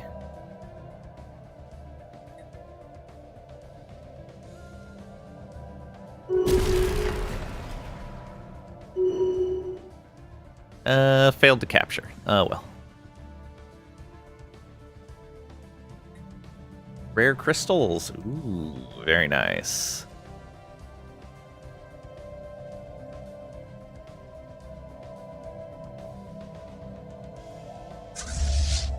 Now, let's move these guys over to here. Our construction is complete. And let's build those mining stations, and I guess we can leave you here. That's fine. So let's build your specialization for research here. There we go. How are you doing on housing? It's getting a little low, but you're okay for now. Yeah, we'll build one hive district. These guys are okay for now.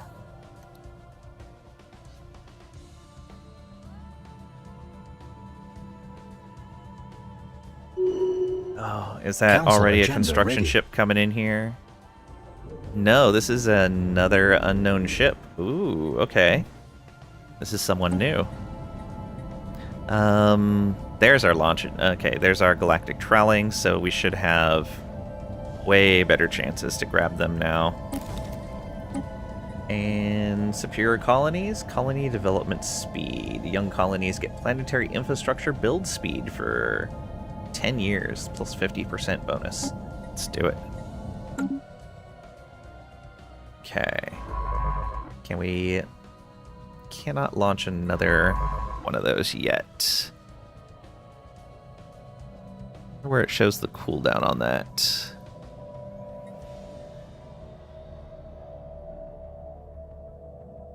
Oh yeah, I don't see anything for the nets. Be nice if there was a cooldown for that, or like a cooldown listed somewhere for that. Technology conceived. And these guys are actually covering a good amount of space. They've expanded quite a bit.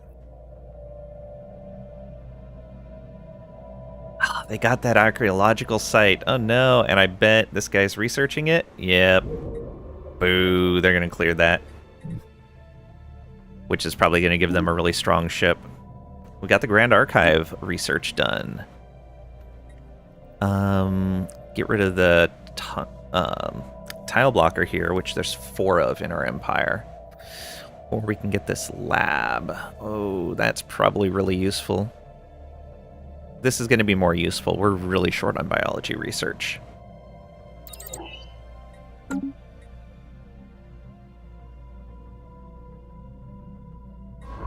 Okay, you're still researching, or surveying, rather. Oh, this must be who we had met up here. Good to know. Peace and prosperity. Technology continues to progress on Ulrike 1 as industrialization takes their society to new heights. Their most recent breakthrough in engineering has revolutionized their use of transportation and brought them a step closer to planetary unification. Defying our prediction models, Ulrike 1 is now a unified world. Pooling their resources, the people have prioritized the well-being of the global community, and living standards are rising. Remarkable, this is highly uncommon. Get engineering research and progress towards our next insight, or they have more resources than they need. We could alleviate them of some of their resources. Now, let's get that insight. Let's learn more about this new biomatter. We have surveyed the system. You need to build that research station and these mining stations, and move on to here.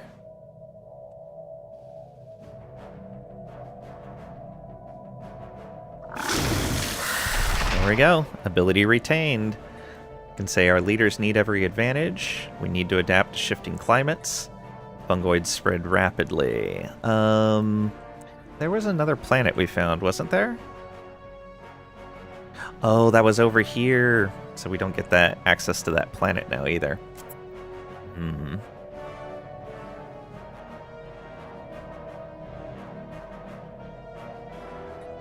What's that? Oh, player's map mode. Let's see here. And this is details map mode? Oh, right. Okay.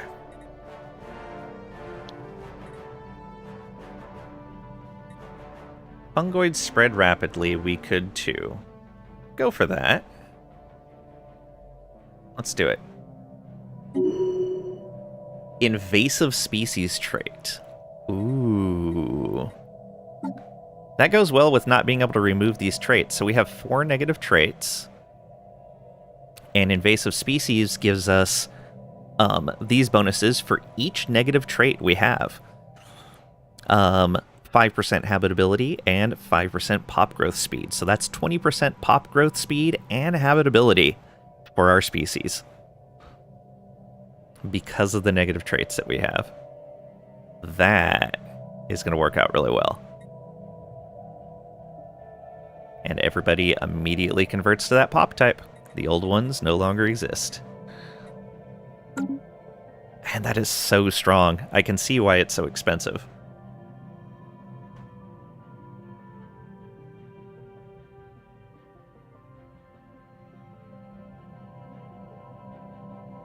Okay, so we need to rush down to here.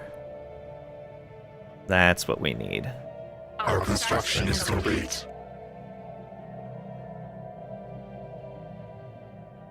Okay, we're done building that stuff. Let's come in here and build the archive.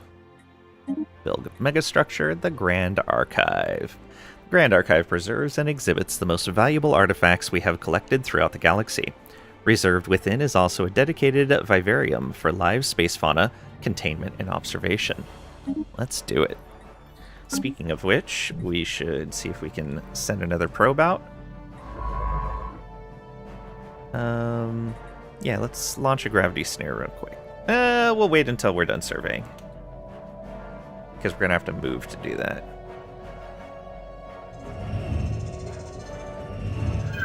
Etic Monolithic. Stenlar 1 is uninhabited and indeed uninhabitable, but not unvisited. Its surface is littered with tall cenotaphs carved from some mineral not native to the planet, evidently placed here by some artistically inclined spacefaring race. The monolith's flowing lines deftly chart a history so fantastical it must surely be fictional. Get a cenotaph display. image them for the archives. And we get 1,156 research, engineering research.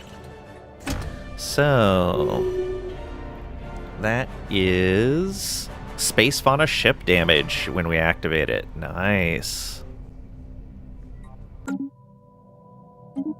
And our Legion node has leveled up.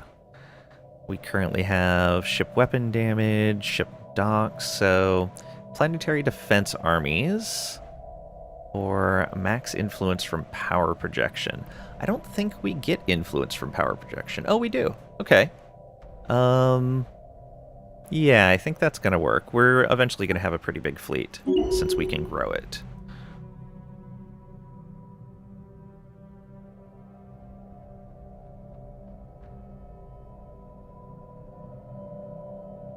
We sense spaceborne life.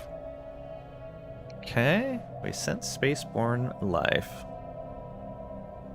Oh, are they... Oh, we need to get out of here. This is a claimed system.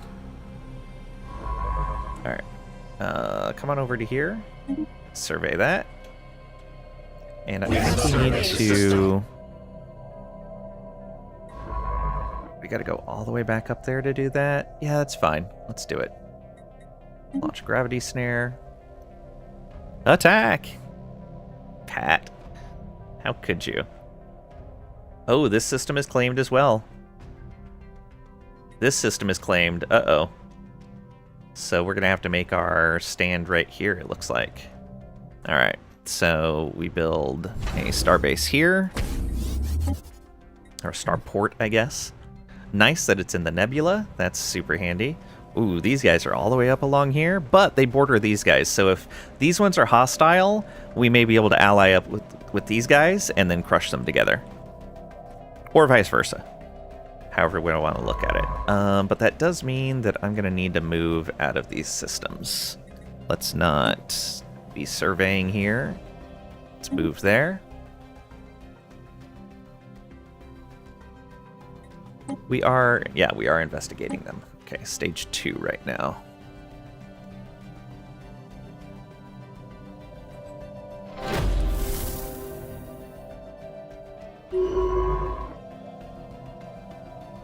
Alright, launch the gravity snare up there. Exploration task done. Build a hive district. Level up a scientist is done. Have a mineral income of 50 plus is done. Build an agricultural district is done. Finish an archaeology site. Archaeology site, okay. I was like, archaeology site? I don't have access to those. We're almost to tier 2, which gets us the exotic materials lab. Oh, that's all the research stuff. Yeah, that'll be pretty nice. We're almost to tier 1 for conquest, and we're halfway to tier 2 on development. Evolutionary convergence. Oh, okay, we did that already. We already researched it. That showed up really early for us. Ooh, adaptive bureaucracy is edict fund. That'll be nice. Spacefaring civilization discovered. We know that already.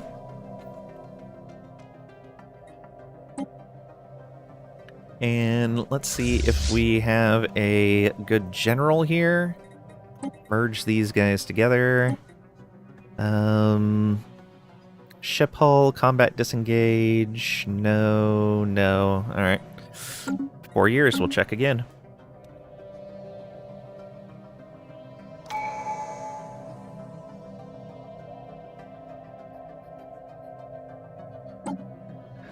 Alright, let's get that discount to empire size from planets and systems. That should dip us down a little bit here on our empire size.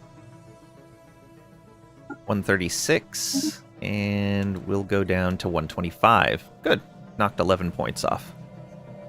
Not bad at all. Let us research and gain unity a little bit faster. How are you doing here? A little short on non-advanced drones. So let's grab some more maintenance drones and toss them on over. And they should... Yeah, there we go. Fill those jobs in. get those menial drone jobs going, and grow our population faster. Let's go ahead and get some research going here. We'll get some general research rather than a materials workshop. We may eventually do it once we have all 3 of the different research labs. We'll do one of each of those instead, because that's more scientists overall. But for right now, let's generalize, because we definitely need more society research.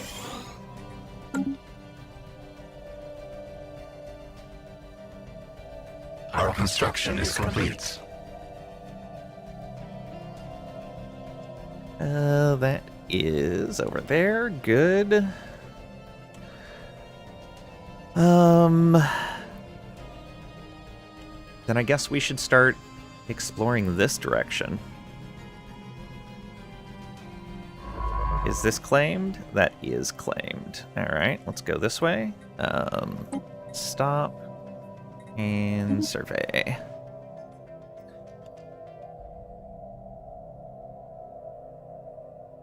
Did our probes miss? Oh, okay. Let's go here. Actually, don't even go there. Launch gravity snare. And start surveying that system. Dark matter eruption. What was previously thought to be a long dormant geyser on Goat World has violently erupted, spewing dark matter-infused gas into the atmosphere. The eruption has saturated the skies, leading to severe gravitational anomalies that are blocking off-world travel and communications. We believe the dark matter somehow originates from the planet's unique core. Orbital siphons have been deployed to extract the miasma from the atmosphere, as the extreme conditions pose a danger to our colonization drones. Monitor this closely. Dark matter geyser modifier added. Planetary infrastructure build speed minus 1000%. Well, I guess we'll cancel that building. Pop growth speed minus 1000%. Oh no, they're going to start shrinking fast. Resources from jobs minus 1000%. Upkeep from jobs minus 1000%. Automatic resettlement destination chance doesn't matter to us. Resources generated from deposits minus 1000%. Physics research gain 396. Oof. I've never seen that event before. But let's go ahead and cancel this. Well, no, we'll leave it there. It's not gonna... Oh, it is gonna start reducing. Alright, yeah, let's get our resources back. Yeah, we're gonna start losing drones fast. That's not good.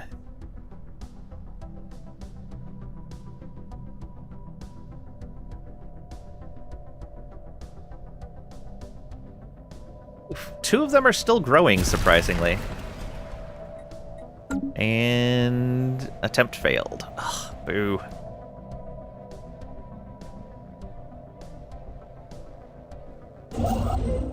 And you, I guess, can move up to here.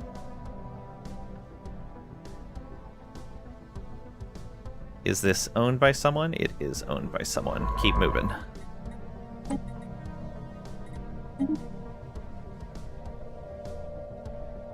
Oh, and we have a level up.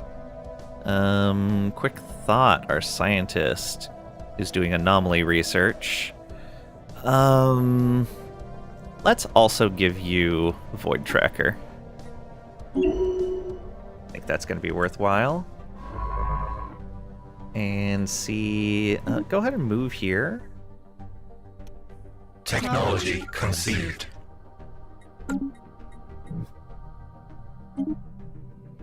Afterburners done. Let's get that armor. We're probably going to need it. Survey speed almost good to go.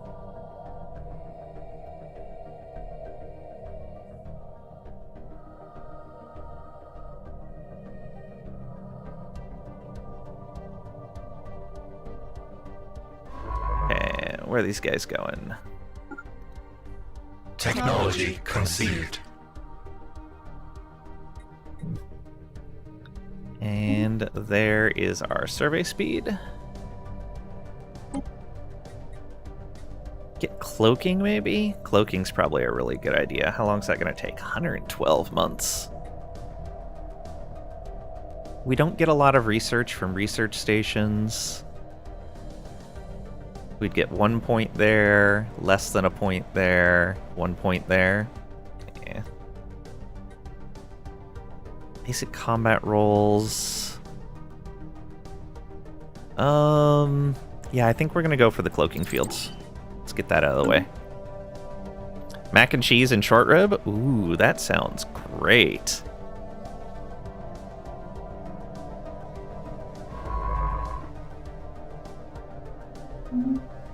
That sounds super amazing. Our construction is complete. Okay, that is built. Let's go ahead and build up gun batteries here. And a Voidler? Ooh, yeah. Let's do it.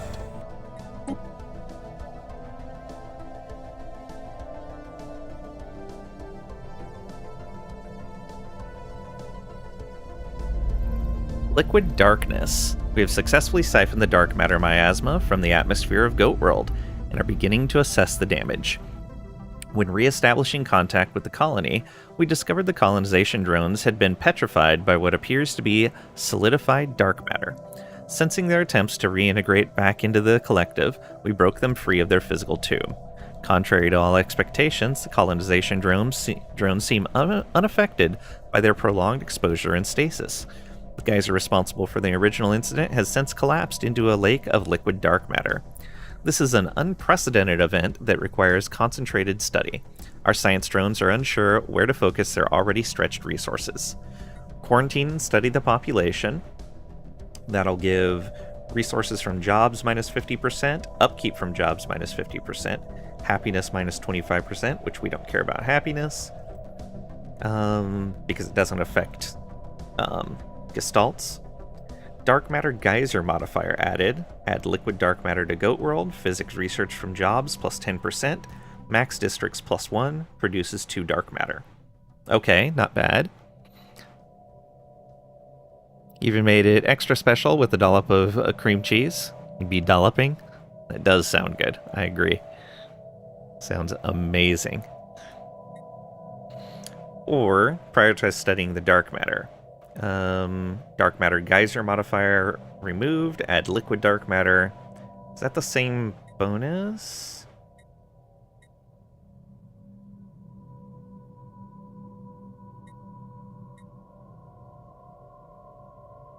Yeah, let's go ahead and study the population. I'm guessing that'll lead to another portion of this event chain.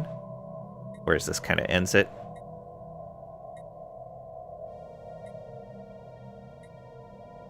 Yeah, let's study the population. And let's start building that research lab again.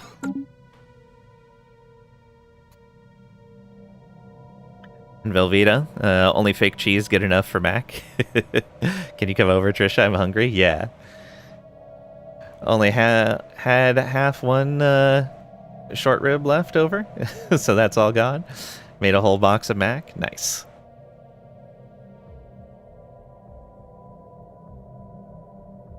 It does indeed sound amazing. Oh, these guys are running from me.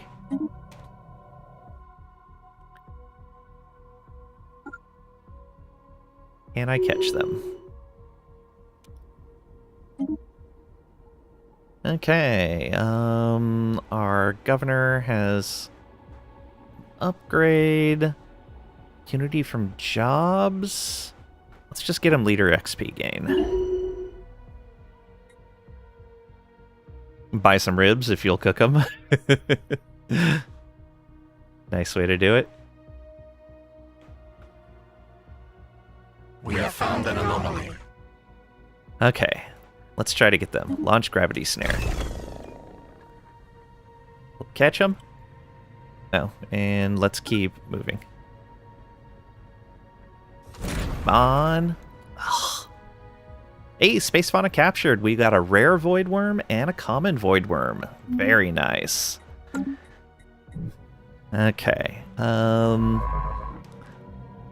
I think at that point, let's just have you research the anomalies here. Can definitely cook them, but it takes like 9 hours. Guess we can do the short, hot, and fast version. Yay, worms. Nice. So, in our discoveries, we have our vivarium. And now, we have a rare voidworm and a common voidworm. They're both juveniles. We need to find an adult for them to be able to reproduce. So we still need to try to capture more of them. We'll keep an eye on when they come into the system again, because I think they're leaving right now. Dark matter contamination. Our science drones are confident that the lake of dark matter on Goat World presents minimal further danger to the planet. The same cannot be said for the emerging symptoms affecting the population. While studying the quarantine colonization drones, we have identified ongoing physical changes resulting from their entombment in the substance. The prolonged exposure saturated the molecules in their bodies with dark matter, contaminating their circulatory systems. We can cultivate these abnormalities, allowing their bodies of our colonization drones to process and secrete harvestable dark matter at the expense of shortening their life expectancy. That's okay. Process the contaminants or purge the contamination. If we purge it, then population quarantine is removed, and instead we get some physics research, dark matter, and unity. If we process it, then it removes the population quarantine. All pop groups modify pops in our empire by adding the trait Inner Darkness. Let's do it. We're all about adding traits.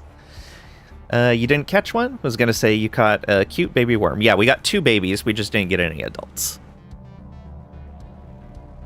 All right. Yeah, we got 2 juveniles. Let's process these. So what is this trait?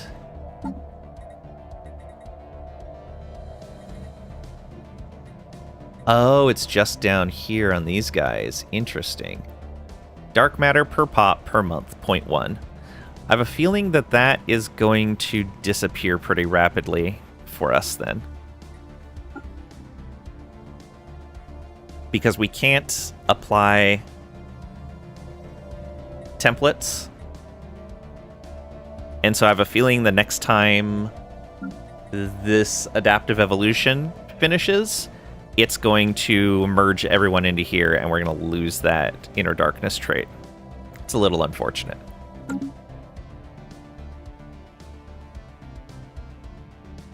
Show your mama. You have 2 cute worms. Yeah, let me show you again. There you go. We have Kakzet and Ziz. 276 months before they hit their next growth stages. Unfortunately, it takes a long time. Okay, that construction ship is just waiting around. We're working on Goat World. You guys actually have some unemployed. Well, thanks for the follow. I appreciate it. We do anonymous follows, so you don't get called out directly for following. You can just do it whenever you want. Okay. And we're doing this as an admin hub? Yeah.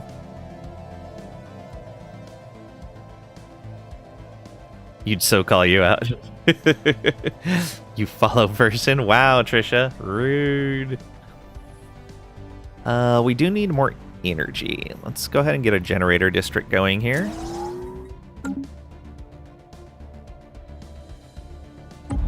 And here's our next contact event. Ooh, lost 2 insights.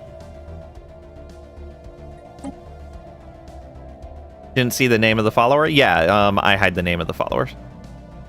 Just kidding. We run a secret conclave.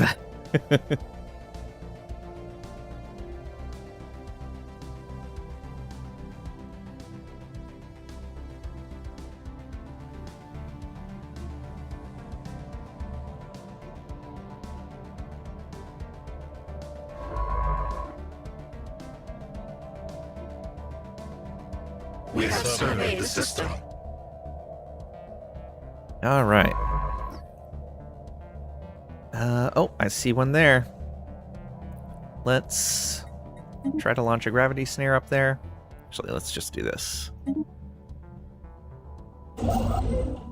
This has 3 energy in it. I'm probably not going to do that right now. Although...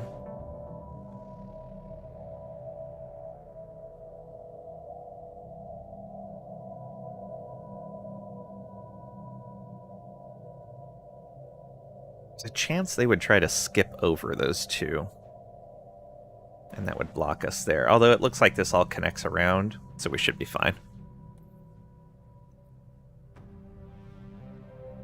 Mysterious monolith. Monolith we found on 1ES-99 dwarfs the science ship we sent to investigate it. A majestic, smooth slab of metal. The once garish pigment patterns on the front have been reduced to mere flecks. A small power outlet on the machine's side promises its secrets will be unveiled in exchange for a modest sum of energy credits. Is it a slot machine? Activate the machine, or best leave it alone? Sure, we'll activate it, why not? Ooh. Oh, I see. Whoops. The machine stirs, ancient mechanisms clanking behind the smooth facade. After much whirring, buzzing, and a dramatic pause, a metallic panel slides back, and a ship-sized cylinder rolls out of the machine. The cylinder contains a liquid most foul, a once delicious nutrient long spoiled by time. By studying the substance, our science drones hope to learn about the biology of the aliens who once delighted in it, assuming we can do something about the smell first. Fascinating. Get 649 society research. We needed that. And we still have more to investigate there.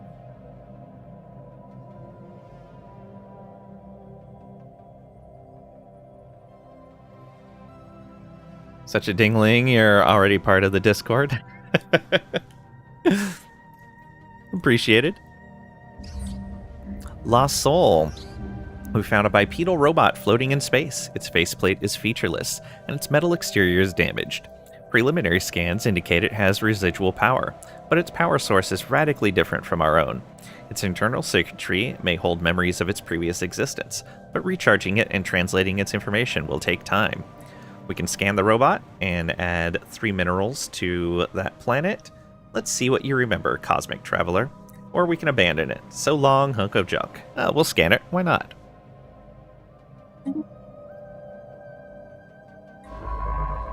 Alright, let's keep an eye on these guys. Old Soul. Through diligent effort, we have found a way to recharge the robot's power supply and scan its memory banks. Sadly, the machine has deteriorated so badly that we cannot retrieve coherent information. We will consider a follow-up study, and we may search for others of its kind, but the fate of this mechanical castaway must remain a mystery. We got the specimen castaway robot. Fascinating. Look at this. That's in the xenogeology. That's going to give us energy credits from jobs when we get it displayed. We haven't found a precursor yet. That's very odd.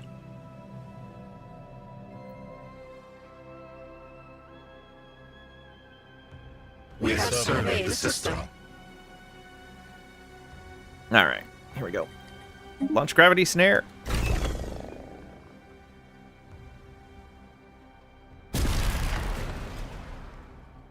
Failed. Of course. We can't do another one for 30 days? Although they are heading back towards these guys, and they're better at it. So that's fine. Let's go here. The others speak. Oh, non-aggression pact proposal. How much does that cost? That's 0.25 influence. I can accept that. Let's go. And that'll increase how fast they improve with us.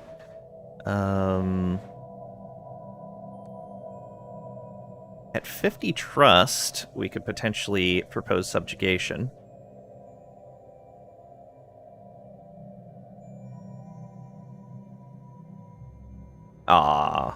Can't integrate them.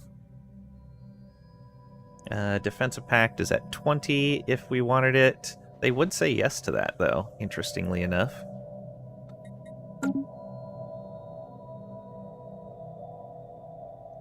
Looking for pictures of your food? Should be a lot of them in the food section, along with everyone else's. Yeah. What other games y'all play? Just curious. Trisha, you, Pat, all y'all. If any of it's crossplay, you can join.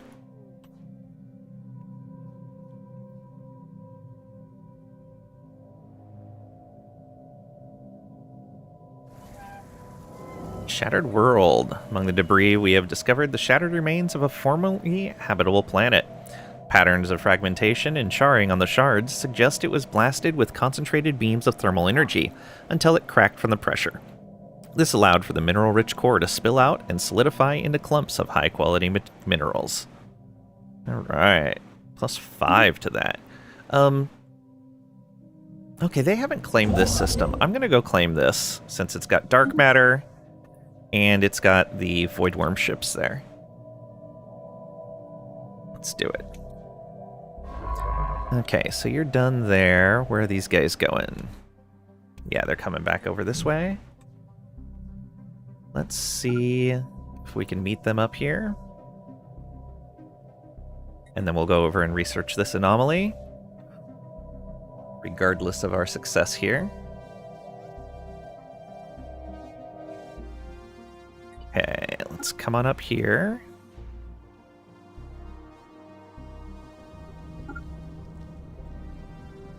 Alright, gravity snare. Then let's come on over and research. Our construction is complete. We got him. Common void worm, common void worm.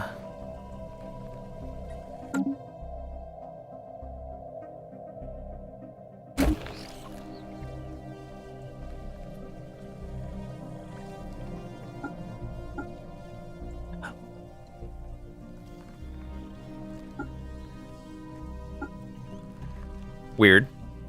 We have 4, but it only shows 2. Or are all the common ones just the same name?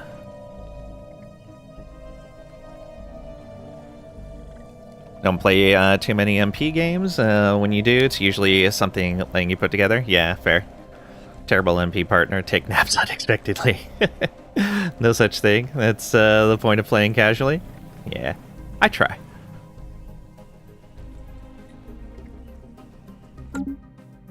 Okay, and so we're gonna go research that. Hopefully we can grab this system over here. I kind of drug my feet on that for too long, I think. Looks like all those research jobs got filled already.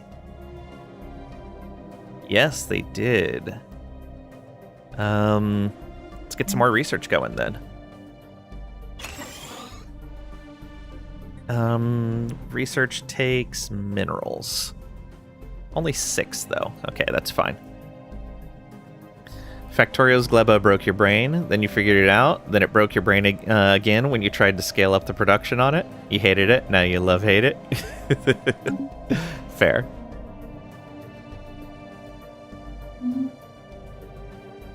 Oh, and we got common voidworm genetic material, which means we should be able to make voidworms. We only have the nymph available, and that gives us spike spores. Oh, they're torpedo components.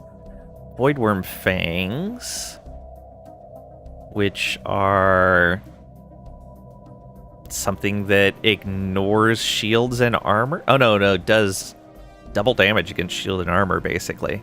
That's neat. It's got regenerative hull tissue. Yeah, there we go. Let's do it.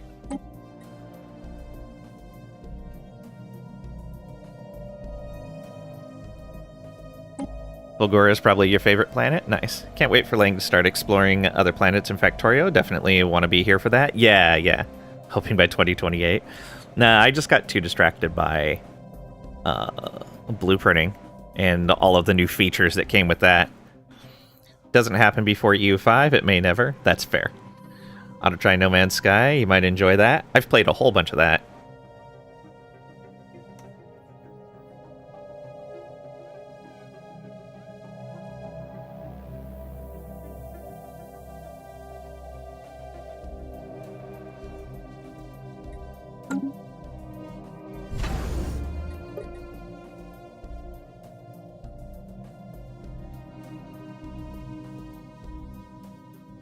Oh, interesting. Voidworms take minerals and food.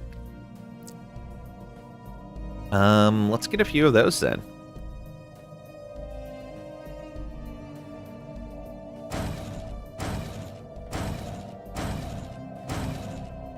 Wait, we're at 15 of 20? Why are we at 15 of 20? Oh, because the ones we built are space amoeba mothers. Oh, wow. They're size 3 ships? That's crazy. Or are those the ones we started with? Maybe those were the ones we started with.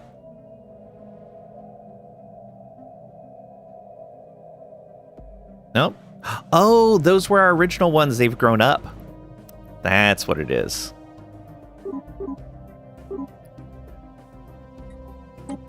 Let's do this like this. Voidworm nymph. Do it like that. Yeah. And then come in and cancel these. And make sure they build into the actual fleet. There we go.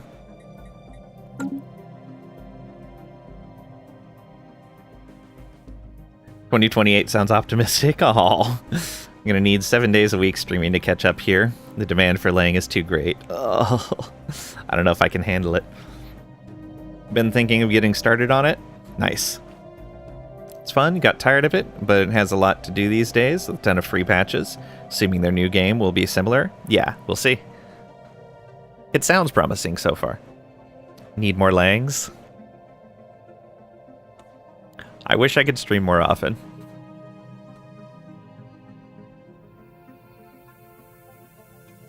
We sense spaceborne life. Okay, more void worms there. That's fine. We sense spaceborne life. Oh, we have a science ship that's idle? Oh. Well then. System is claimed. Keep moving.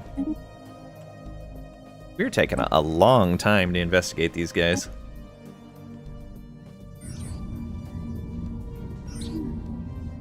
Make Crag or Earthy stream in your absence. Team Lang. Wreckage identified. Our crew aboard the ISS Delve report that the Obnal 4 shipwreck appears to have been the result of an unexpected geomagnetic solar storm. The supply ship suffered a complete loss of life support systems and sustained inoperable damage, drifting until it entered Obnal 4's gravity well. There are no survivors. The ship's cargo hold does indeed contain a notable amount of minerals. However, the captain of the ISS Delve cautions that the construction indicates a Grimachon design. It is highly likely that the minerals belong to the Grimachon Collective, and they may be displeased should we lay claim to their shipment. We have a ton of minerals. We don't need them. So we need these those minerals. Will give us 300 minerals, 300 minerals, and 10 intel, and it'll displease them. Or we will not risk an altercation. Turn the minerals, and it'll please them and increase our influence. Oh yeah, we definitely need influence. Let's go. We sense spaceborne life. New tech.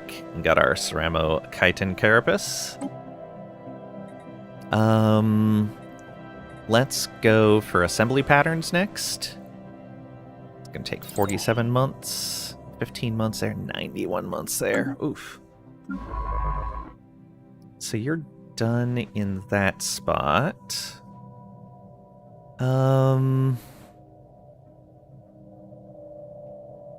Go ahead and have you survey out this. Since I don't think there's any new things to... Yeah, no new anomalies to go after. Our construction is complete. Excellent. Do we have... Yeah, we do have capacity for another starbase. Let's go ahead and put one here. And put another Voidler on there.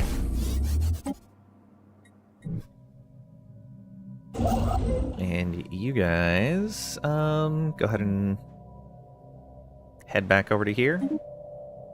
Oh, yeah. Get that mining station built.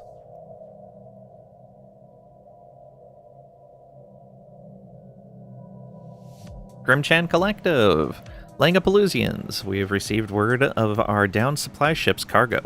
We would like to extend our gratitude to you for taking the time to recover it, without the need for a Grimchan intervention. Our pleasure, Grimenchus? Get 100 influence and 1 favor to use against them, and 50 opinion. Look at that. Very nice. They are friendly now. Non-aggression pact, embassy. Yeah, building a lot of trust there.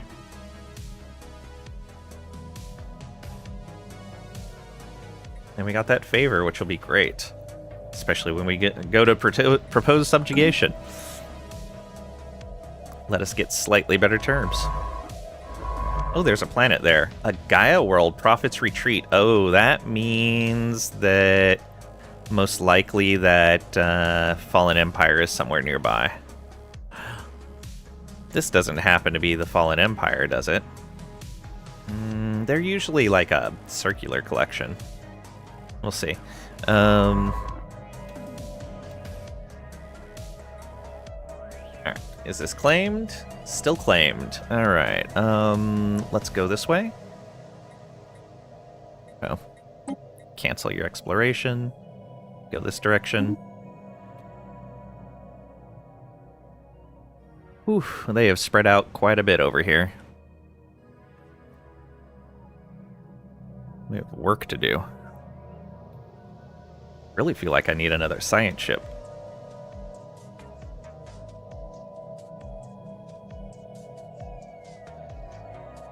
You know, I don't really care about looking into the Gaia world.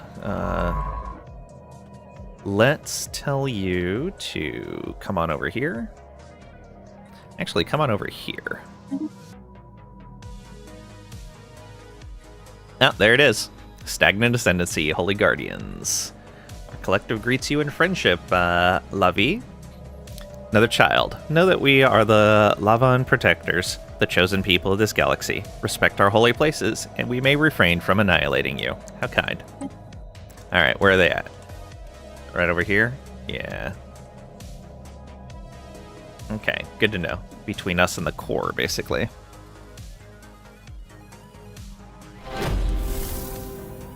There's our first contact going forward. Okay, and we keep advancing. They are isolationist. Okay, that's fine. It's part of why they're harder to learn from.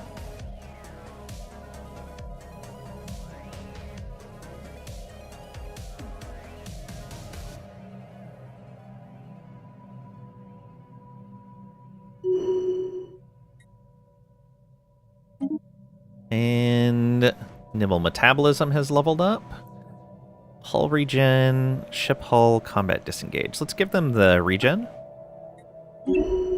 Also, let's look to see if there's a general that's worth hiring. 180 days left, 3 more months.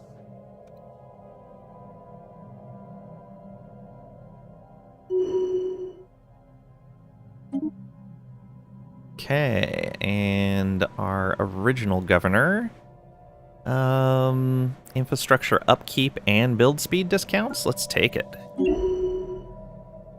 And our grand leader, Tricelium Flagella, can either get field manipulation or research speed for our Chaos studies, and extra chances for our Chaos studies options, and minor artifact ship cost down. Sure, let's do it. Wait, there's a new game? Uh-oh. What new game? I don't want to hear that.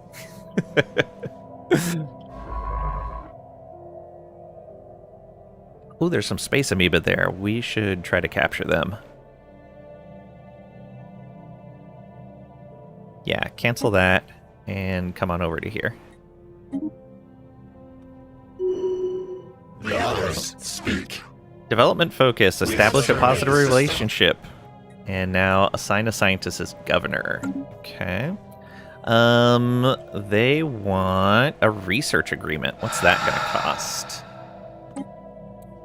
So, we can learn 3, 3, and 1, and they can learn 2, 3, and 4. This is actually going to be a benefit to us. 0.25 influence. We're making 4 right now? Are we actually making 4? Oh, yeah. So bring us down to about 4.5. I think that's okay. I'll accept that. Light, no fire. Supposedly an entire planet. Oh, right. I totally forgot what we were talking about before. Laying in the langettes. Yeah, but basically they've been trying out new tech in No Man's Sky, and once they get it like popular and working, then it looks like they're porting it over to Light No Fire. So Light No Fire is going to be super slick because everything will be tested already.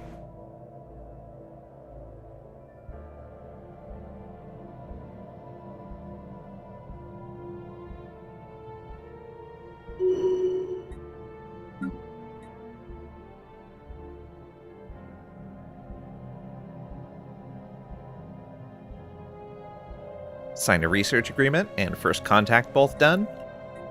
Now we gotta wait for the galactic community to form to be able to join them. We still don't have tier 2 in development yet. Still don't have tier 1 in conquest yet.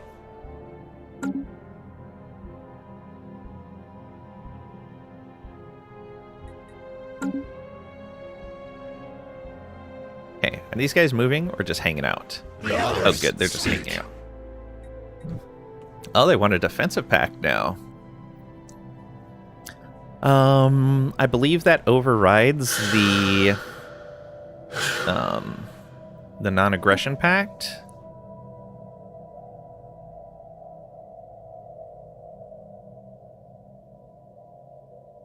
Going to cost us a point each month. Increases trust faster, though. They're inferior to us right now. Yeah, we should see if we can get them as a vassal. This'll greatly push that forward. And if they won't vassalize to us, then we'll break all the pacts, and when the truce is up, we'll attack them. There we go. And now we have somebody to at least distract an enemy when they show up on our doorstep. We sense spaceborne life. Because we don't know what these guys are going to be like. Our construction is complete. This system is claimed by an unknown empire. Let's get out of that system then. Stop that. Move here.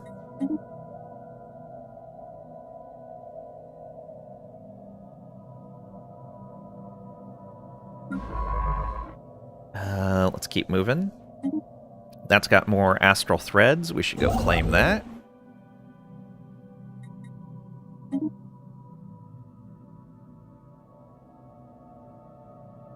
Our construction is complete.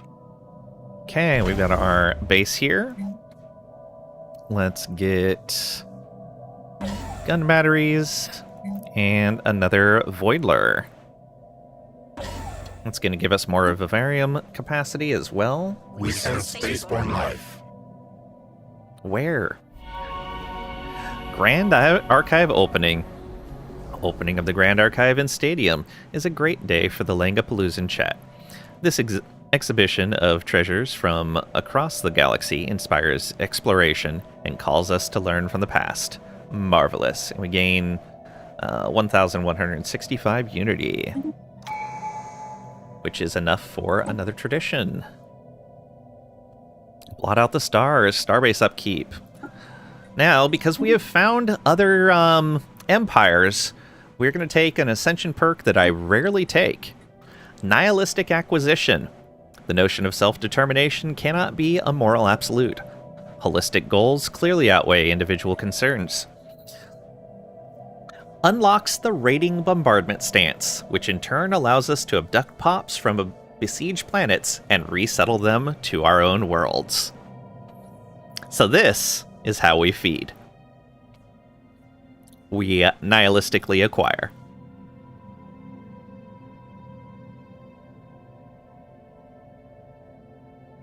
We're raiding, Pat.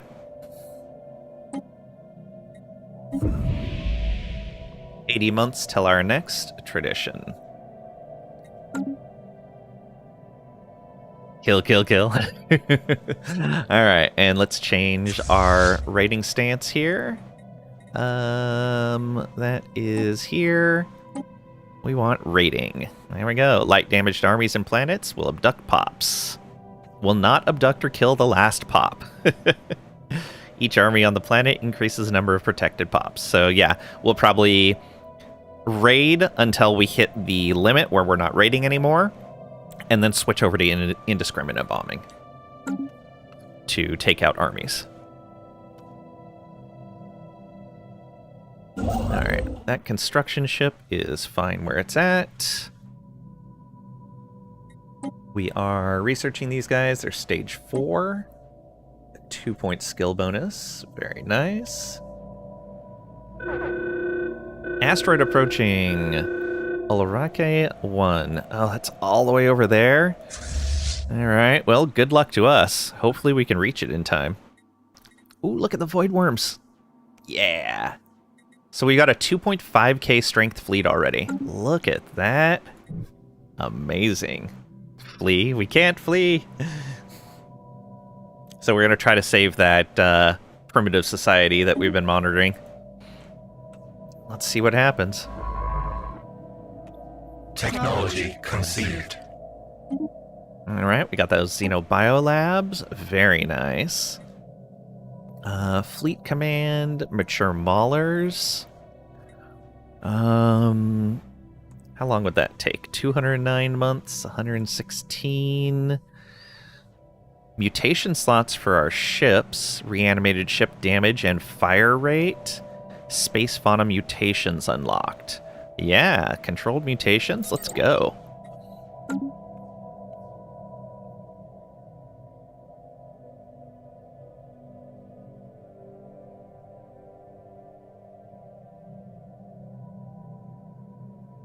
Okay, and so the Grand Archive is open. Let's go to our discoveries.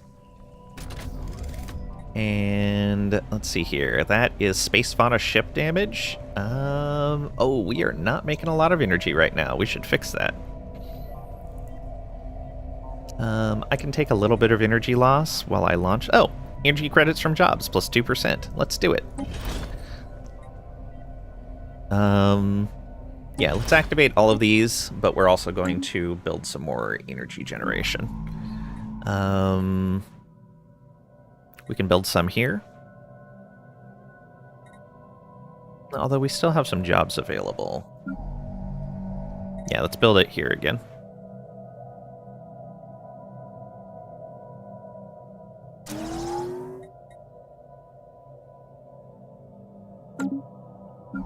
Okay, and you should probably get another research lab.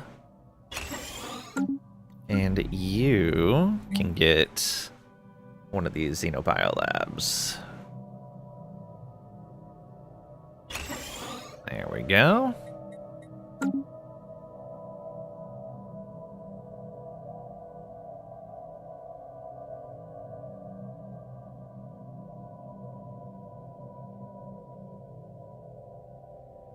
Yeah, mega structure.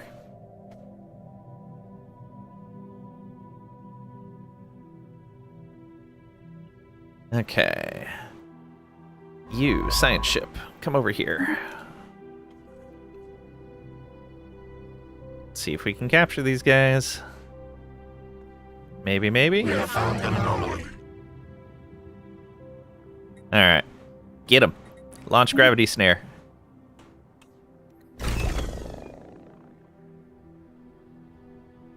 Our void hive is under Yeah, we got 2 of them. Also, where are we being attacked? The asteroid, okay. Oh, that means the starbase is starting to shoot at it now, right?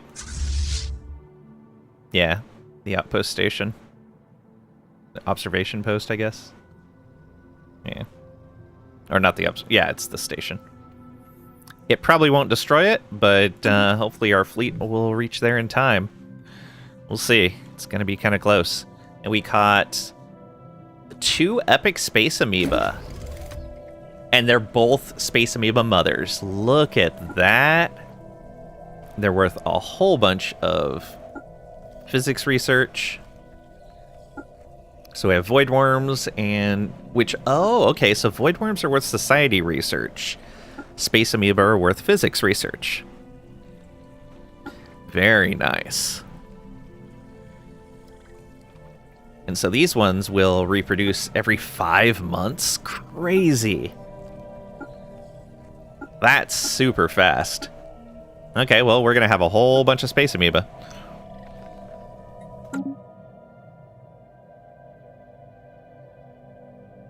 Well done there. And 30 days before we can fire off another one, maybe catch that very last one. That'll be nice.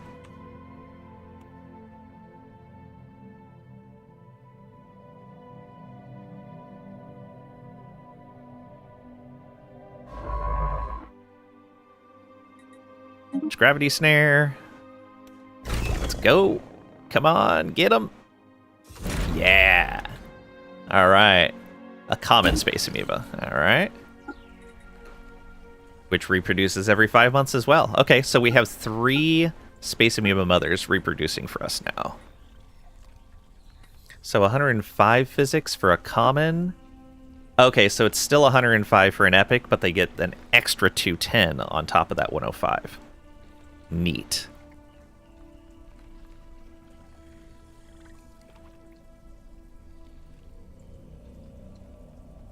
Okay. So what is auto-culling? Do not cull below breeding minimums. Ah, okay, I see. So we'll probably have to start culling the space amoeba before the void worms, since the void worms don't have any breeding population. We'll see how that goes. Alright, and let's go ahead and start investigating back here.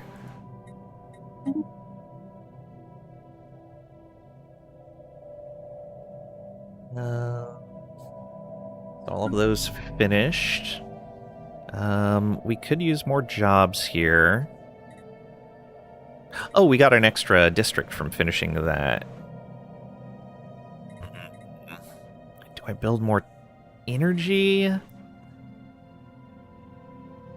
Yeah, I should build more energy. We have plenty of pops here to fill in the jobs. As much as I would like... I should really build a hive district here. We can build energy other places.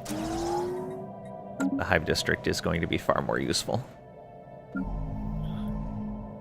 Let's see here. Oh, we are short amenities. Because we don't have enough menial drones going on right now. Oof. Okay, they should breed into those positions. That's fine. It'll be a short-term problem. Yeah, stability's a little low because of that, but not low enough that it matters. These guys are okay. I actually have some complex drones that they need to employ. Let's go ahead and get a sensorium site going then. Oh, nice. We're already up to... Man, look at our physics research. It's so bad. Wow, our society research actually skyrocketed ahead of our engineering research. Crazy.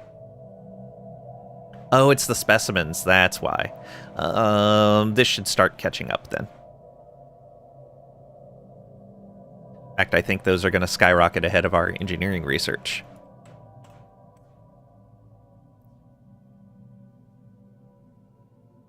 Yeah, we should be fine like that.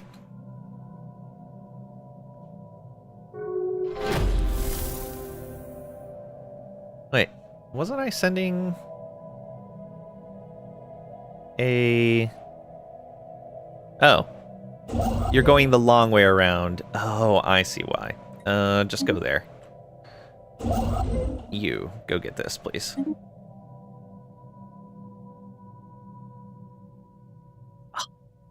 Because the asteroid was there, they rerouted the other direction because they're set to not, to evade hostiles. And the asteroid counts as hostiles. Lovely. Those are done. First contact. Okay, and we don't have an available envoy right now. That's here. What are you? You are, in fact, another spacefaring civilization. So we do have somebody over on this side as well. I should poke up this way and see how far that path goes.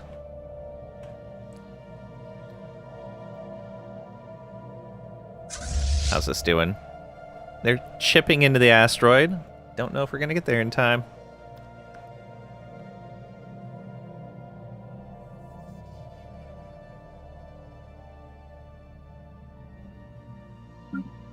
We sense spaceborne life. We sense spaceborne life. Oh, right. Are you in... It is claimed by an unknown empire. All right, keep going.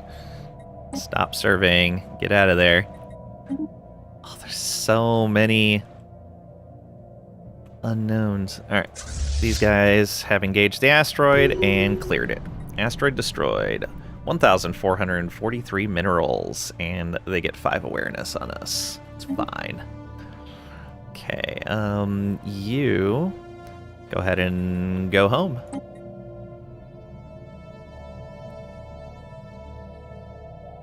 Means you can go ahead and come back to here, and you can go claim that system.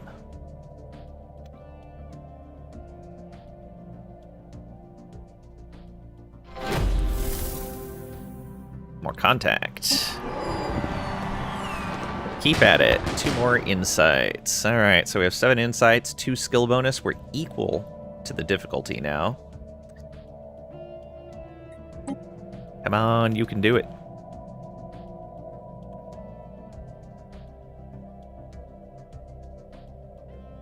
Our construction is complete. Okay, we have our void snares here now.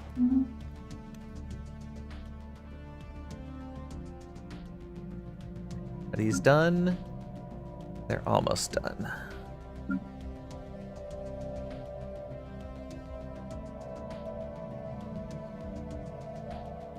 Construction ship back home. Good.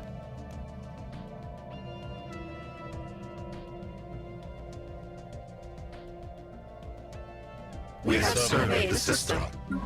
Okay, that ship is done. Let's go ahead and go survey this. Actually, let's just survey that. No, we'll want this.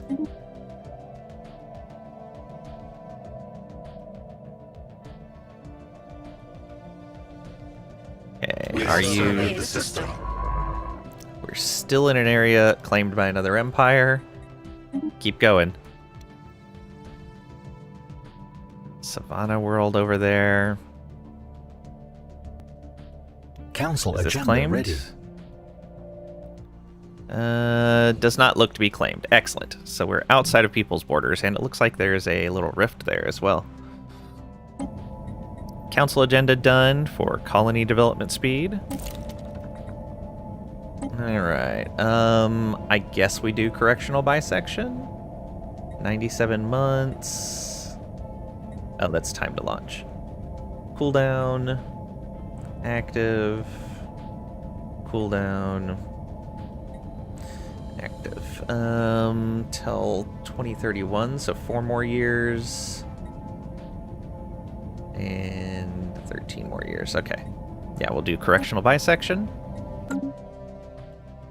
We don't have any negative traits, but that's fine. Technology conceived. Okay, planetary infrastructure build speed up. And we get 2 automation buildings. Don't really know what these are about, but we'll look into it. Starholds! Yes. Or weather control systems. Oh, that's a tough choice. Starhold. How long is that going to take? 76 months. And we get upgraded star bases. Nice. Oh, you should come up to here. And it does look like that keeps going. Okay, good. We need to keep researching that then. And communications established with the ALF aliens.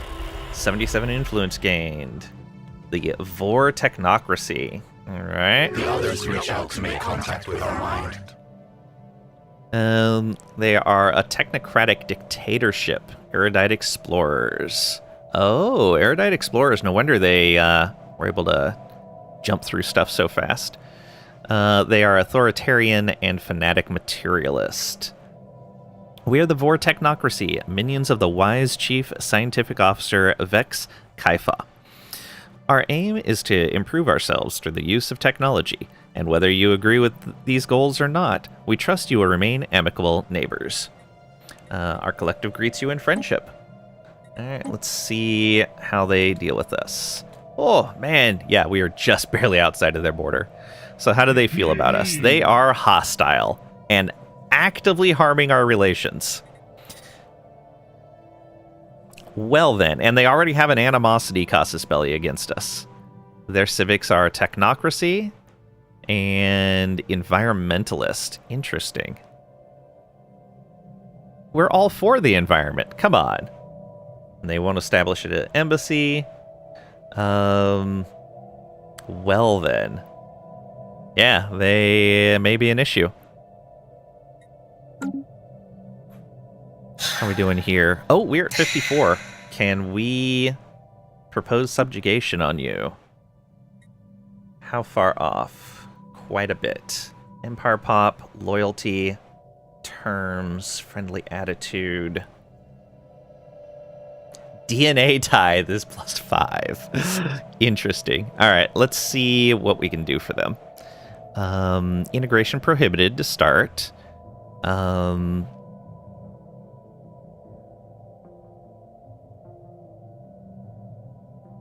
Restricted voting, expansion permitted. Let's say defensive. We will join all of your wars. Why not? No holding limit. Unified sensors. Subject sends DNA packets to the Overlord. Puts us at 74. What if we say no on the defensive conflicts? Puts us at -4. We give them independent diplomacy. And then as we gain trust with them, we could... Yeah, as their loyalty increases, we could make that better. Ooh, although joining all of their conflicts and them not helping us at all, they'll just use us to keep pushing themselves larger and larger until they won't want to be a subject anymore.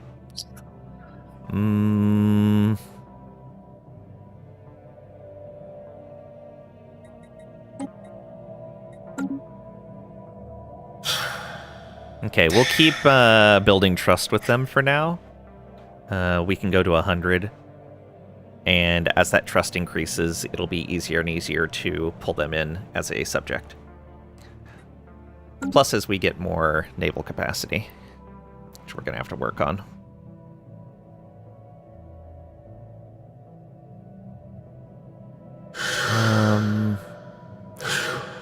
I am going to keep pushing our relations up so we can get into the excellent relations category. I think that helps as well. We're already at 532. Only increasing by 8, though.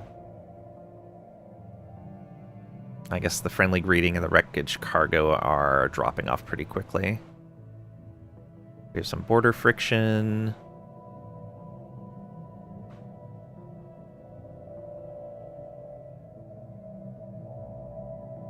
Actually, improved relations are essentially being canceled out by the loss on those two. So we're just kind of maintaining at this point. It's a little unfortunate.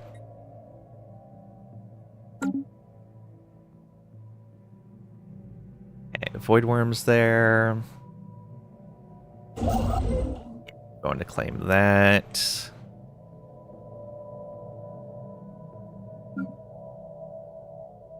We do need more energy.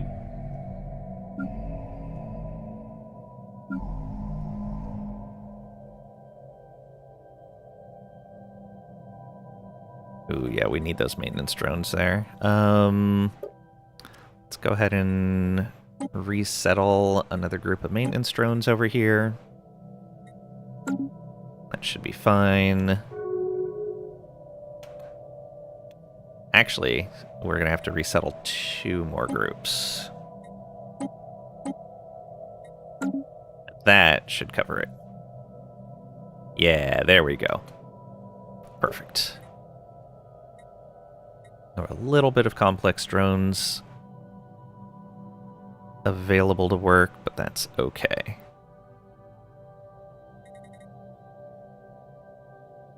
Housing and tech drones. Let's wait just a little bit until we have more maintenance drones working there. Because when we employ those 200 tech drones, they're going to pull from the maintenance drones, and we'll be back into that same problem again.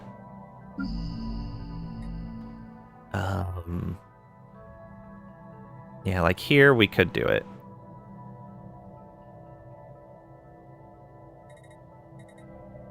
Yeah, let's do it. We'll build another generator district.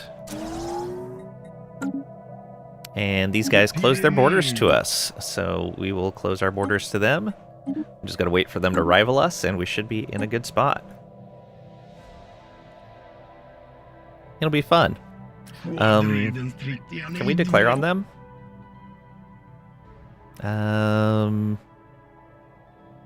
No, we would actually need a reason. Okay. Subjugation. Don't have any subjugation casus belli on Vor Technocracy. Make tributary. Humiliate. Conquer.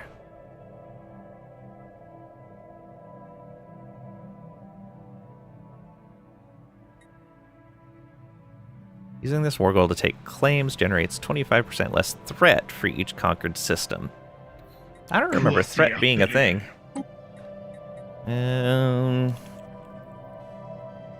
Threat. Galactic community? What? Event chain? No. So they have a mechanic that's not in the databank. What's threat? Who knows? Awesome. Alright, yeah, we need to start spying on them, but I need this guy to be doing this. Alright. We'll do that for right now. And be ready to attack these guys as soon as we can. Void worms there, nice.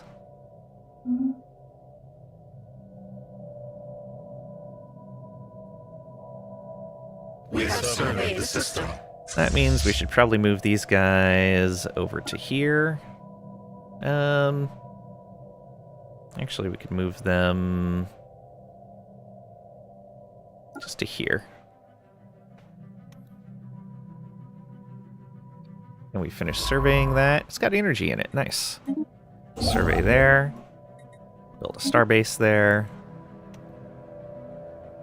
We're losing energy decently fast, and there's the rivalry. So we can rival them back. Our construction is complete. Okay, yeah, intel falling, that's fine. We know that. Hey, there is an Arctic world. Not very compatible with us. Life. Hey, space amoebas and void worms. Nice. Temporarily lured fauna. Oh, okay.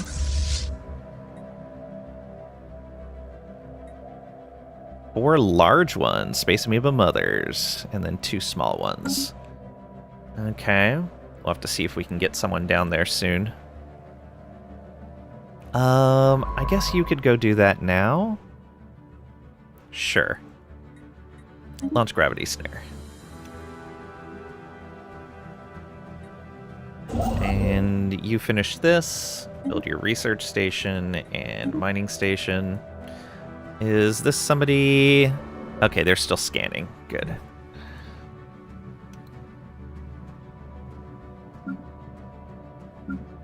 Okay, we're positive energy again, just barely. There's adaptive evolution. We need to grow faster. Leaders need every advantage, or fungoids spread rapidly. I think we need to grow faster. We definitely need more pops. We got rapid breeders. We got rapid breeders? You can't normally have rapid breeders and... Wait a minute. Yeah, you can't normally have incubators and rapid breeders at the same time. Where is that? Yeah, okay. Look at that. And I was right. It did pull them off of the dark matter one. So we got dark matter for a little bit, but as soon as we got that, it's gone. We got 172 dark matter out of that, though. Not bad. Not bad at all.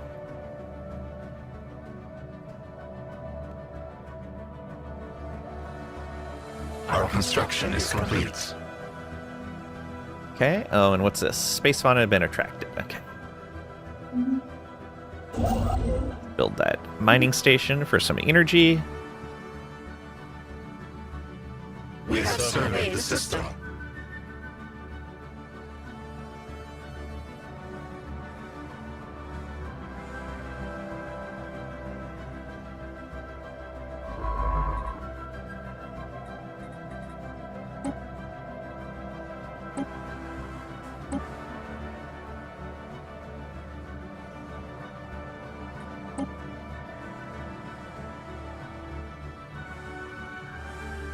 Since those guys are so far separated from us, we're just going to have them automate down there.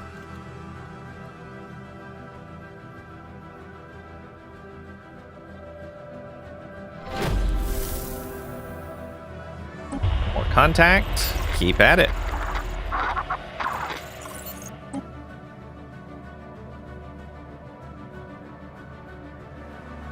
Our construction is complete. Alright, we'll just wait there for now.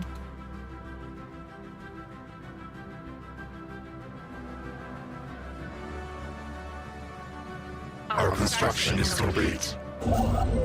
You go right there.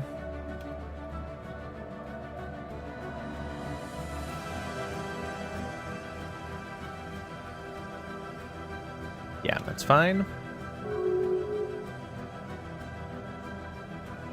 Okay. Grimchans and Vor are becoming rivals. Oh. Level ups. The growth node. Resources from jobs. Ooh. Or building costs, district costs, and infrastructure build speed. Let's go for resources from jobs.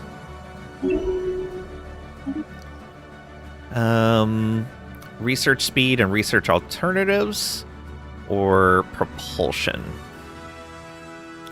Propulsion's tempting, but no. Let's go for research speed and alternatives. And finally, available envoys. Ooh, improve relations and harm relations 5% bonus. That's really good. Or improve relations 50%. Let's get the extra envoy. We need it. Now we can go do some spying.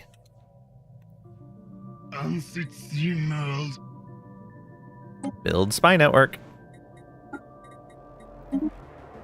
There we go. It is routine. Spy network formed. Our presence in the Vor technocracy has taken on a clandestine approach. Spy Master stares downward, is now situated at the core of a burgeoning spy network in Vor space. Interesting.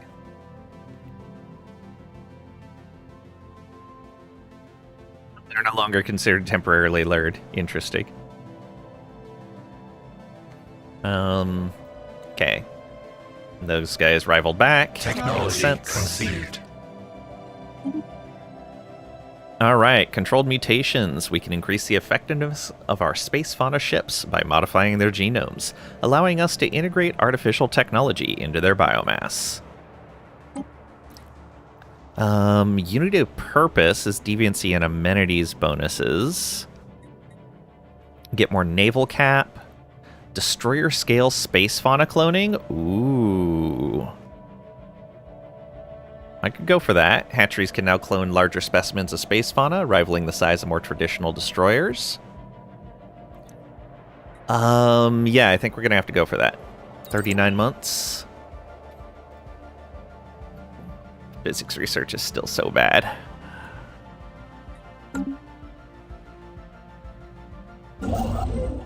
You are done there, waiting for that to be done. Good.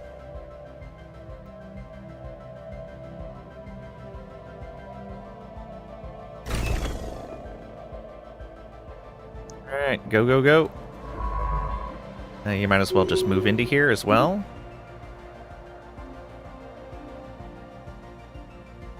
Oh, really, we're looking for more void worms. These are all juveniles, though. We have surveyed the system. I guess there's the adults, but I don't want to risk that in their home system. We got 2 common space amoeba. Alright.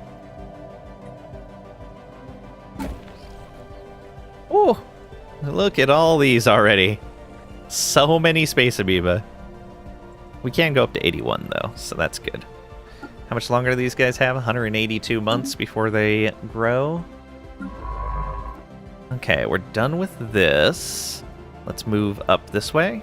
Nobody's claimed this, right? Yeah, unclaimed system. Survey and claim this.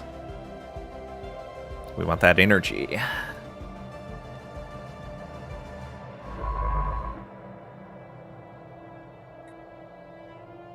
$27 more days.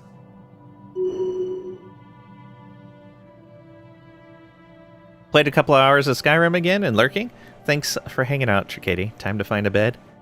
Hope you have a great rest of your day. Sleep well. You probably best off as an explorer. Yeah, get that survey speed, anomaly discovery chance. Go, go, go. We sense spaceborne life. Unclaimed system. Claimed by an unknown empire. Okay, so they've already claimed this. Let's go this way. First, stop that. Now go survey that. See what we get. Imminent breakthrough with the primitives. Alright, and you can launch another gravity snare onto the amoeba, or the void worms, however it works. Who are we gonna get? Oh, probably the amoeba? No, the void worms. The amoeba left. I think they went down there. Alright, get the research station, and then the mining station.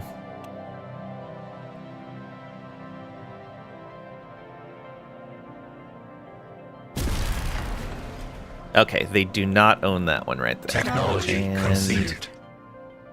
Capture attempt failed. Hey, there's cloaking for us. Excellent. So, energy shields. We don't have the resources for the exotic materials labs.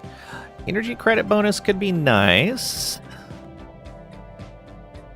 Yeah, we're struggling with energy. Let's research that. 36 months. Easy enough. This guy right here, we're going to go ahead and cloak them.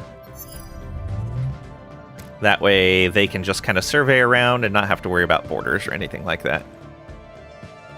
These guys will remain uncloaked since they can move faster that way. I wonder... 88 days on that snare. And it costs alloys and what? Alloys and energy. Okay. We'll wait for one snare and try to get some adult voidworms. We'll see how it goes. Space and move are all the way up there. Crazy. Communication received. All right, they are receptive. Ooh, I actually have some friendlies up here. Okay, yeah, both of those are supposed to be idle. Oh, our food production is really low now, too. Yeah, pops are just pushing that forward really fast. Orbital anomaly. Gravitational anomaly knocked our observation posts over Ulrike 1 out of orbit, causing it to briefly drop into the planet's lower atmosphere. While our crew are unharmed and our original trajectory has been restored, there are concerns that the station could have been detected from the surface by the Ralaketh. Only time will tell if we have been exposed to the locals, and to what extent that will impact their society. Continue observations. Increases awareness. The fleet is cloaked, so that's good.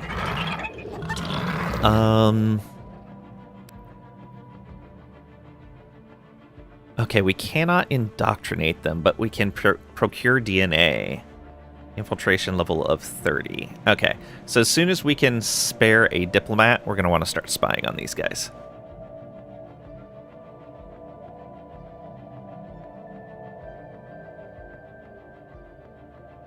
Wonder how much progress we gain. And if it's really worth it.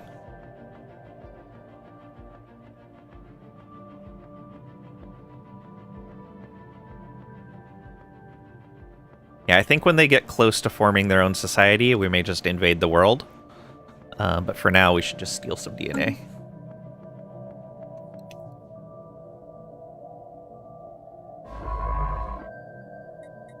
Gravity snare. We have surveyed the system. And then you come on up to here.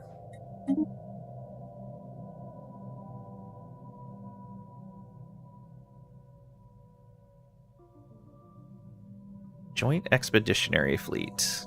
Only 1,100 strength. On the gravity snare is cloaked. Neat.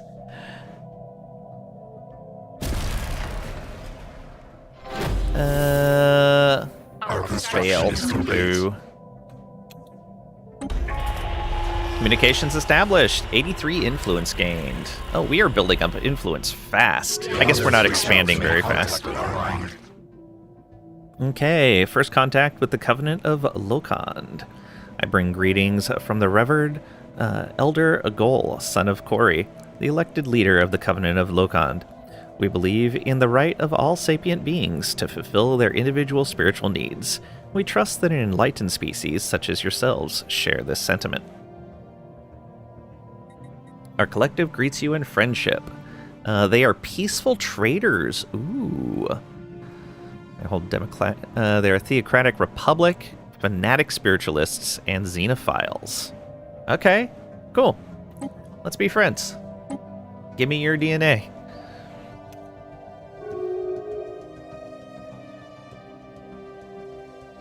The Vor are no longer a valid rival? Why?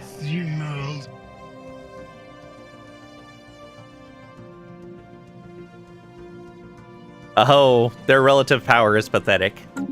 Well, I guess I know what I can spend my points on. Let's get some claims in here.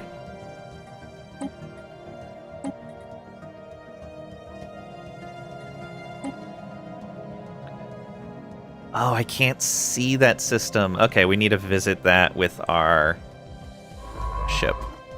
Which, actually... Oh, it's going all the way back up there. Okay.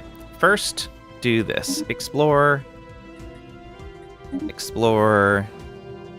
Explore. Yeah, that's fine.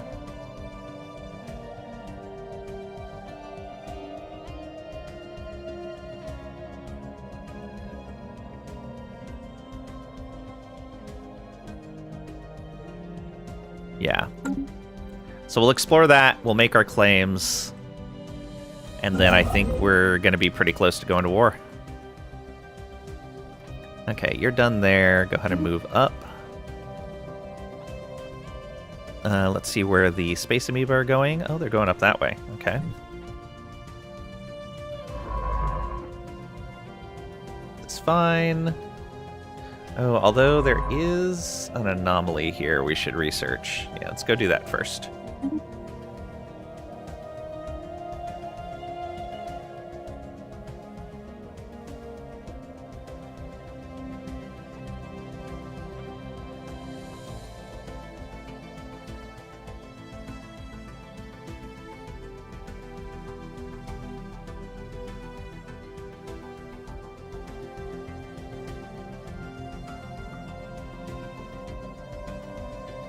Construction ship is okay, I think. Yeah. I guess we can move you over to here. Ladders to heaven. Primitive image capturing technology managed to record our observation post while it was in low orbit above Ulrike 1. Alongside eyewitness testimonies, these photographs have inspired some nations to build ladders to heaven in order to investigate further. While this is obviously a futile effort, competition between nation-states is having a destabilizing effect. Old tensions are flaring up in the race to complete the first ladder, fueled by national pride and scarcity of resources. If we can discredit their evidence of our own existence, we may be able to diffuse tensions before the situation gets out of gripper. Alternatively, this diplomatic posturing between pre-FTL political powers could be an interesting sociological case study, albeit one that comes with the risk of violent escalation. So we could continue our observations, and they might nuke each other. We get almost 2,000 society research, and it doubles the society output from the observation post, or discredit our proof of our existence. Costs us 200 energy. They increase awareness by 20, and we still get the nearly 2,000 society research. Let's do it. Discredit them. Okay. They are partially aware right now. That's fine.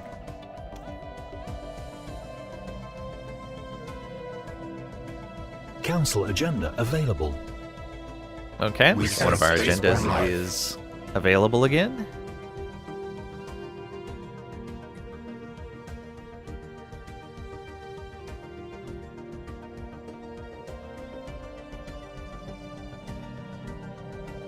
How are you? Silicon life forms. Some kind of burrowing silicon-based life form inhabits a vast network of tunnels beneath the barren surface of Monokiter 2A. As best we can tell, the creatures feed off rocks, and there's evidence to suggest that they possess a rudimentary form of intelligence. Their tunneling efforts have shuffled large amounts of valuable minerals to the surface. Intriguing. Add 3 minerals to Monokiter 2A. Okay, and so that is done. Go ahead and come on over here and survey. Got 2 more surveys to do here.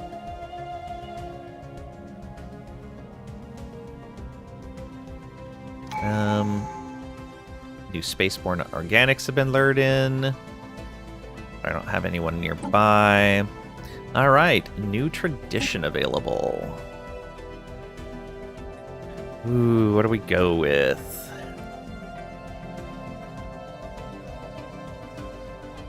We don't need more officials right now. Menial drone output could be good.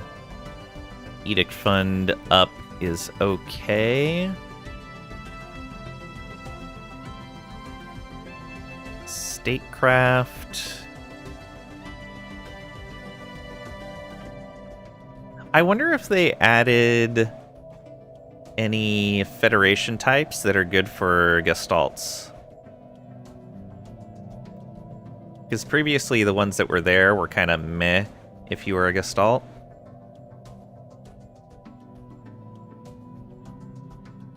Prosperity.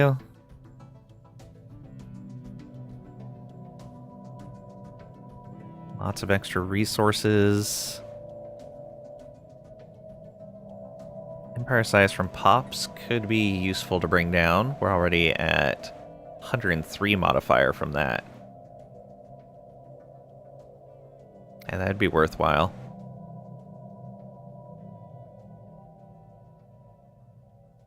Edict Fund. Stability, Colony Ascension.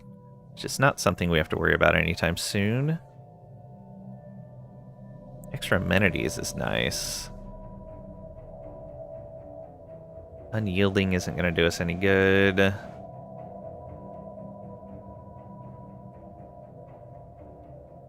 Oh, I just realized our next selection should be Biomorphosis. Biomorphosis. And it looks like we can take it. Yeah. We're not missing any requirements. Oh, let's see here. Archivism. No, I'm not too worried about any of that. Does give archaeology skill, though. Aptitude's all the leader stuff. Enmity and politics, I don't think I'm going to worry about.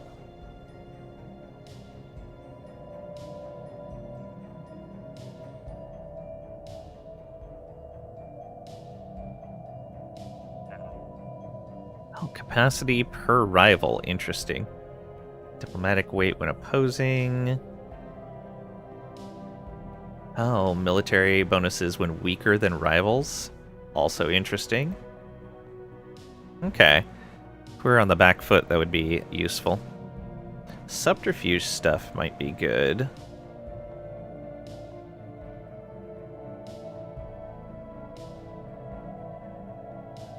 What are the bonuses there? Uncover secrets agenda. Code breaking.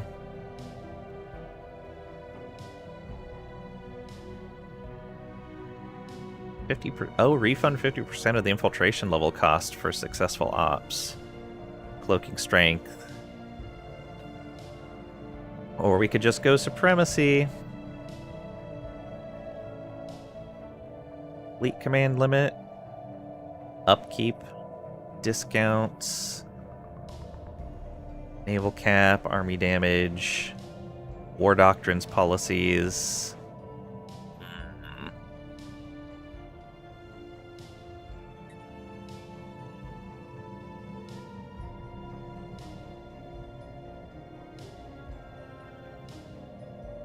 Big ones here would be the menial drone output and the empire size from Pops at the cap.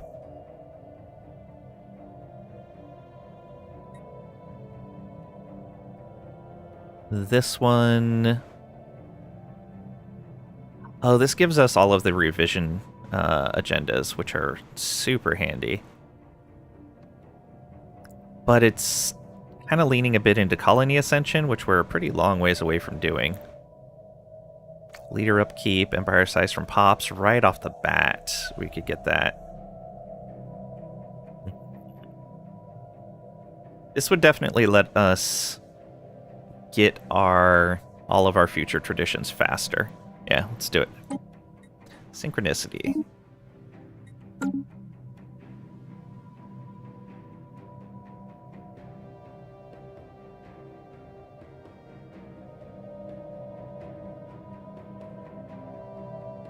We have surveyed the system.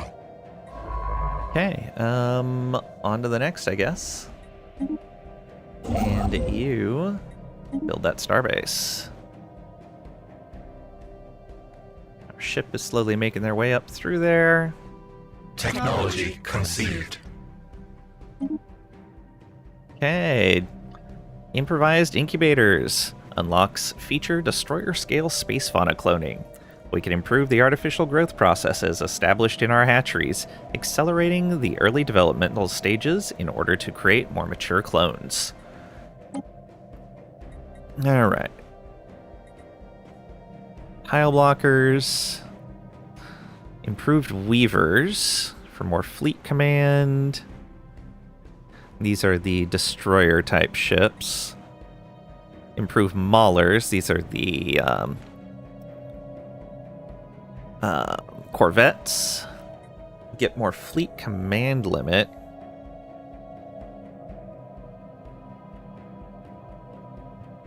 And fleet supremacy is ship starting XP, ship build speed, diplomatic weight from fleet power. Ooh. Tempting.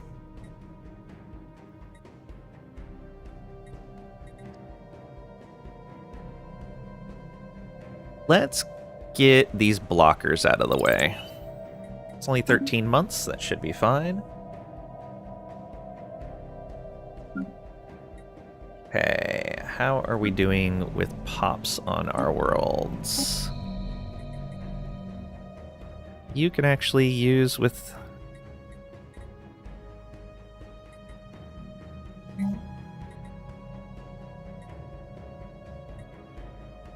Hive district? Yeah, that'll give us more housing. Give us a hive district. And we can't clear any of those right now. We'll be able to get those two later, though. And you don't actually have it. Oh, that's concert.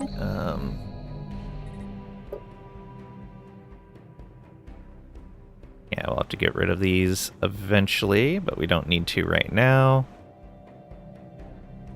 Oh, right, that's the cloaking array. It's like, what is that? 400 maintenance drones? Yeah, let's go ahead and build another synaptic node.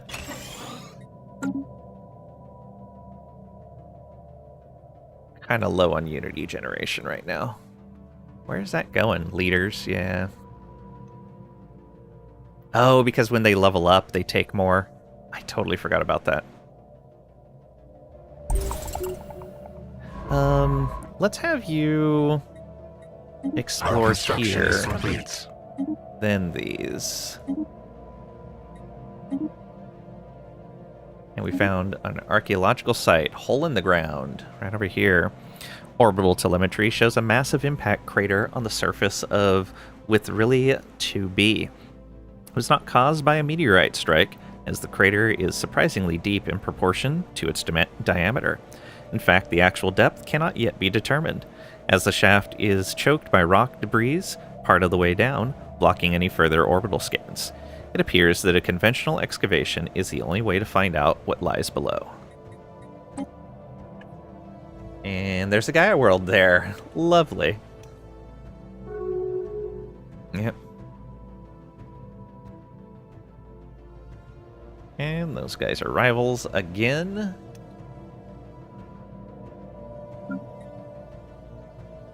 Oh, you. Research station and mining stations. And rivals again.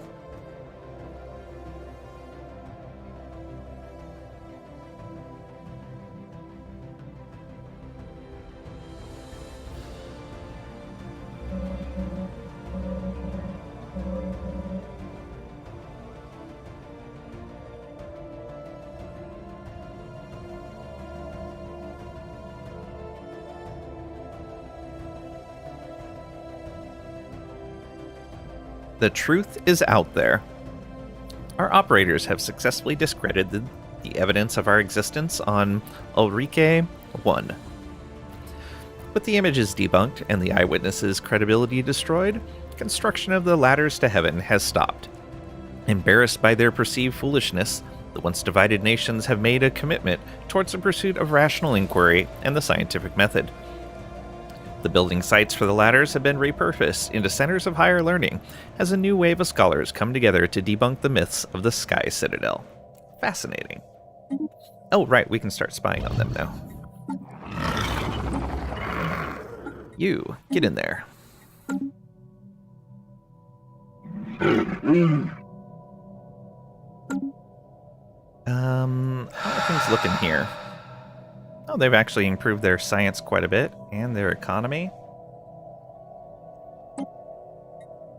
Well, actually, how closer?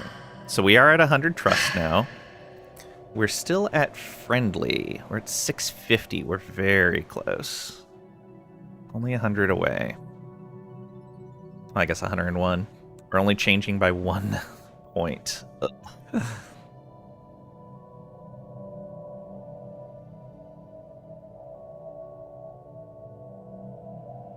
Actually, it might not get any better than that. I think improved relations is capped at 150.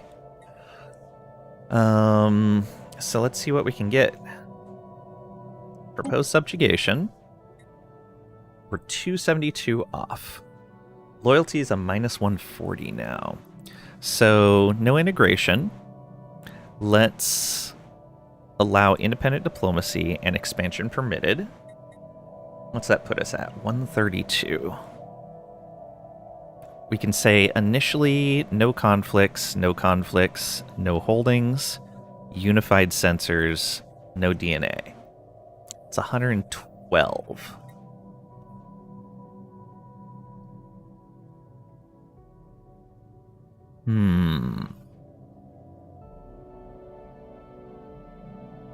What if we agree to give you some of this? Oh, wrong direction. Yeah, some of that. That took it down by 11, so even if we went to there, yeah, that's nowhere near enough. Or I agree to give you strategic resources that I don't have? Yeah, they know that I don't have any.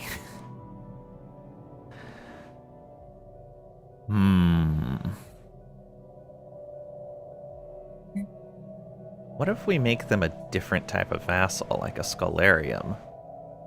Would they rather that? No, definitely not. Prospectorum? 135. 114 on a bulwark. Tributary, minus 93. So with a bulwark, well, let's go Scholarium first. Give you independent diplomacy. Defensive wars. No holdings. Unified sensors. Now you're still off by a ton. Wait, you were better by default, weren't you?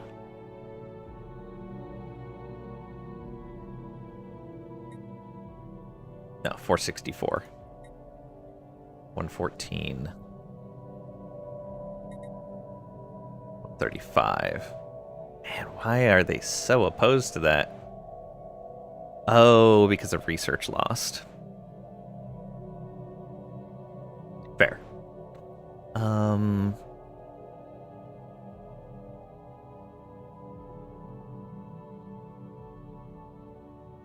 So if we do that, we would have to give them basic resources.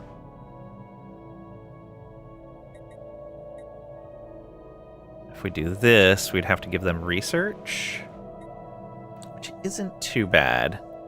Could we make that happen? No holding, unified sensors. How close is that? 10 away. So if we say initially you don't need to come into our conflicts, you would agree.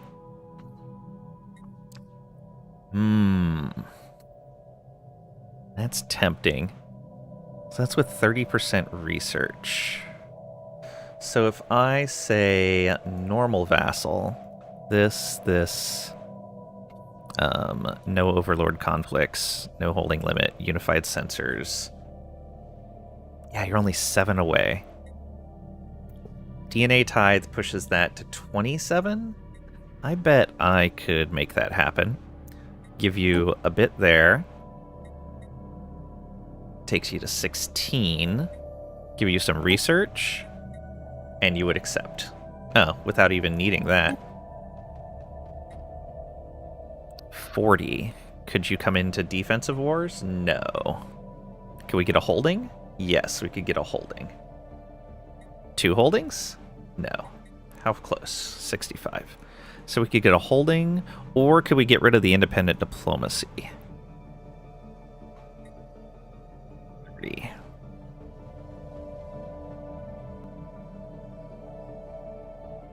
So we want a holding.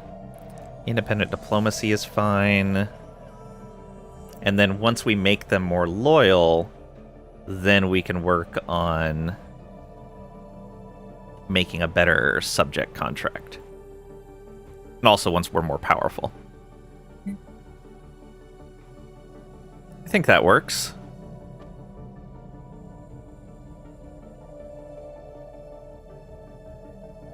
Yeah. And will let us collect some DNA from them.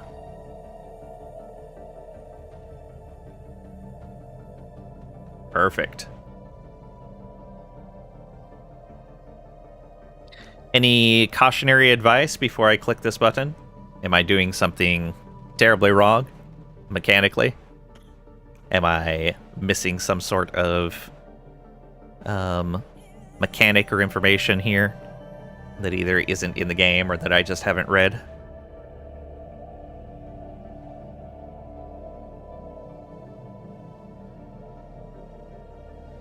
Yeah, I think that's going to work.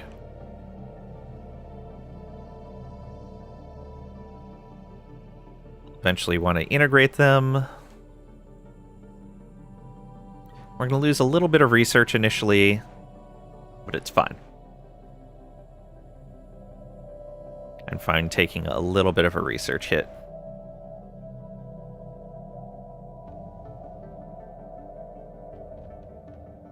We're going to start at minus 30 loyalty. We're going to gain 2.35 a month.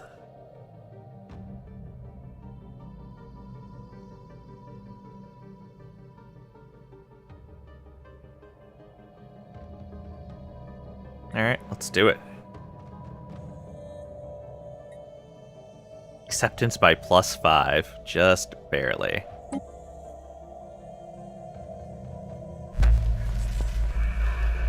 Spy network formed on pre-FTL world. After carefully studying the inhabitants of Ralaketh civilization, we have learned how to adapt our drones to replicate Ralaketh behavior. Spy Master Nimble Loper is one such drone, the head of our first spy network on a pre-FTL world. With careful planning, we will be able to subtly influence this society to suit our needs while keeping our presence hidden.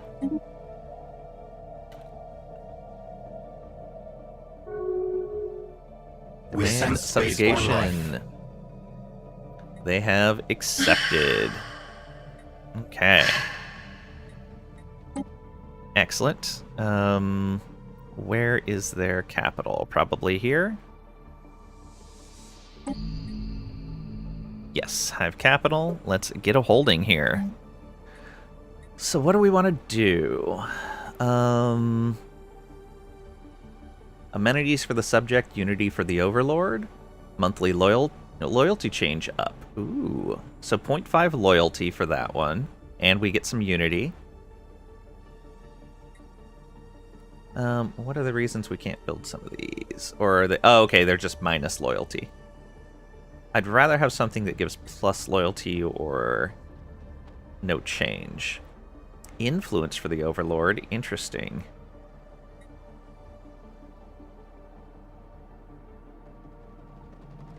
Okay, orbital stuff. Overlord garrison. Oh, based on armies that we station there. Satellite campus. Subject minerals into research points for the overlord and the subject. Interesting. Which would actually, by increasing their research, would increase how much research we have to pay to them as part of our contract. So I would say no on that. Defense platform limit. Okay. Yeah, we're going to go for that very first one, the aid agency. So we employ 200 of their workers, and they produce amenities for themselves and unity for us. And we will get an additional 0.5 loyalty change. All right. Archives, heavy industry. They are fully built out on all of their districts. A little bit of unemployed pops, but not that bad. Okay, they are belligerent right now because they're -2 loyalty. That will change in a month. Yeah, that should be fine.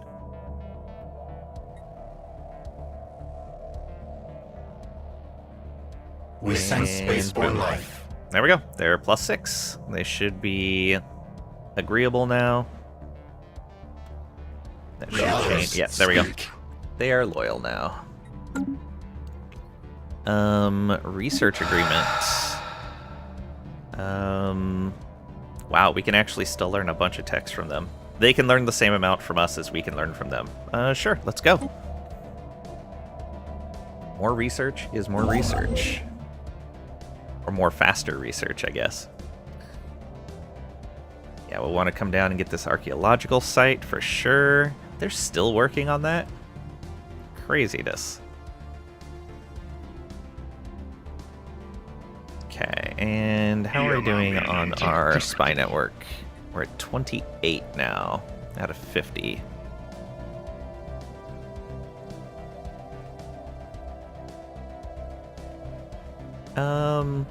We'll wait a little bit, see if maybe we can get a good encryption technology or something before we push on that. We're not at the cap, so it's fine.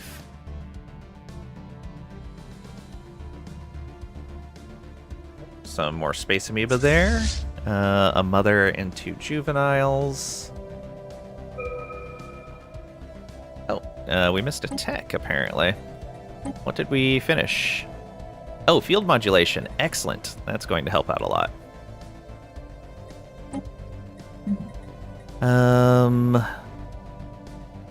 Capacity subsidies.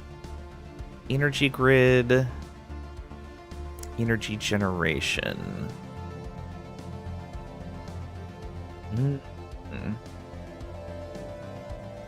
Okay. Still don't have the stuff for the research complexes. The blue lasers would be nice. I think I'm going to keep going energy-wise. Let's lock that down.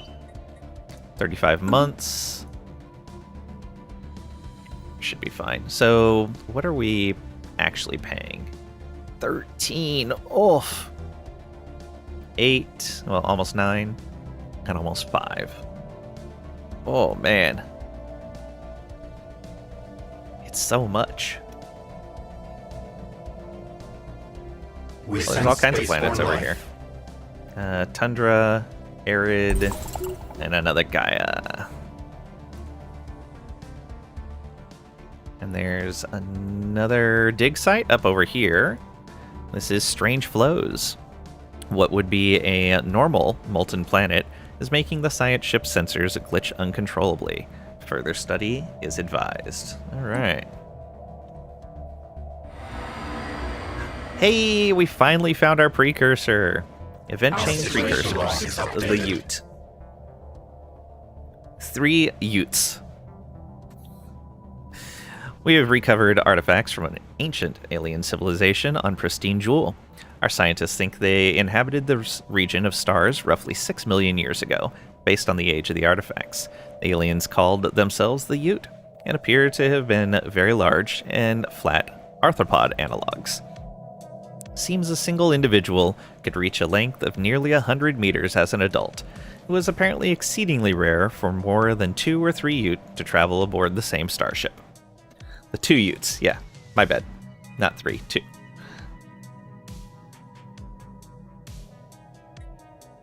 Okay, we get the precursors, the Ute, events chain, and we get 50 minor artifact.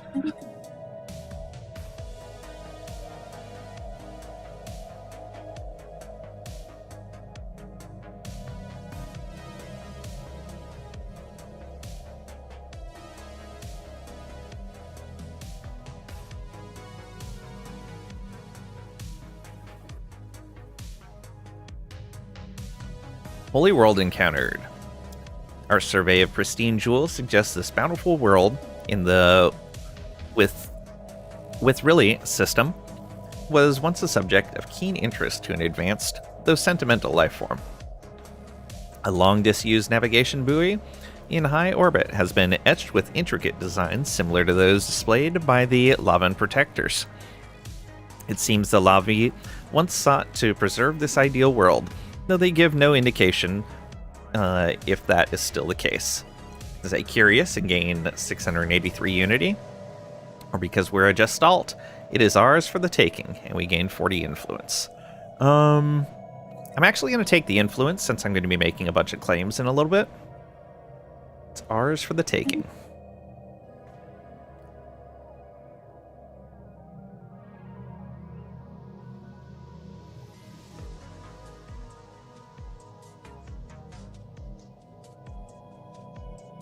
Void worms there. How are our void worms doing? Oh, look at all these amoeba. 141 months till you can grow. These guys are just growing like crazy. You always have some exceptional space amoeba now. And another epic.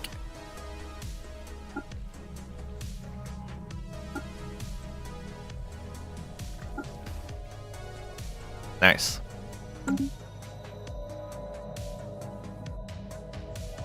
Technology conceived. Alright, we can remove dense jungles now. Hop growth, edict fund. Ooh, the eco simulation is really tempting. As much as I would like that pop growth, let's get the food stuff unlocked. Also, I keep forgetting to look at our edicts again. Yeah, it's just food. So nothing I want to mess with yet. I guess I should build a base up right here as well, just in case these guys get hostile. It'll guard our core a little bit. Go. Ooh. We sense spaceborne life. And what do we got? Space amoeba attracted there. Juvenile void worms, 4 space amoeba mothers, and 2 regular space amoeba.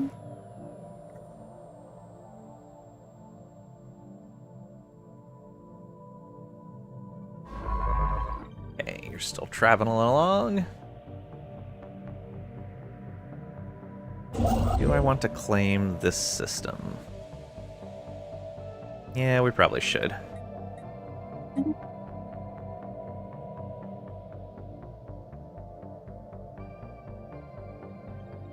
$4 3/4 a month.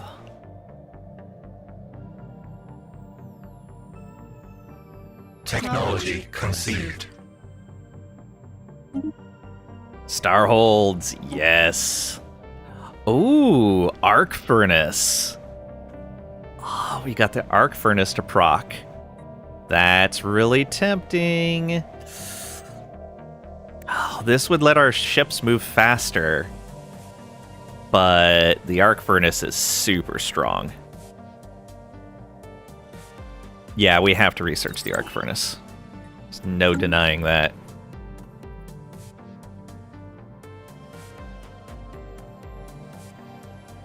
Well, I'm going to be set on alloys forever and ever. And minerals.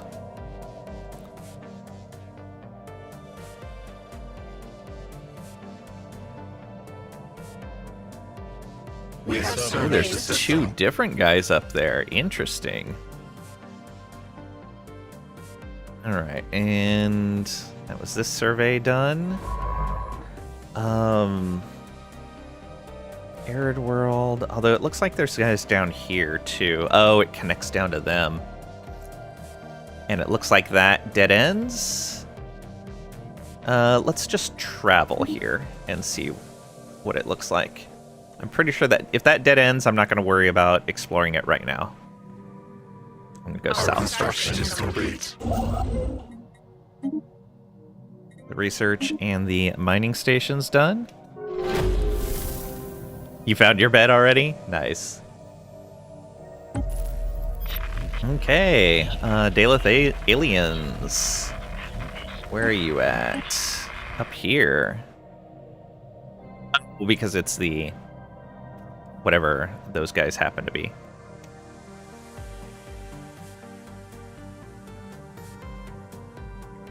It does not dead end up here. Okay.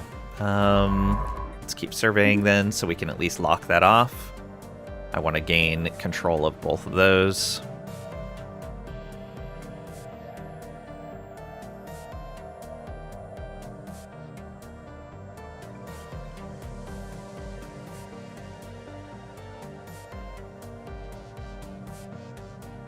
Technology conceived. All right, there's our eco simulation done. We have one of those blockers. Get the maulers or the weavers upgraded. Colonial centralization, that's what I've been waiting for. Yes. Only 29 months. That gives us another scientist, so we can put another ship out there. And we can build our hive nexus on our colonies. Which reminds me, I keep forgetting to check for a good general. That's repairs, that's FTL. Nope. Keep looking.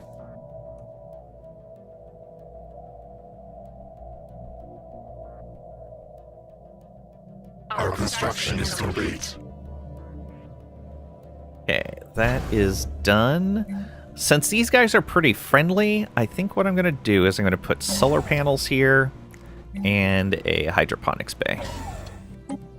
And if we look like we're going to have conflict from this direction, we'll retrofit the station. Also, we should be able to upgrade these, right? Ooh, we need more food, and because we're not making a lot, it's not progressing very fast. Okay.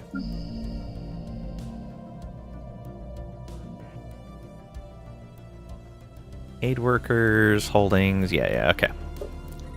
Let's see, we're getting the benefit there. And these guys already have 100 loyalty. Okay. They're belligerent, though. Oh, for their diplomatic stance, okay.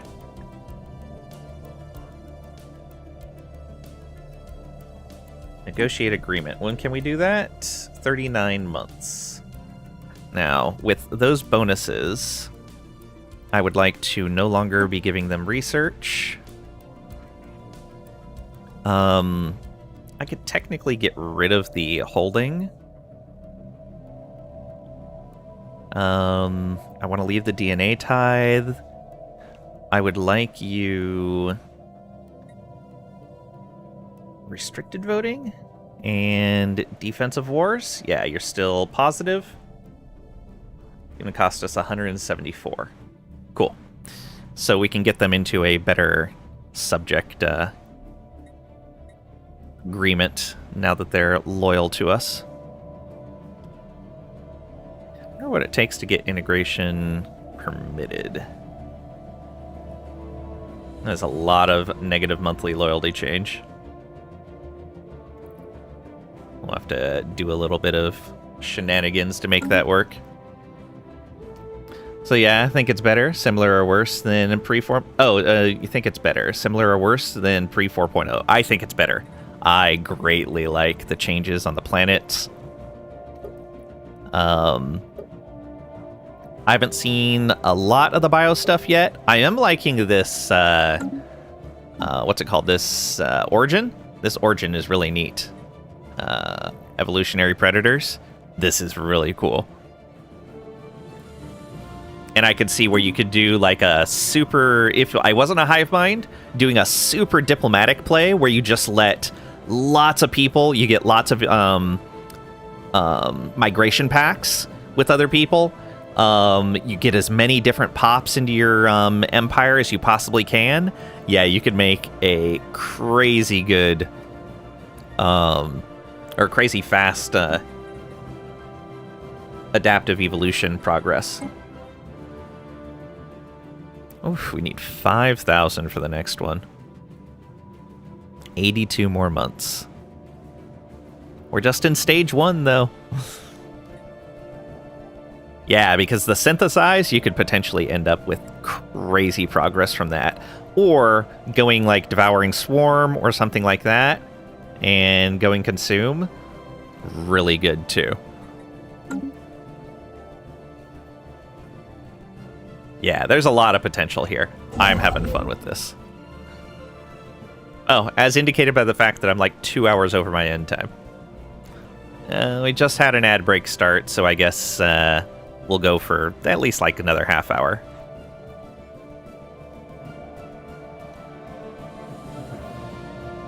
Oh, they got some sort of problem there. Another 2 hours? I don't know about that, Pat. Okay, we're able to see all of that stuff now. Go ahead and come on down here. Okay, compromise, another 6. Compromise, I end right now. That's how this works, right? We have found an anomaly. We have surveyed the system. Okay, guess we'll push up to here. What are these? Arids and savanna worlds. Man, it's a 22 size planet there. End time. I didn't hear no bell. You may want to listen more closely there, Craig. Right? First contact.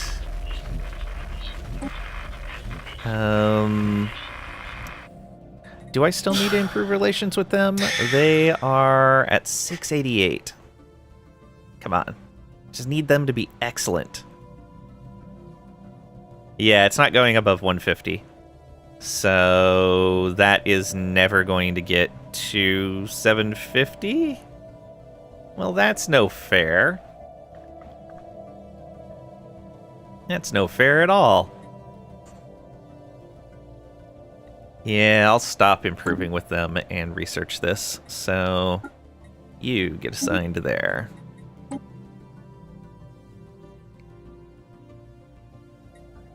Science ship over here. Go ahead and research that anomaly, please. And you go ahead and build that starbase outpost.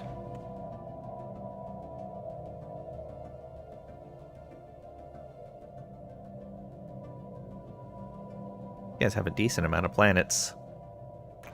Yeah, it's one of the things we're falling behind on is planets we can colonize. Like, look at all this. All this space we know about, and all we're finding is holy worlds. We kind of got hosed on available planets.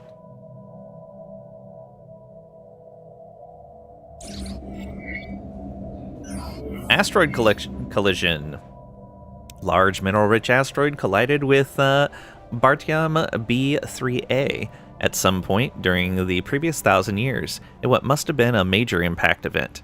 An abundance of minerals can now be found on the moon in the vicinity of the impact crater. A fortuitous event. 3 minerals on that moon. Let's come down here and build a starbase. Hopefully building a starbase there doesn't concern these guys. I'm pretty sure they only care if you colonize the world. Starbase should be fine. Our construction is complete. That's 7 energy. Very nice. Oh, we don't have the food. Ugh. What a pain. Let's see here. You.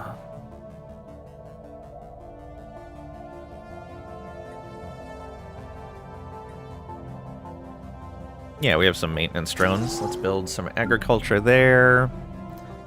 And we can build some ag here as well. Or do we want to keep it? Oh, we can't keep it focused on that. So yeah. Let's build one of these.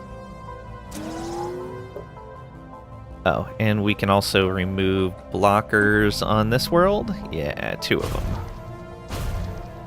There we go.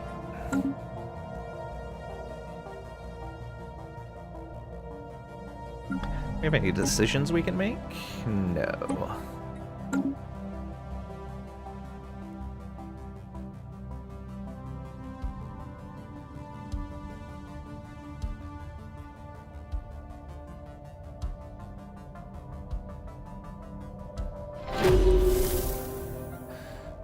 Okay, another first contact. Keep going. And a level up for Craves Proteins. Our scientist. You are also an explorer. Go, go, go.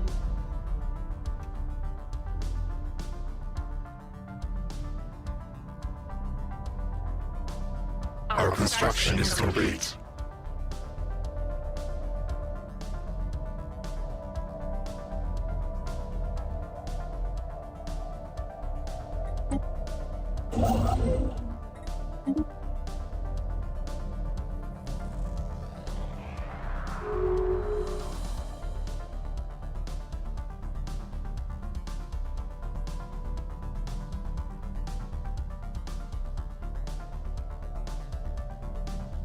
Another rivalry going out. Council agenda ready. Ooh, nice. So, we don't have any negative ruler traits, so that's fine.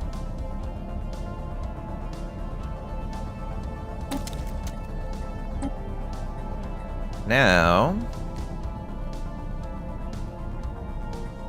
do a revision on one of these guys. We could get amenities.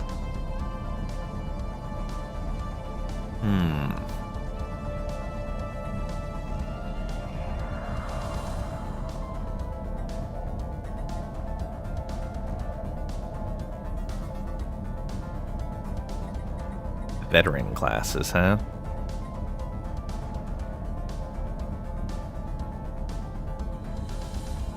Ain't no bell, ain't no end.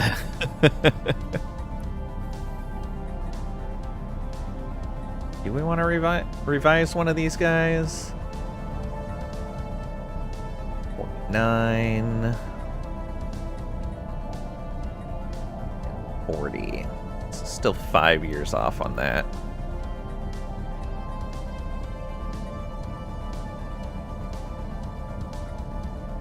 I don't think I want to do a revision. So let's get the amenities. Be handy for those colonies. We have surveyed the system. Alright. Go, go, go. Our construction is complete.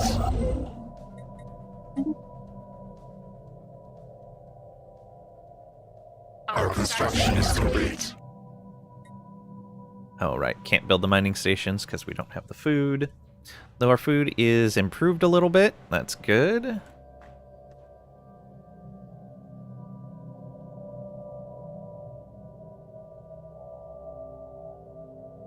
We have cleared a blocker.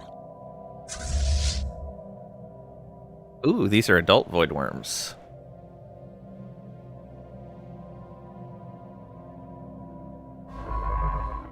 You're done there. Go launch a gravity snare. Oh, the Vor are strong enough to rival us again? Still pathetic. But yeah, we'll take the extra influence. Why not?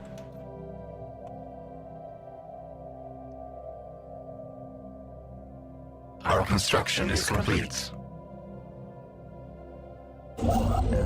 Grab more energy, and now we have exotic gases within our territory. Conflict, what is it good for? A war has broken out on Ulrike 1. In recent years, certain factions on the planet managed to accrue enough wealth to monopolize the means of production. In turn, others revolted against the growing inequality. Now an all-out class war has broken out. It is a dark time for Ulrike 1. This will have lasting consequences. Will remain impartial in their political affairs. Gain more observation insight progress and some society research. Hands-off approach for 2 years. How is our spying doing? We are at 25. We need 30 to procure some DNA.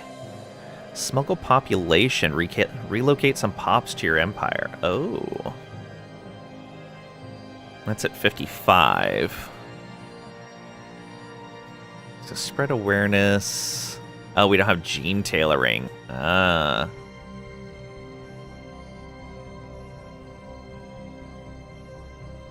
So that makes all of that harder.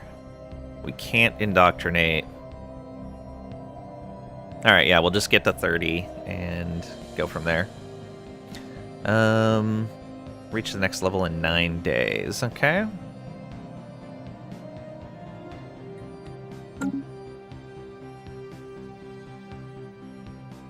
We have cleared a blocker. Alright, born in moats. Let's get you infrastructure upkeep, sure.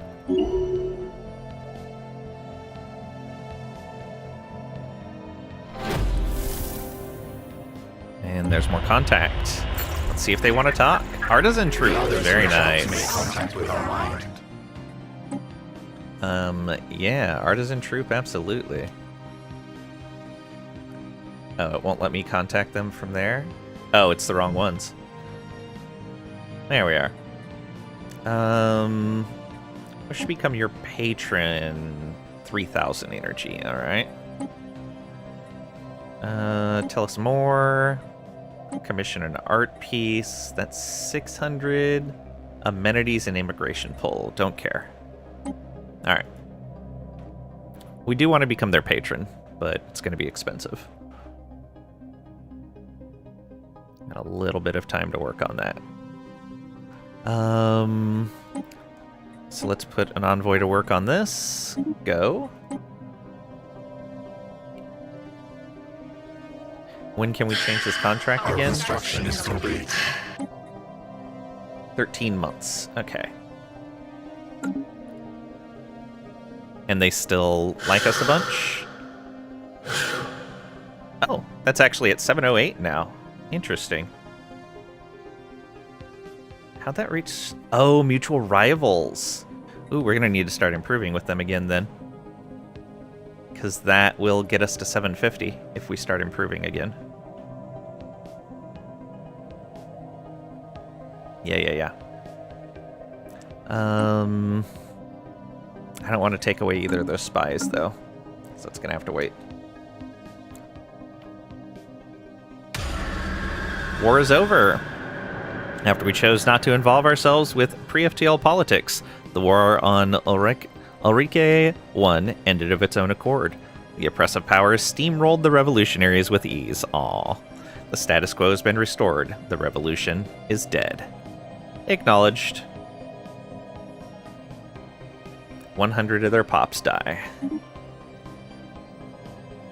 Where are we at there? We're at 26 now. Next in 15 days. Are you done? You're done. Move on up to here. Build those mining stations. Oh,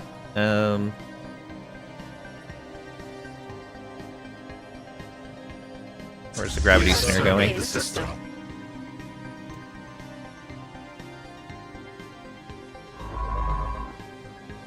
Going after them, hopefully. This survey's done. Keep going. We sense spaceborne life. No, and we gotta go one further over here.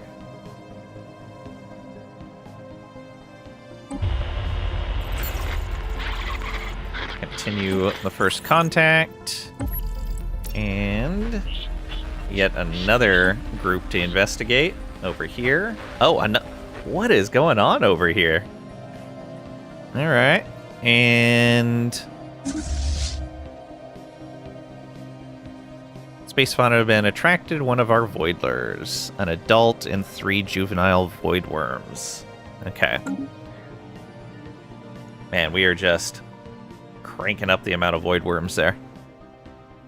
Bad news for anybody hostile with them, that's for sure. 91 days on that snare. Attempt failed. Aw, boo. Let's go ahead and go survey. Our construction is complete. Get some more mining stations. Then we'll have one more outpost to build, and we'll have blocked all this off. A tundra and an arid world down there. Maybe we can get something out of those. I'd like to be able to use that 22 size arid world there. But we don't quite have enough. Technology conceived. Oh, more tech. Hey, we can have another scientist. All right. Ceramo metal infrastructure.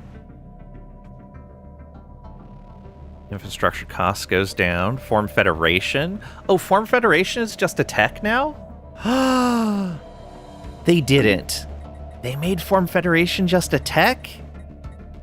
So what do you get? Oh, I can't see it now. I greatly dislike that you cannot always look at the list of traditions. You should always be able to look at the list of traditions. Paradox does this in so many little places where it's like, oh, you don't qualify for this thing, so you can't know anything about it. And it's in the weirdest places where they do it. Because it's not everywhere that they do it, it's just some places. It's very odd. Okay. Oh, that's really neat, though. Form Federation is a tech now. I like that. It means you don't have to take the Federation perk. That'd be weird, yo. Sometimes, yeah. In general, though, it's fine. I think I'm going to take naval capacity. Because it looks like we're going to be going to war soon. Yeah. Food changes are okay? Yeah, I think the food's great. Need to play a run soon? I highly recommend playing these guys. Whether you play a Gestalt or not, Evolutionary Predators is a lot of fun. It's really neat. Correctional bisection agenda. Oh yeah, that's fine.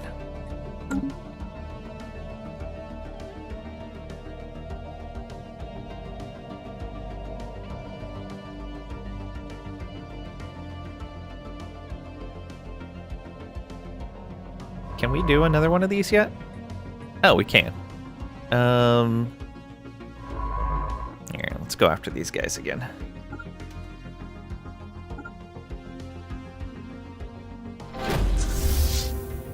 So that's an adult. If we can get an adult, that'll really help our efforts.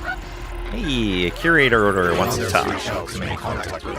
Yes, curators. That's where we want to spend our money. Curators. Can you aid us in our research? Yes, worth. We pay more upkeep for our brain drones, but we get more research speed. Done.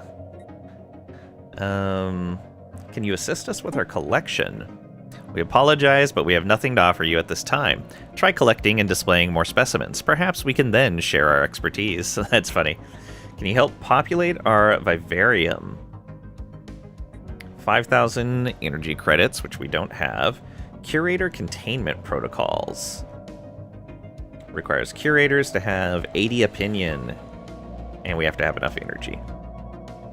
That gives fauna capture amount +1 and fauna capture chance +10%. Ooh, that is nice. Fundamental principles of knowledge. We need 50 opinion with them. We'll get that just through doing the research packs. I don't think we need to pay for the mysteries. Yeah, we're not going to pay for mysteries. Science ship down here. All right, you have seen what you need to see. Go ahead and go back to Auto Explore. I wish it would remember your last automation settings for a particular ship. Anomalies, special projects, go. And of course, you're going up to there. Oh, awareness decreased. Very nice. How are we doing espionage-wise? We're at 29, 74 days till the next. Almost there. But yeah, Trisha, if you want to do a multiplayer run, just let me know. I'd be up for it. Courier Orders Trust changes by +10. Ooh, nice. Received information that you have built a grand archive capable of supporting attendance on a massive scale. This is a commendable initiative in sharing our galaxy's history with all who seek such knowledge. We share common goals in this respect. We are interested in helping you pursue this endeavor. Continue to expand your collection, and we will in turn offer our support however we can. Gonna be so swamped next few weeks? Yeah, I figured so. We're getting into mid-years? Yeah. I figured. But I wanted to offer. Technology conceived. All right, I got the global energy management now. Very nice. I still don't want to unlock this because we don't have access to the exotic gases yet. So let's go with the improved deflectors. And that means that over here... Oh, right, we can upgrade this. Yes. More jobs. More jobs.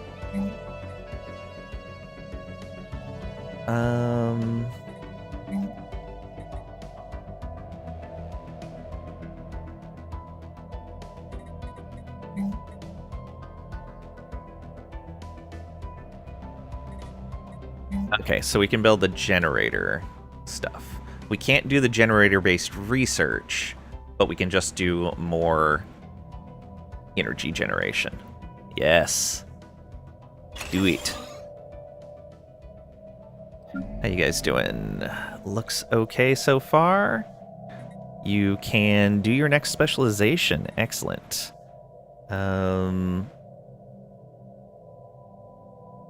Why can we not do this?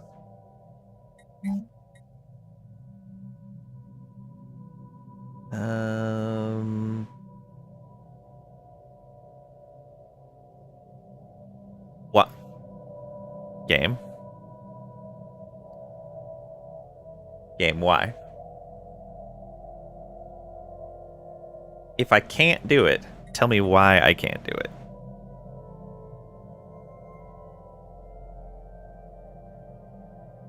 I have the minerals. I'm guessing I don't have the population. Oh, there it is, right at the very bottom. But it doesn't have a check mark or X next to it. Sapient pops greater than or equal to 2,500. We're very close. We're at 2,401. Yeah. So we're very close on that world. Little ways off on that world. All right, that's fine. We can do the other specialization though.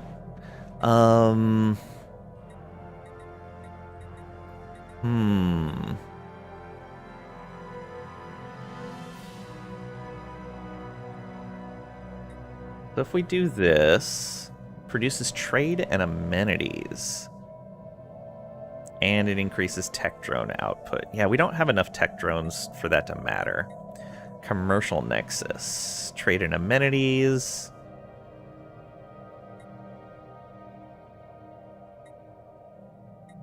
Oh, I see. No matter what, logistics drones provide trade and amenities. So 50 jobs there for each of those. 100 for that. Naval cap, stability, defense armies. I think maybe I should just stay focused. Keep it as an admin hub. Sounds like a plan.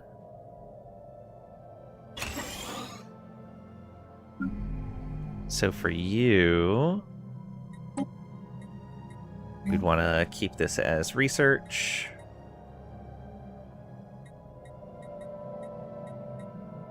Yeah, generic research. Ooh, the adaptive evolution situation progress is only +1 because there's nothing more to discover here. Sad.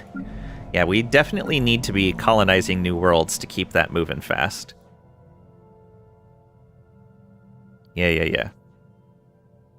Okay, cool. So we've got our second enclave going on our 2 other planets.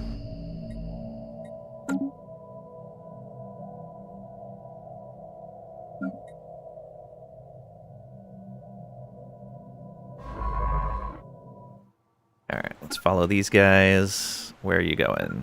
Over here? Our construction is complete. Gravity snare! Alright. Where are you done? Over here. That's a 50% world. Yeah. Not happening. We can go up here, though, and see what's going on. Then send the scientist up there after... Galactic parasites. Oh. Good thing I tried to capture these guys. One with Steve is under attack. A large group of void worms is in orbit of the colony, bombarding it with parasitic cysts. Each cyst contains a toxic spore that is extremely deadly, not only to our colonists, but all life. Once ingested, it rapidly gestates into a nymph that will emerge violently and completely destroy its host.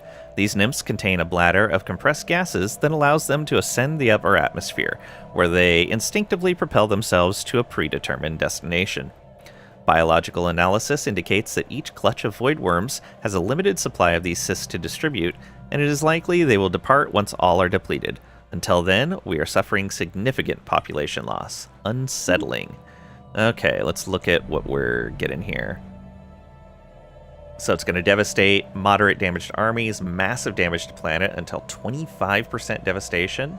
Moderate damage to pops will not kill the last 1,000 pops. Oh no. Yeah, let's get our guys over there then. 2,300. Oh, this is going to be a close fight. Unless we capture them. Let's come on over here. While we're waiting for the net to go. Our science vessel is lost. Oh, our scientist got killed? That's BS. Is the net still going to capture? Come on, get him. Our Get construction him. is complete. Get him. Ah, it failed.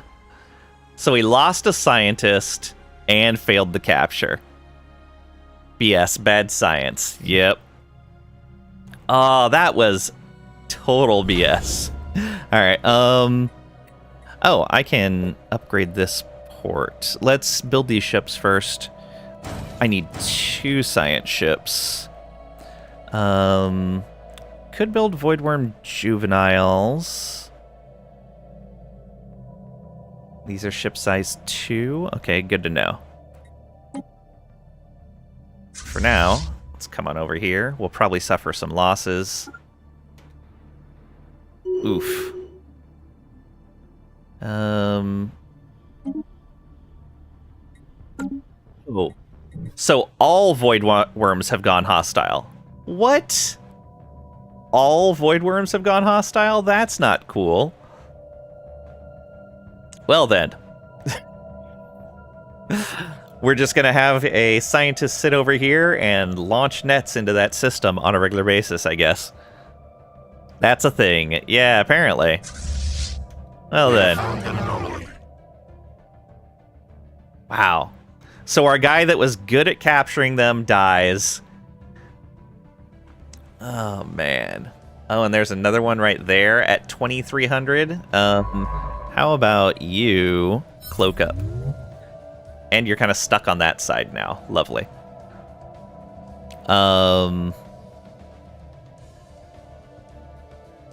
Blame Trisha, she's in charge. Yeah, exactly. We are going to kill some of them at least. And we might be able to res them as part of the fight. Okay. So yeah, they destroyed that station.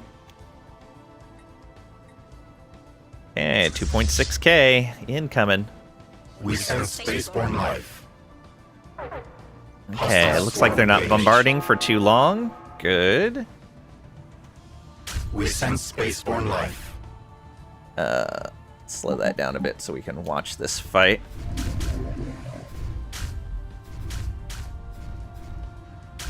And we're tearing them apart pretty fast, actually. Surprising.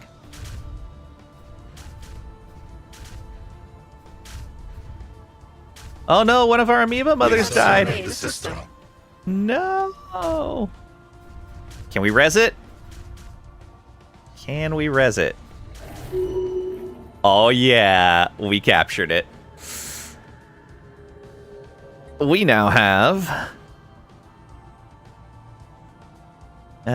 is it this one? No, this one. Yeah, Voidworm Troika. Trolka? Troika. Let's see if we can do the same to Trisha. Wow, rude.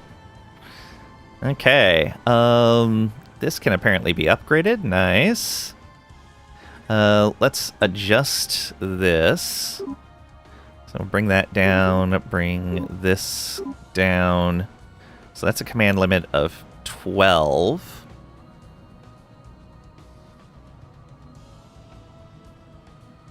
But then we also have that gigantic thing. Just got your new Italian leather extra. Nice. Well, just ordered. Congratulations. So we're at a 6k fleet strength now. Let's go tell these guys to upgrade. I wonder if that left a research project. Oh,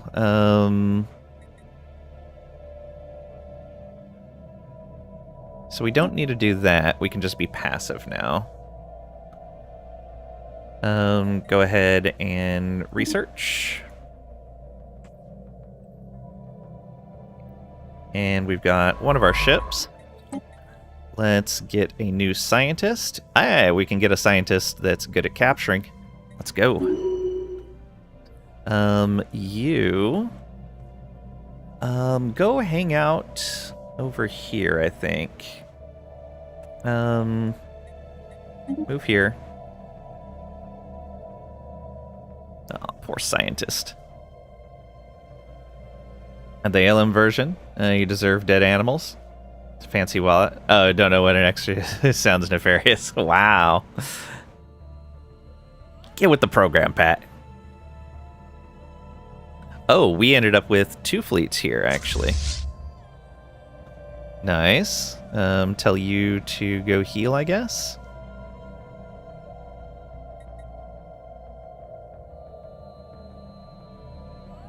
Blue class Space Amoeba Mother.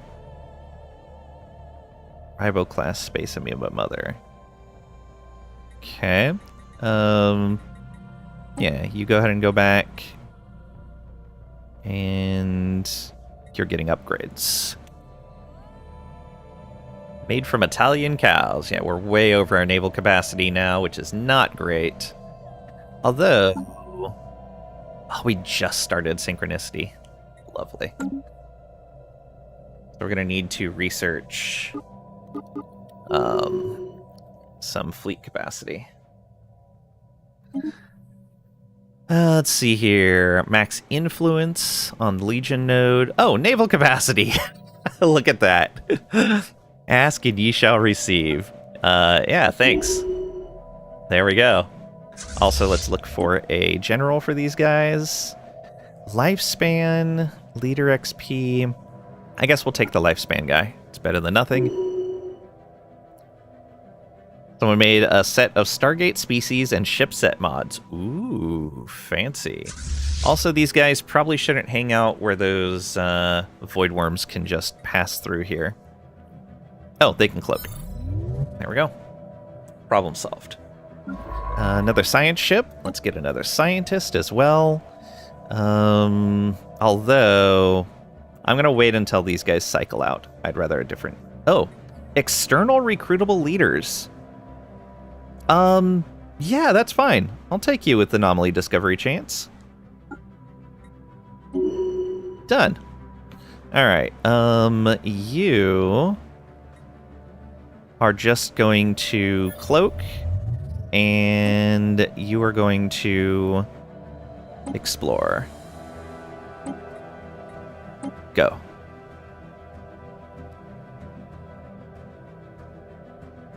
thought it was made from fancy Italians. Wow. Those guys should not hang out. Wow. Look at you being condescending to other species. How would you like it if they said the same about you on Twitch? Huh? Not so nice, is it now? What did I even say that about? What was I even talking about when I said that? Those guys should not hang out. Was I talking about our transport fleet? If so, I was meaning they shouldn't hang out in this system because they're in the path of potential hostiles.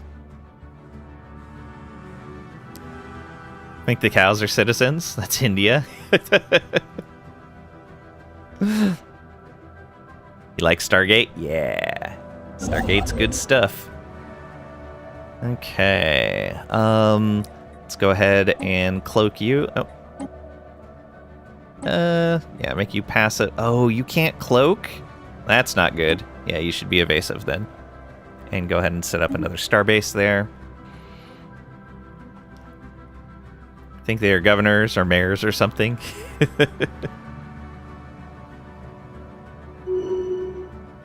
Conquest focus.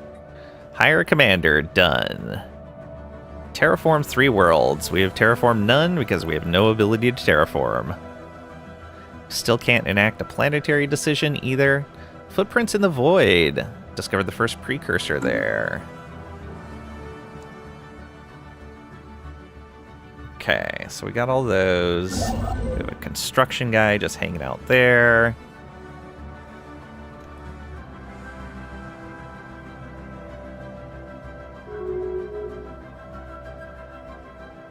Okay, rivalry invalidated. Aw. Oh, because our fleet strength just went up so high. Yeah, that makes sense. Oh, and we just got more space amoeba mothers. Nice. Oh yeah, this is gonna be great. Let's get all these guys over there. First contact with someone. Interesting. And I do have you available. Oh, we should be able to change our agreement here. Ooh, that went down to 523 all the... Oh, because we're no longer rivals with the same guy. Whoops.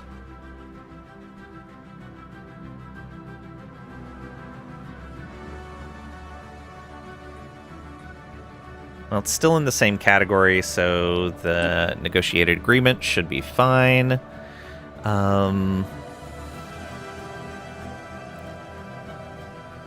So if we wanted integration permitted, could we pull that off? Do none there.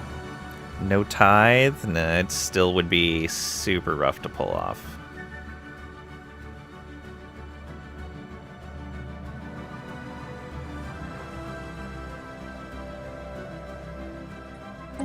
Reset. Oh, that's not reset the way I want. Unified sensors. We'll keep the holding limit for right now. No research. Expansion permitted. There is no galactic community right now, so keeping that should be fine. Which means I could probably do something else. Bring them into our offensive wars? No, that's too much.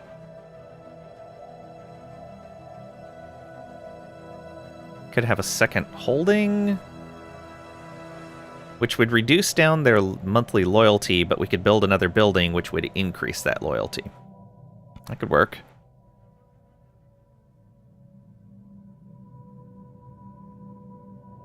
Or we could try to change their subject type to Scholarium.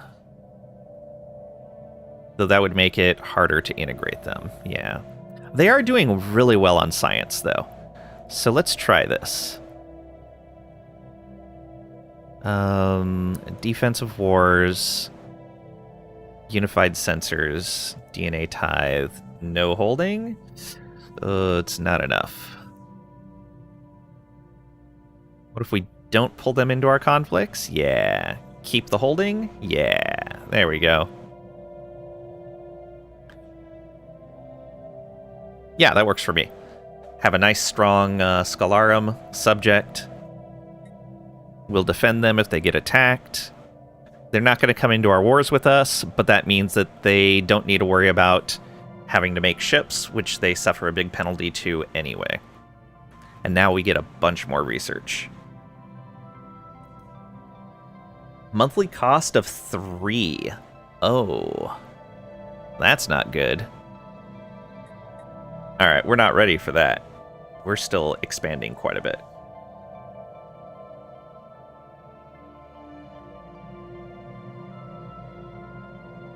Yeah, we can't do that.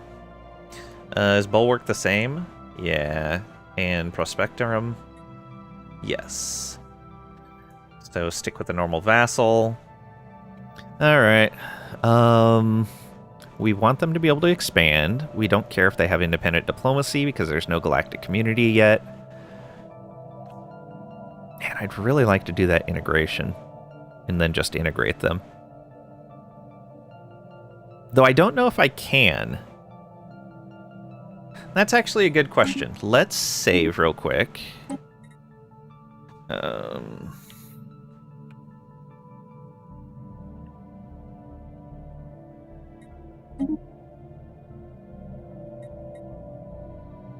Okay, and we're going to test out... I'm not keeping this. We're going to reload from there. I want to see if, as a hive mind, we can actually integrate them. I have a feeling we can't. Independent expansion will come into all of your wars. And we'll give you research. There we go. So we do this. Get them to agree. Abandon cargo pod. Well, I guess it doesn't matter. We're not keeping this. Okay, so they have agreed to the change. Yes. So, if we look at integrate subject, it has to be a subject for 3,600 days. Okay. So we can integrate these guys. Not sure if I'd want to integrate them or make them a Scalarium. Both are pretty good. Yeah, because their fleet's not that strong, so they're not really worth keeping that. They do have a megastructure here. What do they have? They have a Dyson Swarm array in there. Oh, they must have started with that. Okay.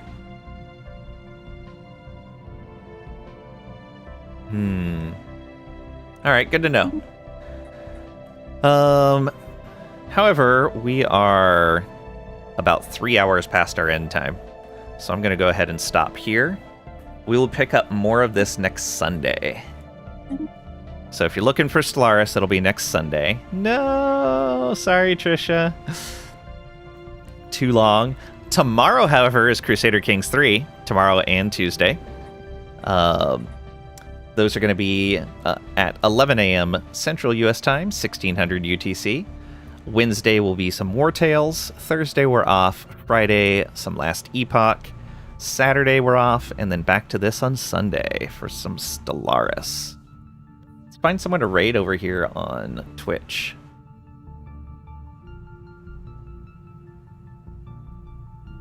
Anyone on my list playing this? Poemu's playing. Ooh, he's playing the Wilderness Civic. Yeah, let's go visit Poemu. He's great. Usually plays a bunch of EU4, usually the Anbanar mod, but is doing some Stellaris right now.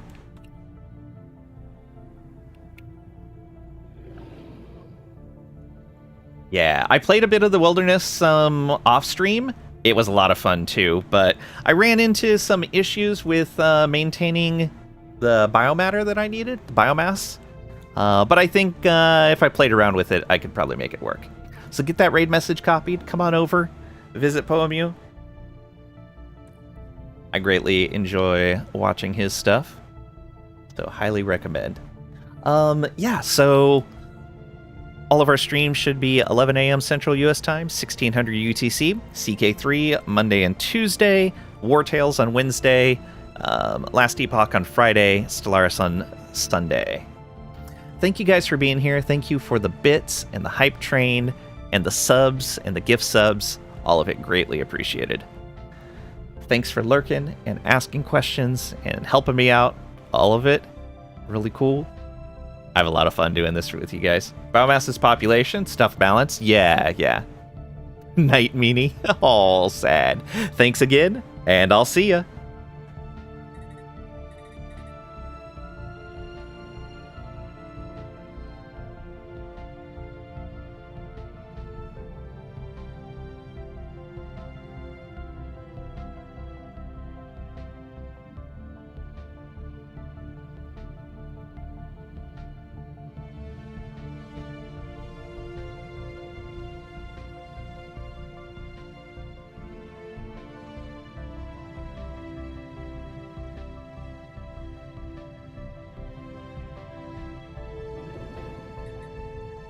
Mm-hmm.